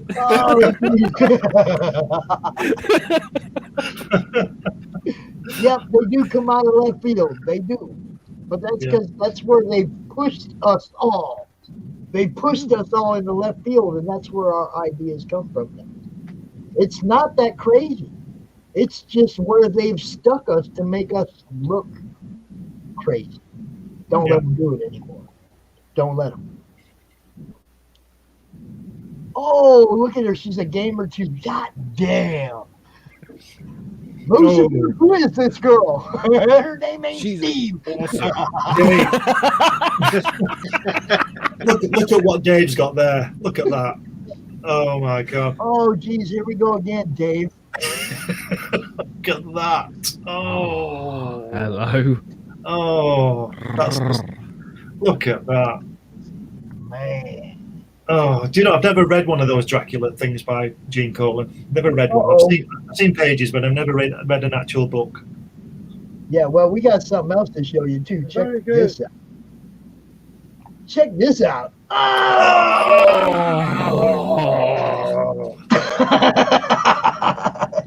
It's time to start one-upping each other. Oh, my God. Look at that. Oh, let's see inside. I can't even come close to that. Oh, look at that.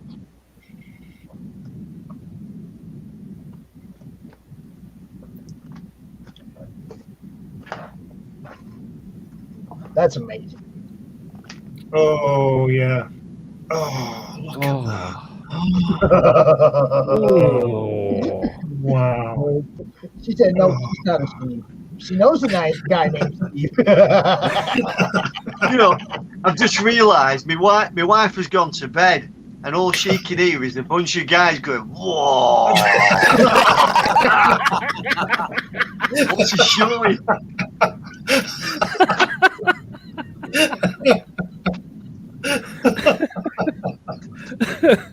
Okay, so I don't have like ancient stuff that's that cool. I don't have ancient stuff that's that cool. But I do have something that's rather recent that's super cool. And I just want to share it with you guys. There was a while back during the Blasphemy Anthem #1 campaign where Brian Lito turbocharged the campaign and did some black metal covers by John Boyd Myers. There was only 13 made and only 10 went into circulation. All right. This is number 13 of 13, and you can't freaking beat that, baby. Wow. Number 13 of 13. That's amazing. Wow. I'm like, when this thing came, okay, I didn't pay for this, guys. I didn't pay for this. I'm serious. This was one of those things that Brian threw in randomly to people's backer kits. Okay, I bought the $24 or $26 whatever lowest tier, the homage cover, which is up there on my wall. Okay, of this particular book. That was a bonus, y'all. That was a bonus that he just threw randomly in 10 packages. 10 people got one of those books. I got the best one, number 13 of 13. I don't give a shit. I got the best one. You know, it's like, wow. Right, that stuff. What you guys are talking about, stuff that sticks out like that. You know, there aren't that many things that you get that are that rare, that are one of a kind. Like a piece of original art is one of a kind. When you get away from one of a kind, usually you get into the 25, 50, 100, you know, 13, and only 10 went into circulation. I'm like, all geeked out, right? That shit went in a frame, went on my wall, like, right away. Now look, you can see the bare spot up there. I just went and took it down. You can see the bare spot right there where it was. Okay, I'm telling you, that kind of stuff. When you're doing these Kickstarters, these crowdfunders, stuff like that is what brings in backers. That's look, you can't top that. You know, number 12, no. Number 11, no. Number 3, number 1, no. 13, Brian Polito. Think about it. 13, Brian Polito. That's the best one you can get. Okay? When they're giving stuff like that away in their backer kits that you're not paying for, that's freaking bonus. Yeah. That's what brings in backers. That's what gets your backer number to go up. You offer shit that is beyond what anybody else is doing. And then you look at people like Matt Knowles and Steph Cannon, who came out with the Heirs of Ilsitor, and they came out with a dragon mask, a dragon lord mask. Yeah, leather worked, hand leather worked fucking you dragon. have to try to take this to the next freaking level to bring your backer count up, because backer count is where the money comes from. And this is indies, baby. This is indies. Be on top of your game. You know, Lucifer gets it. He's got his pitch down, but now we got to get people paying attention to what he's got to offer. You know, absolutely. You got to look and you come up with when you think about something, Lucifer, and you're thinking, man, that might be cool. Throw that shit out there in the madness, because somebody else might be like, yeah, I'll do that with you. Cool. You see what I'm saying? It's like you have to interact with each other and bounce those ideas off each other. Don't be afraid somebody's gonna steal that shit. Work together. You know what I mean? It's like it's not let's see, it's not something that's exclusive that only he can do. You see what I'm saying? Everybody can do this shit. It's like you just have to you have to take the risk. You have to throw out a little bit extra to bring in extra. Okay, absolutely. Don't be afraid. If you have the extra, throw it out there, because that's what's going to bring in the fans. I'm a fan. I'm not telling you this from the creator point of view. I'm not a creator. I'm telling you this from the guy whose wallet you're trying to get into. Yeah. Okay? You don't even have to be for sure. I mean, what? Not for sure. That's not what I mean. It's like you throw one random thing into 50. You know, you got 50 packages, right? Backer kits. Yeah. You're gonna throw one piece of original art into one of those randomly. Okay, that's what when you go to the next guy, you say, okay, when we get the 75 backers, we're gonna do that again. We got this original piece of art we're gonna throw in to somebody's backer kit. Okay, and you just randomly do that, but that's what brings us, the fans, to throw that extra money out than it costs to back Kickstarters and to back Indiegogos. Okay, we're not. You got $10 just on shipping here in the States on some of these. Okay, if we're paying $10 for you to ship us that book, at least give us the opportunity to get something sweet on top of the book. You know, I mean, and I'm not talking bookmarks because although I personally use bookmarks, some people don't. Yeah, that's true. I tell you what would be. I'll tell you what would be really cool to put in a package would be a signed photograph of Steve. Yes, yes. Everybody has their own friend. In fact, imagine having a photograph of Steve pointing up in the sky to the Earth from the surface of the moon, pointing out the Great Wall of China.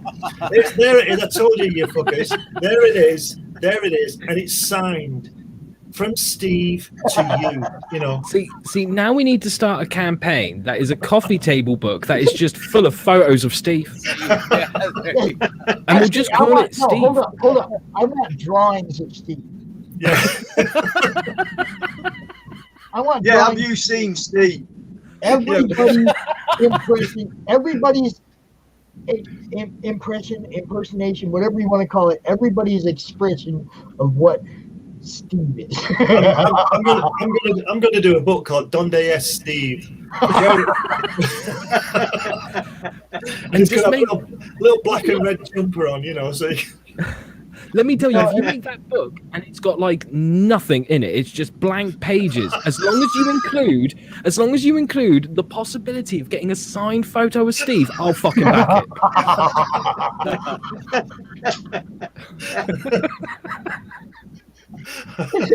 Look, have I told you how proud my mother is of me, by the way? No. With ideas like that, she must be. I'm wondering the mother that would name you Elizabeth. I was wondering whether Steve was your dad. I can only wish for Steve to be my dad. Steve is the father I never had. Bill, all right? Bill, I need you to draw Steve, dude. Can you do this? You're going to start getting fucking indie books now where you're going to be reading it and then you're going to be like taking out the story because you'll be like, what's that at the back of the pack? That's fucking Steve, isn't it? Look, guys, hold up. I want an anthology from Europe. Where is Steve? I want all you guys to do stories about where Steve is. Can I claim it? Can I claim it? It's my idea. Oh yeah. I think that's only I just fair. want to see it happen. And you can only hire artists who are called Steve. No. Everybody has to make their own impression of Steve. Can you imagine being on Who Wants to Be a Millionaire? You're in the final. You're in a best million. friend Steve, right? Friend Steve knows. My friend Steve told me this is my friend Steve. Okay. Everybody's friend. The title of the book has to be "My Friend Steve Told Me," and then the whole book, page after page, of "This is my friend Steve." You're on Who Wants to Be a Millionaire. You're on the £1 million question, £1 million question. And Chris Tarrant, or what's he called, Clarkson, says to you, what was the name of the drummer that the Beatles dropped? Oh, I can't. Steve. And you say Pete Best, and he goes, no, it was Steve. It was funny when I thought about it. See, Brianna's down. She can work on Where Steve. You know. Yeah. Yeah, you should. Brianna, work on Steve. Yeah, do it.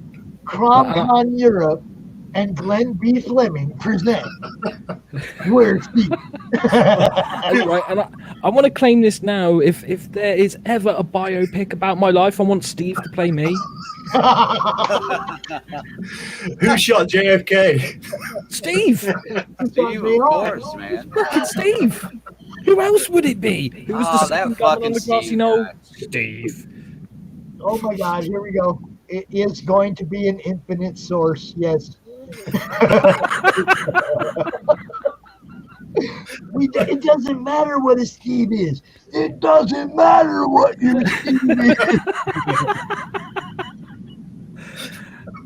And the new project coming from CromCon is the new podcast, Steve. Steve. How about this? Who's your Steve? Who's your Steve? And people can come out and they can tell us who their Steve is. I think Dave's Steve because he's got all the books. No, I'm Steve. You realise, like, when all the restrictions are lifted now, instead of people going out there to try and find Bigfoot, they're gonna try and find Steve, and it'll be fucking amazing. Hold up, I don't think Steve's mythical though. I think Steve is for real in damn near everyone's life, man. That guy that knows everything. No, dude, it was like this. And just think those astronauts, most of those guys are dead now, but there's a couple still alive and they can go to bed at night. They're lying in bed, they're getting ready for bed right now thinking, I met Steve. not I met Oprah. I met Steve. Saying I'm not Steve, but okay. Who are we going to vote to be the next Prime Minister or President? Steve. It just makes sense, lads. Come on. Let's make it happen. Steve for President 2024. Steve Smith.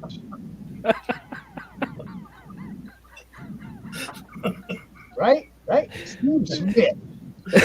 Old Smith. Oh, dear. Who's the next guy who's going to play James Bond? Well, it has to be Steve.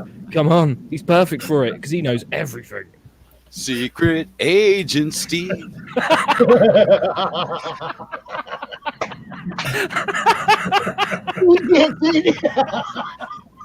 That's it. I'm going to change my book's title from Lady Satan to Lady Steve. Maybe. Yeah. No, did you see what she said? She said, now I just pictured a comic of someone walking up to various animals, people, objects, etc., and there is one text bubble in every frame.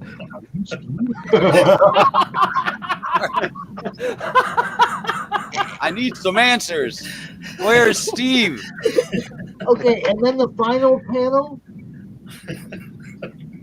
The final page will be a page where everybody draws their version of Steve.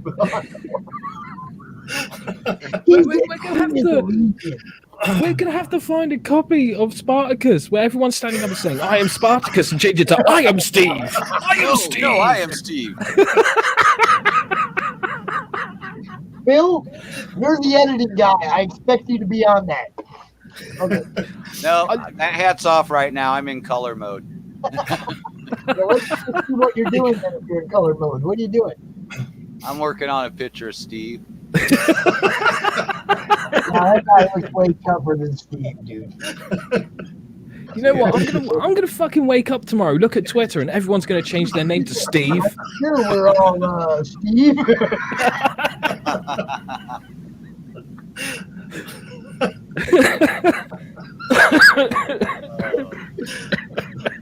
So yes, this is what Phil does, y'all, in case you didn't know. Phil rocks the colors, does a little editing, does a little this, a little that, and helps me immensely to get through these cons. I ain't gonna lie. Phil's my dude. You know. He ain't a Steve, man. He ain't a Steve.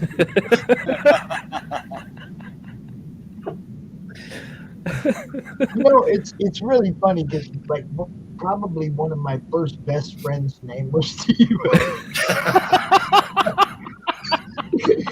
And I totally don't relate to the actual attaching the name because my friend Steve was a pretty cool dude, right? I bet he fucking was. Was he on Oprah? The concept doesn't matter what name you attach to it. It's just freaking hilarious. We got to do something with this, guys. Steve. I think I'm going to start a Facebook page called Steve. Are you Steve? The next CromCon will just be called SteveCon. And every panelist will just be turning up and going, so let me tell you about my mate Steve, right? He's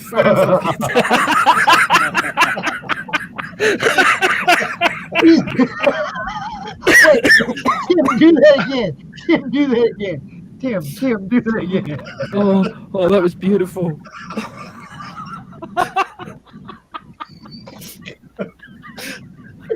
You can see it, can't you?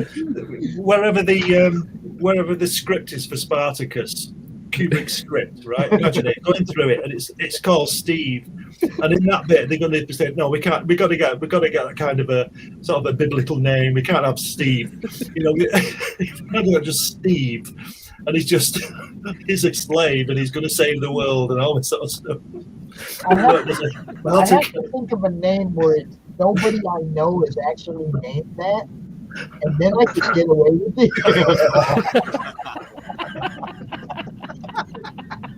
We are Steve. We are Steve, for we are many. Steve is Legion. How about that? Steve is Legion. He You will knows be all. assimilated. We're going to be going through so many like movies and stuff and changing what we can to Steve. Like instead of I am Sam, it's now I am Steve. Yes, we're gonna ruin it all, aren't we? Steve, portrait of a serial killer. Okay, I'm going on Twitter right now, and it's all about hashtag Don't They Stop Steve. You could start a multi-billion franchise, Steve Wars. Oh, trademark. Let's get on that immediately, lads. Darth Steve. Okay, I Luke Steve Walker. I am your Steve, Luke. I did. I just tweeted, "Where's Steve?" Hashtag Where's Steve? Oh, look who's back! It's Tony. Tony, how the devil art thou, good sir? Have you seen Steve? You seen Steve? We've been looking for Steve everywhere, man. We can't find it. I've looked behind the couch. I have not seen Steve. Do you know? It's all right. We're still glad that you're here. Do you know Steve? Do you know him? Do you know Steve? Which Steve are you talking about? You know, Steve. Oh, Steve, Somebody man. explain Steve. I know about Everyone three knows Steves. Steve. He must be the only person in the world that doesn't know who Steve is. But we can change that for you. I've got his number somewhere.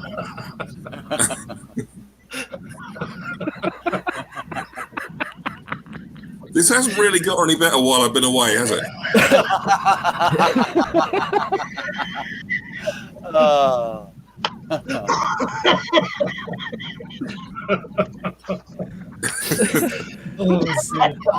Do you know what the bad thing is? Is if there was only 5 of us, each one of us could write a single letter on a piece of paper and then all hold it up to our cameras so that it spelled Steve.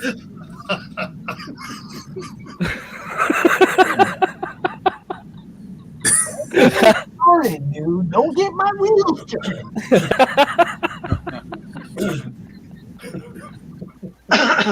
I have people out here making all kinds of stupid stuff. We'll be using Brady Bunch to make all kinds of stupid messages to get my wheels turning. Don't do that.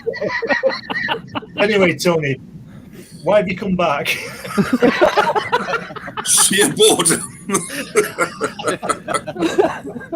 We're having a great time.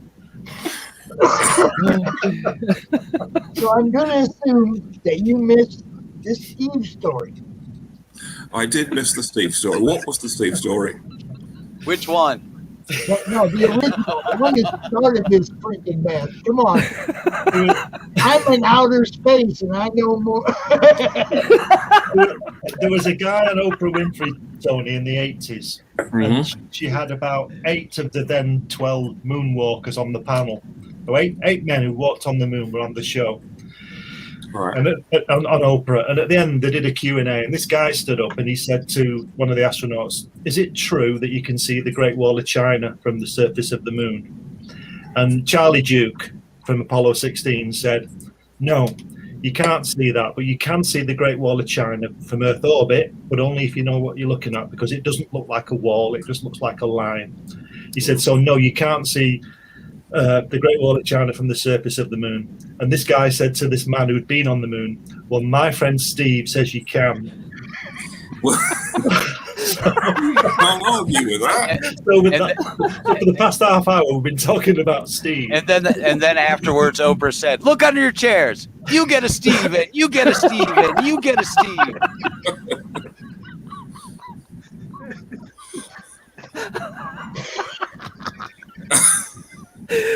Oh my god, this is fucking brilliant. Sorry, I asked. This is what happens when drugs aren't involved. No, that's Right, funny. imagine- Second time around. I think I need another drink. That's funnier the second time around. You know, the government will make Steve illegal soon, aren't they? Having too much fun. That'll be tier 12. I apologize to my friend Steve, but that his friend Steve is a fucking idiot.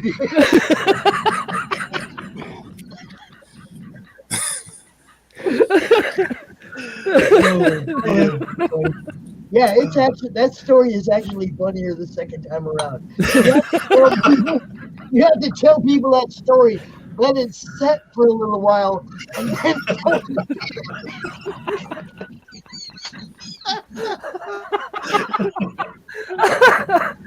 Oh my god, it's gonna change comedy forever. How many people are now gonna be like, knock knock, who's there? Steve. He's going to want a royalty, isn't he? Going to make a fortune. That's why I'm wearing these glasses, Brianna, so that you can't see me crying. oh god, This is fucking brilliant. Here we go. I hear you. I feel you, bro. It's time to glass up.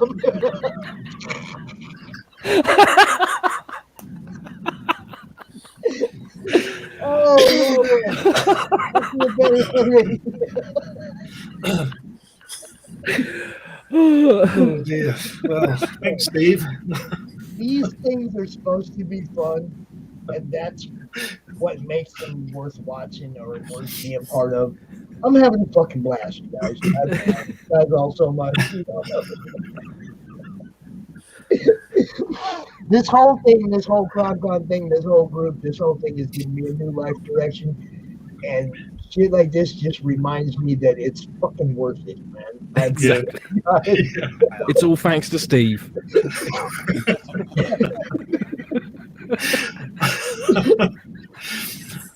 Come on, Glenn. Can you stop that? So a priest, a rabbi, and Steve walk into a bar, right?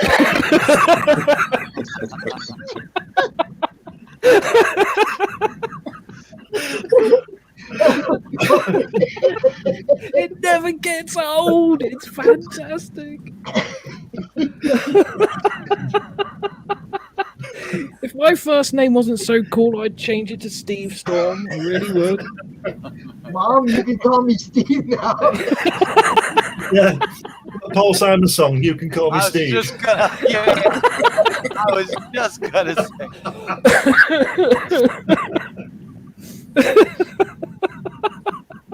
And you can call me Steve.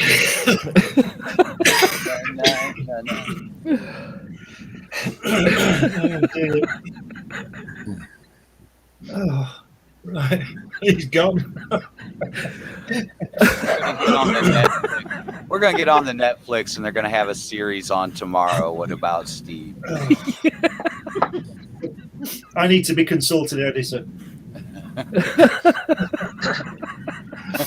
Oh, dear me. Oh, I came on to talk comics, and instead I was given the gift of Steve. This is I'm gonna tell you, this is a beautiful moment. if George Carlin was watching right now, he'd be giggling his ass off. Come on, Tony, tell us something. What are you up to?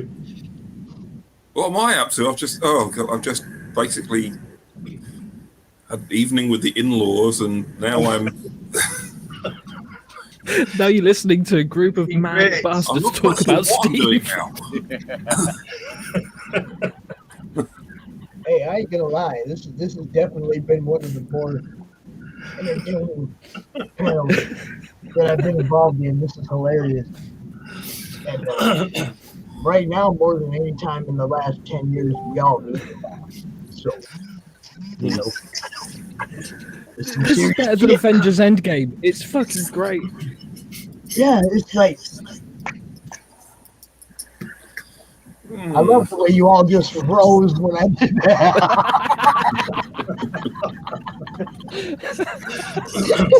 Like you were all waiting for some shit to happen.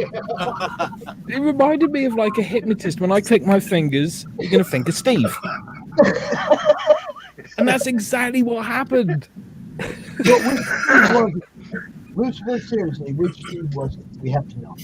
What is sunglasses time? All right, there we go. Oh, look at that. Phil's joining in. I'll put mine on too. Tony's got his on. This happened the other night when Peter Smetti and who was it? Who was it that was talking to him? I can't remember. That would be me. I think that would have been you. Yeah, and they were all like shaded up, and I showed them pictures that I can do that too.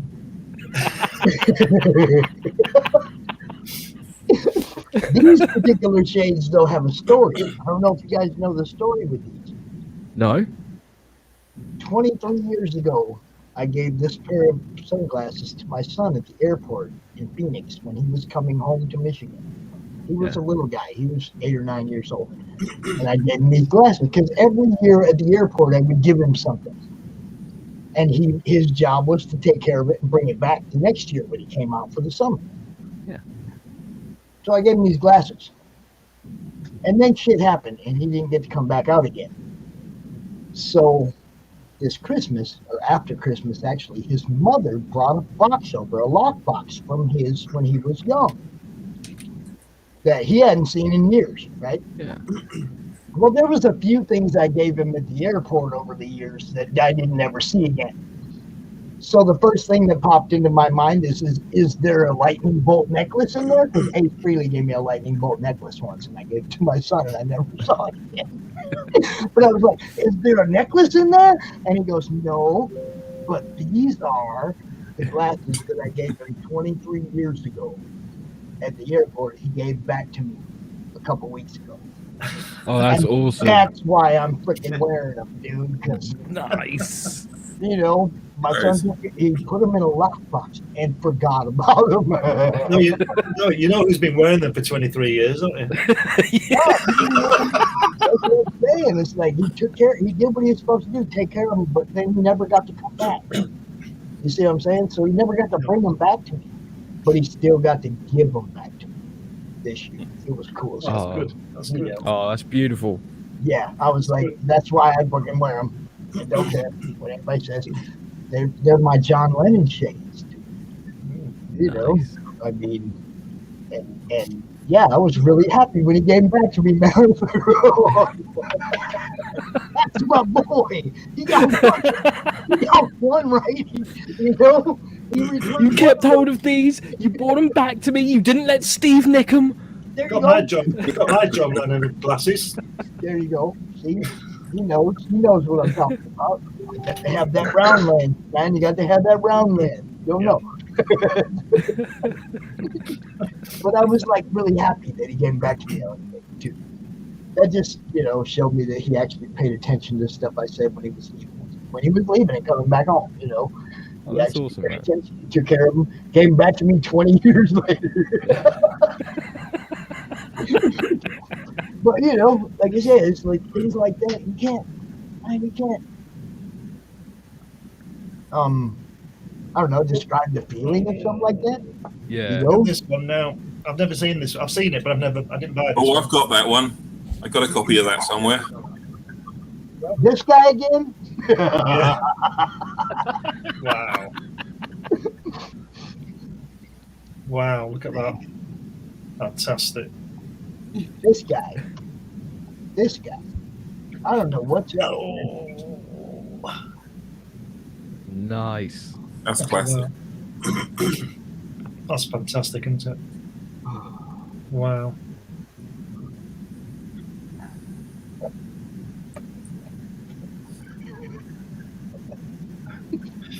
Yeah, Joe Senate inks. Wow. Yeah, it's a good book. Good book.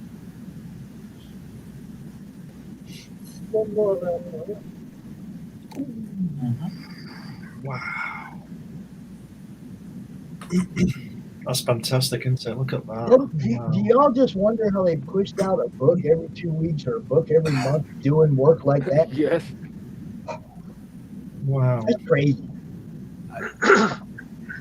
But don't forget that when he was putting out the Fantastic Four, Thor, and That's what I mean. Captain America every month, and that was it. And that was when his workload had. There's the drawing board. I have seen that desk. Yep. Wow. Hey, listen, Glenn, you're the Kirby expert. Is it true that he could knock out like 6 or 7 pages a day of pencils? more like 5, I think. Yeah. But I know that he did that. Is it Tales to Astonish, that Iron Man where Gene Colan was taken ill? He did 7 pages over the weekend for that. 7 pages in a weekend against against his normal output. I think he was doing more like 4 and 5 pages a day. And then he was doing layouts as well for other people, like the Shield series, with John Severin and those people. He was doing covers. Incredible work, output, just all that stuff that he was doing. But like I said, when his work was cut back in sort of 66, he was doing Fantastic Four, 20 pages, Fantastic Four, 20 pages of Thor, and 10 or 12 pages of Cap every month, as well as covers. So just amazing. I gotta ask you, Glenn. Yep. You first walking across the threshold of Jack Kirby's house, was you goosebumping, dude? Yeah, I was. I couldn't believe it. I couldn't believe I was there. I said before you that. had goosebumps. Yeah. My first image of him when I saw him was through his window, and it was a silhouette. He was in the kitchen, and the kitchen was sort of at the front of the house onto the drive, and it was a side view of his silhouette. And this will sound stupid, but it looked like Jack Kirby. Do you understand what I mean? Yeah. You could tell it was him. And then he opened the door, and I just shook his hand and said hello, and they took us inside for lunch and all this kind of thing. And I couldn't speak. I tell you, I couldn't speak for half an hour. I just couldn't say a word. And I was 32, 33, and I couldn't speak. And he kept asking me who I was and what I was doing there, and trying to bring me into the conversation. but I was okay after a while. He was great. At any point was he sort of like, so who are you again? You were like, well, I'm Steve. You're not Steve, are you? Steve told me meeting you wouldn't be so amazing. Yeah, Ross said we've got to get these people out. Steve's coming round. I don't know, but I think everybody named Steve's gonna leave the group if we keep it over. And you guys are a bad influence on me. My editor's gonna be pissed. Pull up my screen, Pops. Hold up. We gotta say goodnight to Brianna. She's gotta go to Good night, Brianna. Brianna. Take care, all right? Good watching. We appreciate you. And when you got something for me to read, please send it my way, because I want to know what you got going on in there. For real. That's how we do that. Yes, indeed. And you will see us around, because we do this all the time, and you're in the madness. So, that's how that works. Love you. Have a good night. You killed my timing, Pops. You want me to say what? I'm going to be in trouble with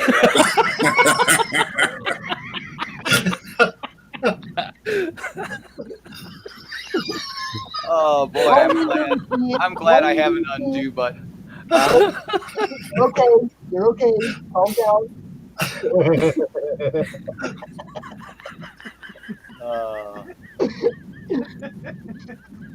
Hey, it's gonna be the thing now. I'm sorry, but where's Steve? Who's Steve? What? That's what the madness does, man. We cling to things like comics, like indie comics, like the things we love. We cling to it. The hell, man. How do you think we look? I'm 57. Okay. I'm 57. I go out to the golf course with my son. I swing the golf club just like I did when I was 30. I hit it as hard as I fucking can. I don't do that old man shit. I'm never going to be that guy. You know what I mean? It's like I'm gonna live young till I die. You know, and I encourage everybody to do whatever makes you smile, whatever Hell makes yeah. you feel fucking good, man. That's what you need to do to stay young. Laugh, have a good time, because people that are old and bitter probably were old and bitter when they were 20. Yeah. They didn't know they were old and bitter yet. Yeah. You know what I'm saying? It's a mindset. Have fun. Always do the Hell whole yeah. time. Have fun. I was old and bitter when I was 9.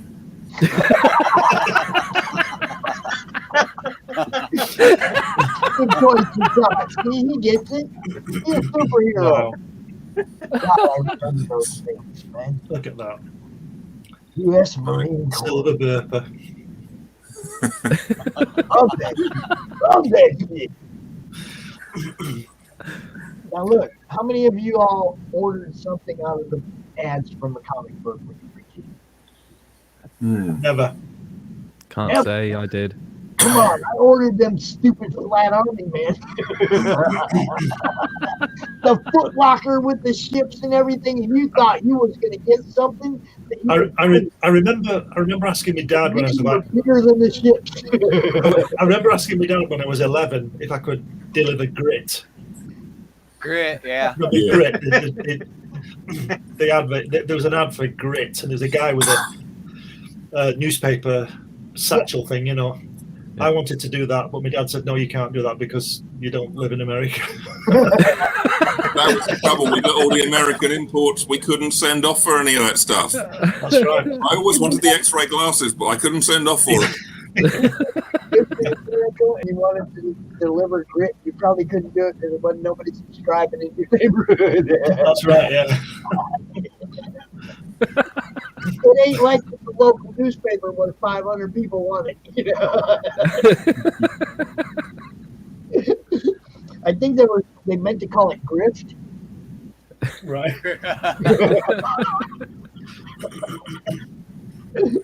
Speaking of grift, where's Steve?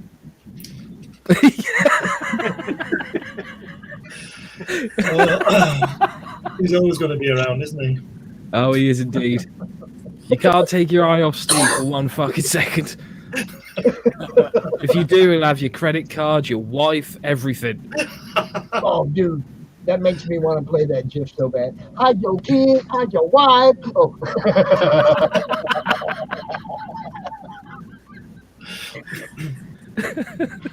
I'm gonna have to make me some stuff to play when people say the right thing, and I can just go, you know, over here and just go, oh, that was perfect.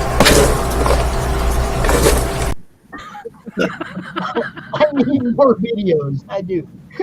Well, look at this. Look at Tim. Put it up again, Tim. Tim, bring that back up. Hold up. There we go. Oh, Steve! Oh my God, that is the most beautiful thing ever. It's a limited God, edition. Looking at that is like looking into infinity. It's just messed with my head. I just wanted him to lift his fingers just for a second. And when he does, it's just brackets saying, no, really, it is Steve.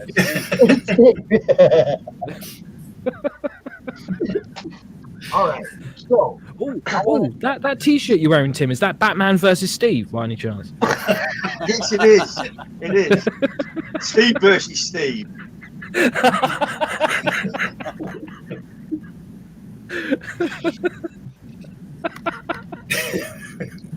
When you were in America, Tim. Models. Sorry. I'm going to say, when you were in America, you worked with Steve Shooter, didn't you? I did. I've got a model of him. I'm not Steve.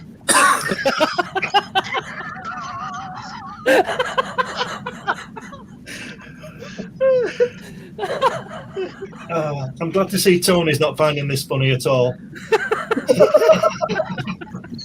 You have to be there. Hey, man, open the door. It's Steve. Steve's not here. I am not Steve. What is that? I can't see that. You can't see it? Hold up. You're out of focus. I am not. Oh, that's better. Yeah, now I just wish I couldn't see it.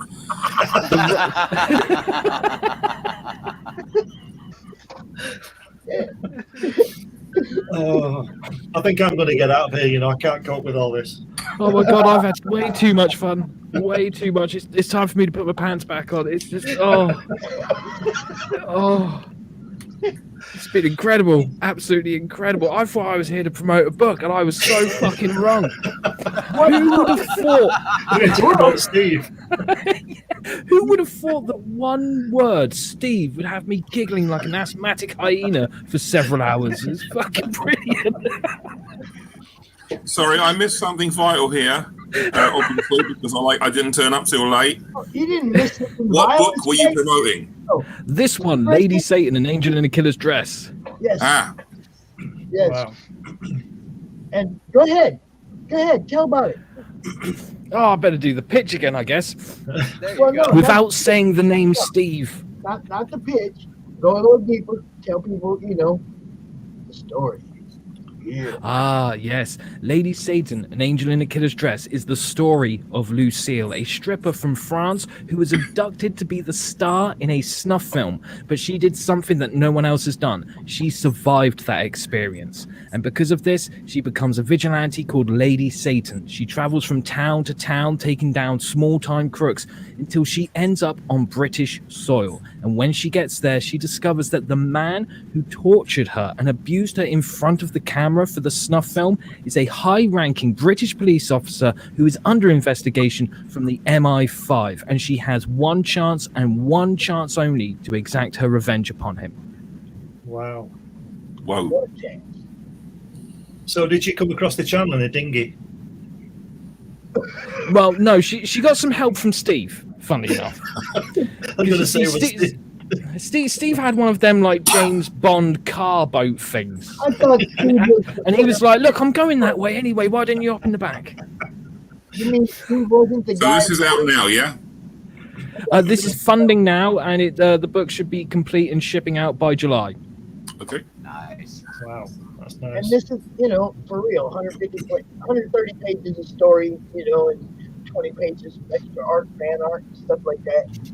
You got softcover or hardcover. You want to get in on this one, guys, if you like vengeance stories that the hero ain't really so badass. She's got her own issues. This is your story.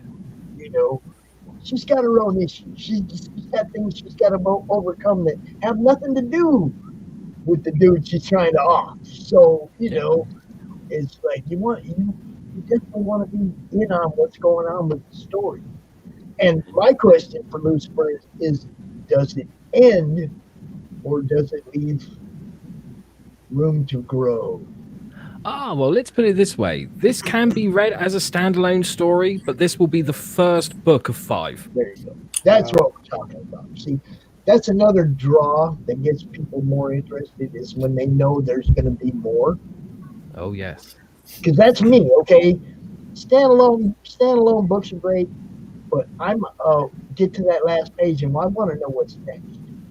Oh, yes. For all these characters, for everybody that's still alive in this story that I just read, I want to know where they go from here.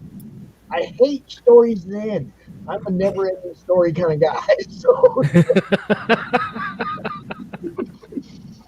that's serious business. I want it to go on and on and on. I hate when they come to an end. No, I get where you're coming from. When Christopher Herbert, is that his name? Chris Herbert took up Frank's works with Kevin Anderson, and they started writing Dune stories. I was like, fucking yeah! Because it was like, that was one of my favorite book series when I was young, and it's like, yeah, they're continuing this on. So glad that even after he was gone, somebody was willing to pick up that mantle, Yeah. and carry it on. Because I'm a fan. House of Atreides, House Harkonnen, those books are freaking awesome in their own right. Frank built the universe, but there's no reason this universe can't grow. Exactly. I love that kind of stuff. Then you That's won't be disappointed because, like I said, this is going to be the first book of 5, and this book is 130 plus pages of pure outlaw comics. This is going to some dark territories. And what makes it even better is if you think that this book goes to dark places, wait till the second book, and then the third, and then the fourth, and then the fifth. That's when shit will really hit the fan. Yeah, this one's just getting you buttered up and ready for where it's going. See? Oh, yeah, absolutely. And like I said, I mean, just the basis of the story has my attention. Okay, you threw a couple of twists in there at me that I was like, oh, she got to deal with that. Oh, that poor girl. How's she gonna do this? And she got to deal with that. You see what I'm saying? I want to read the story. I want to know how she gets through this. And now that I know that it goes on to book 2, book 3, book 4, book 5, now I'm like more intrigued. I know it's not going to just end, because that's one of my biggest peeves with Kickstarters or crowdfunding books. Is I don't like books that just end. Book 6 is going to be the challenge because that's going to get banned. Book 6, it'll be so dark, I'm going to read what's on the page. Yeah. Book 2, when she beheads Steve, that's the one that's going to get banned. Book 6, Steve. or in the Stanley way, enter Steve. Hey, if I did a book 6, I would be missing a huge trick to not call it book 666. 666. And that was the other thing I noticed, that you were at $1,666 US.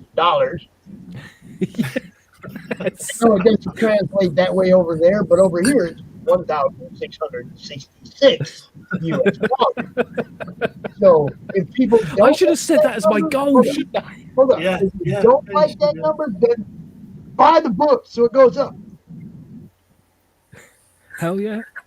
Because I need at least 666 backers. Yeah. Yes. It just makes sense. Everybody should get at least 666 backers. Look, I tell you what, if you... They used to sell...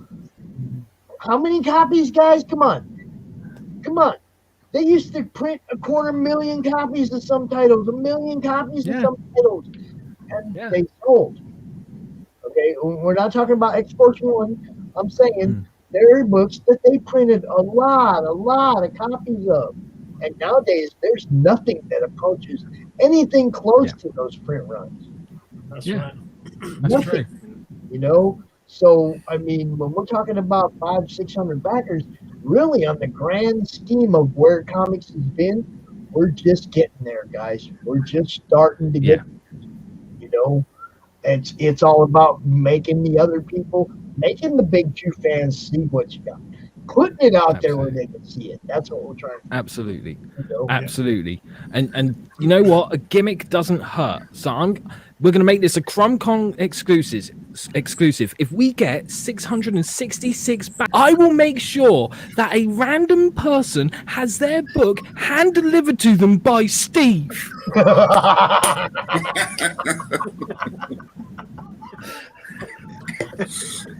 Even if the person I pick is like someone who bought a digital copy, I will get Steve to walk round there with an SD card with their digital copy on it and be like, all right, here you go. Where is Steve from? I don't fucking know. Illinois, I think. Well, if he's from Illinois, then he can deliver mine. Yeah. There you go. That's just right over there, you know. I'm in Southwest Michigan, so Illinois is like right there. You know. Even Illinois will work, you know. I'm sure we can find one closer though. There's got to be a Steve in town somewhere.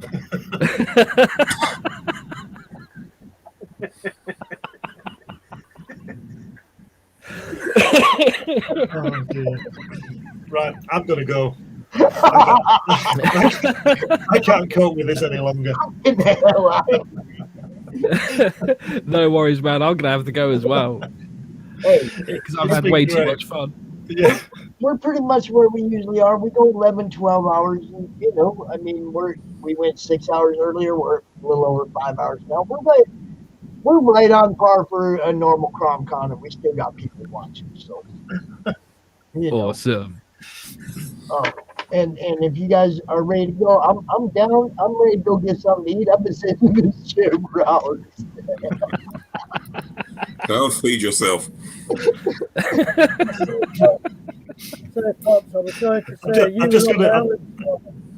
Everybody, let's start with Glenn. Let's go around. Everybody, tell everybody how they can be seen, found, whatever, and give everybody a good night. Let's start with Glenn. I just had a message from Paul McCaffrey, who was on earlier, and he said he's been laughing along here at home at all the Steve stuff. So, Thanks anyway, for coming out, Paul. It was good meeting you, bro. I can't think now. What am I supposed to say? Oh, just tell everybody who you are and where they can find you. Well, I'm Glenn Fleming. I'm the publisher of Comics Unlimited, magazine about comics. Surprisingly, 100 pages, bi-monthly. Number 4 is out now. If you want to speak to me about it, you can get me on Facebook or Twitter, but I don't go on Twitter too much. And you can contact me on Comics Unlimited Magazine, Comics Unlimited Magazine at gmail.com. And also, if you go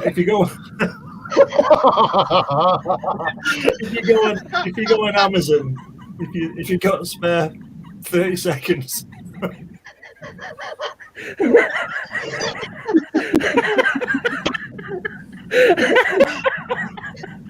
You can do it. Just get to the announcement. If you go on Amazon, if you go on Amazon and put my name in, you'll get little stuff like this. There you go. And if the words are no good, the photographs are amazing of the statues, not the photographs themselves, because I did those, but the actual things that I'm pointing the camera at. Or something like that. Brain's gone to mush, Did you almost say Steve Unlimited at any point during that?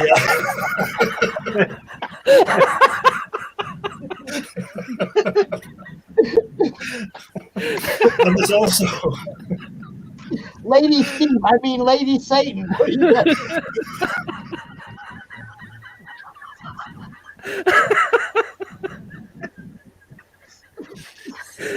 It's only going to take us a half hour to say goodbye, everybody. Yeah, well, I'm going now because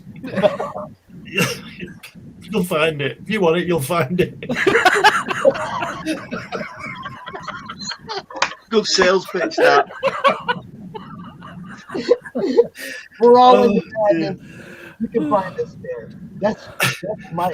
If I was you guys, I'd be like, look, most of you are in the madness. You know where to find me. I'm in the madness, and I just want to go with that. Because if you don't have one of them link tree things, it's got all your shit in one place. Oh my god!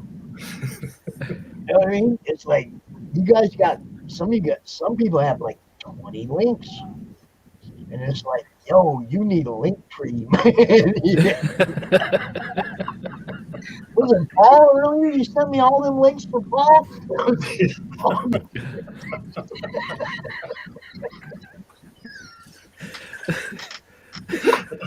I love you, Paul, but you need a link tree, bro. Yeah, if you got like more than 3 places where people can find you, you need to put them all in one place so they can go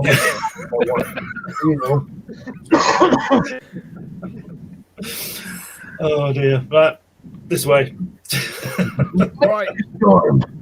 Cool. Well, you can find me. It used to be that you could find me down the pub back in the good old days. Now you just find me outside shouting at parked cars, which is quite an embarrassment. But if you can't find me doing that, you can find me on Instagram, YouTube, Twitter, and Facebook. Look for Lucifer Storm or The Lucifer Storm, because some prick out there keeps taking my name.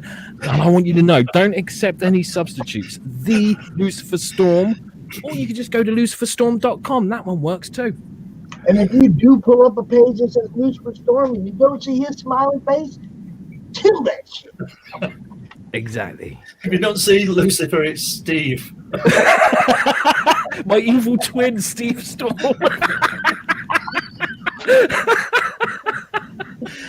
He used to be called Jebediah, but now he's got a bit modern. Tony, what about you, bro?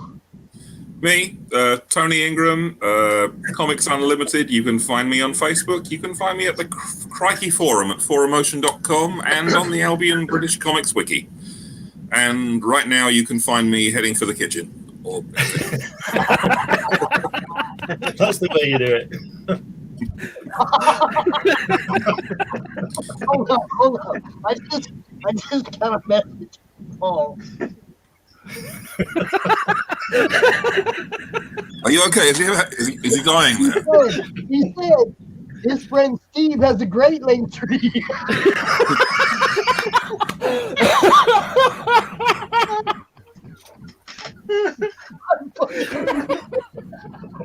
Is he having a heart attack there?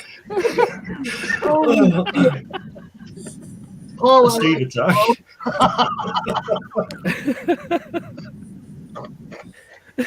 Right. This one. you.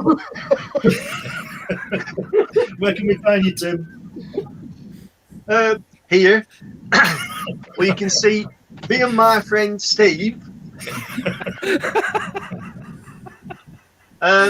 Well, if anybody's interested in the World's End books, they're there. Hold on. Put them back up there. World's There's two End. covers. Um, You can find these on the Wizards Keep website, www.wizards-keep.com or www.worlds-end.co.uk. You can find me on Facebook and Twitter. I'm on usual networks. Join it fun. There's 4 planned books. There's a 5th one that'll be a different story arc. So there's lots of stuff that's going to come out. We've got tons of different merchandise as well. We've got other books, colouring books. We've got ash cans, tons of posters, mugs, everything. But if you have a look on the website, you'll be able to see everything on there.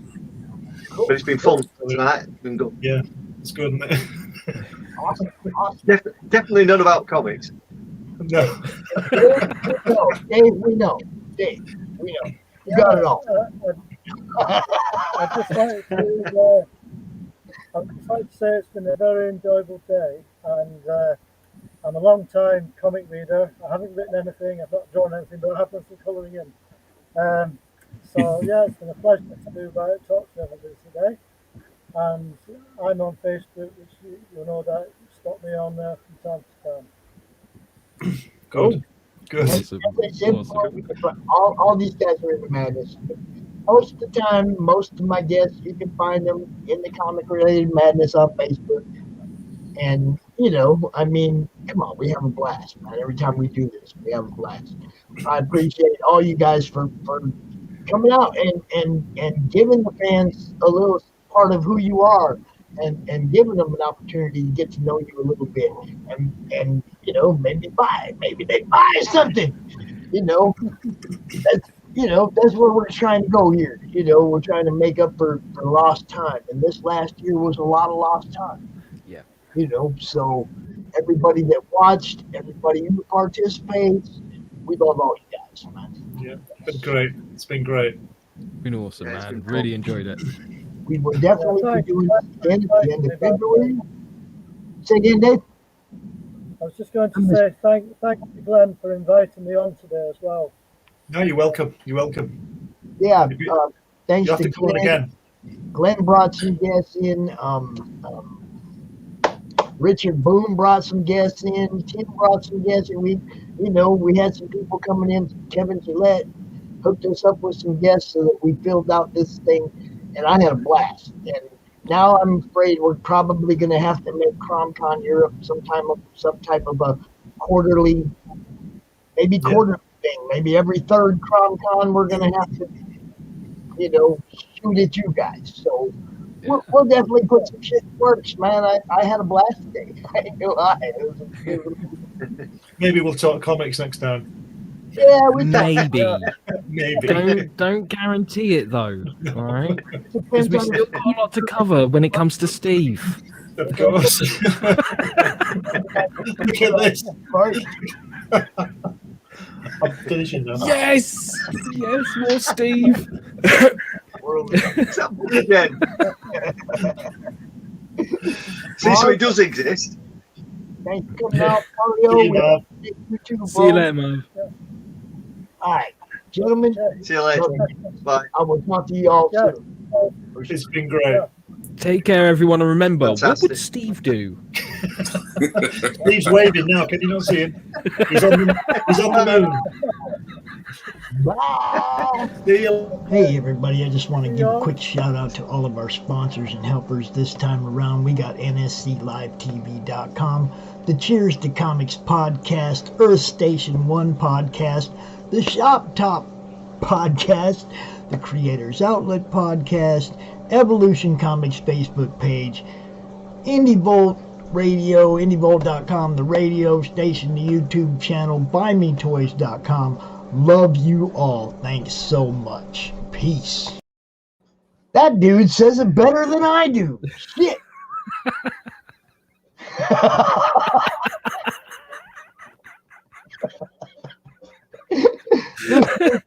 Who is that dude? Is that Steve? Yeah, I think that could be my twin brother Steve. He knows every fucking thing, man. If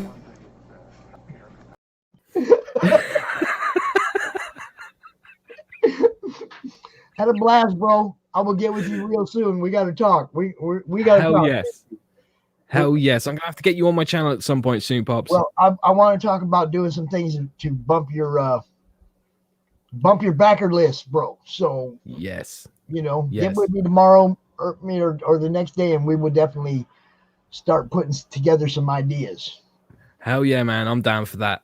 All right. If y'all Cool. don't know, once again, Lady Satan, go check it out. And don't worry about what Steve said. Yeah. Just go check it out. Because Steve don't know shit. That's what I'm saying. All right, Pops. Oh. He thinks he was on the freaking moon.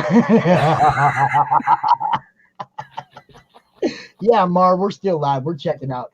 Peace, everybody. Love you guys, man. See you later, Pops. See you later, everyone. Take care.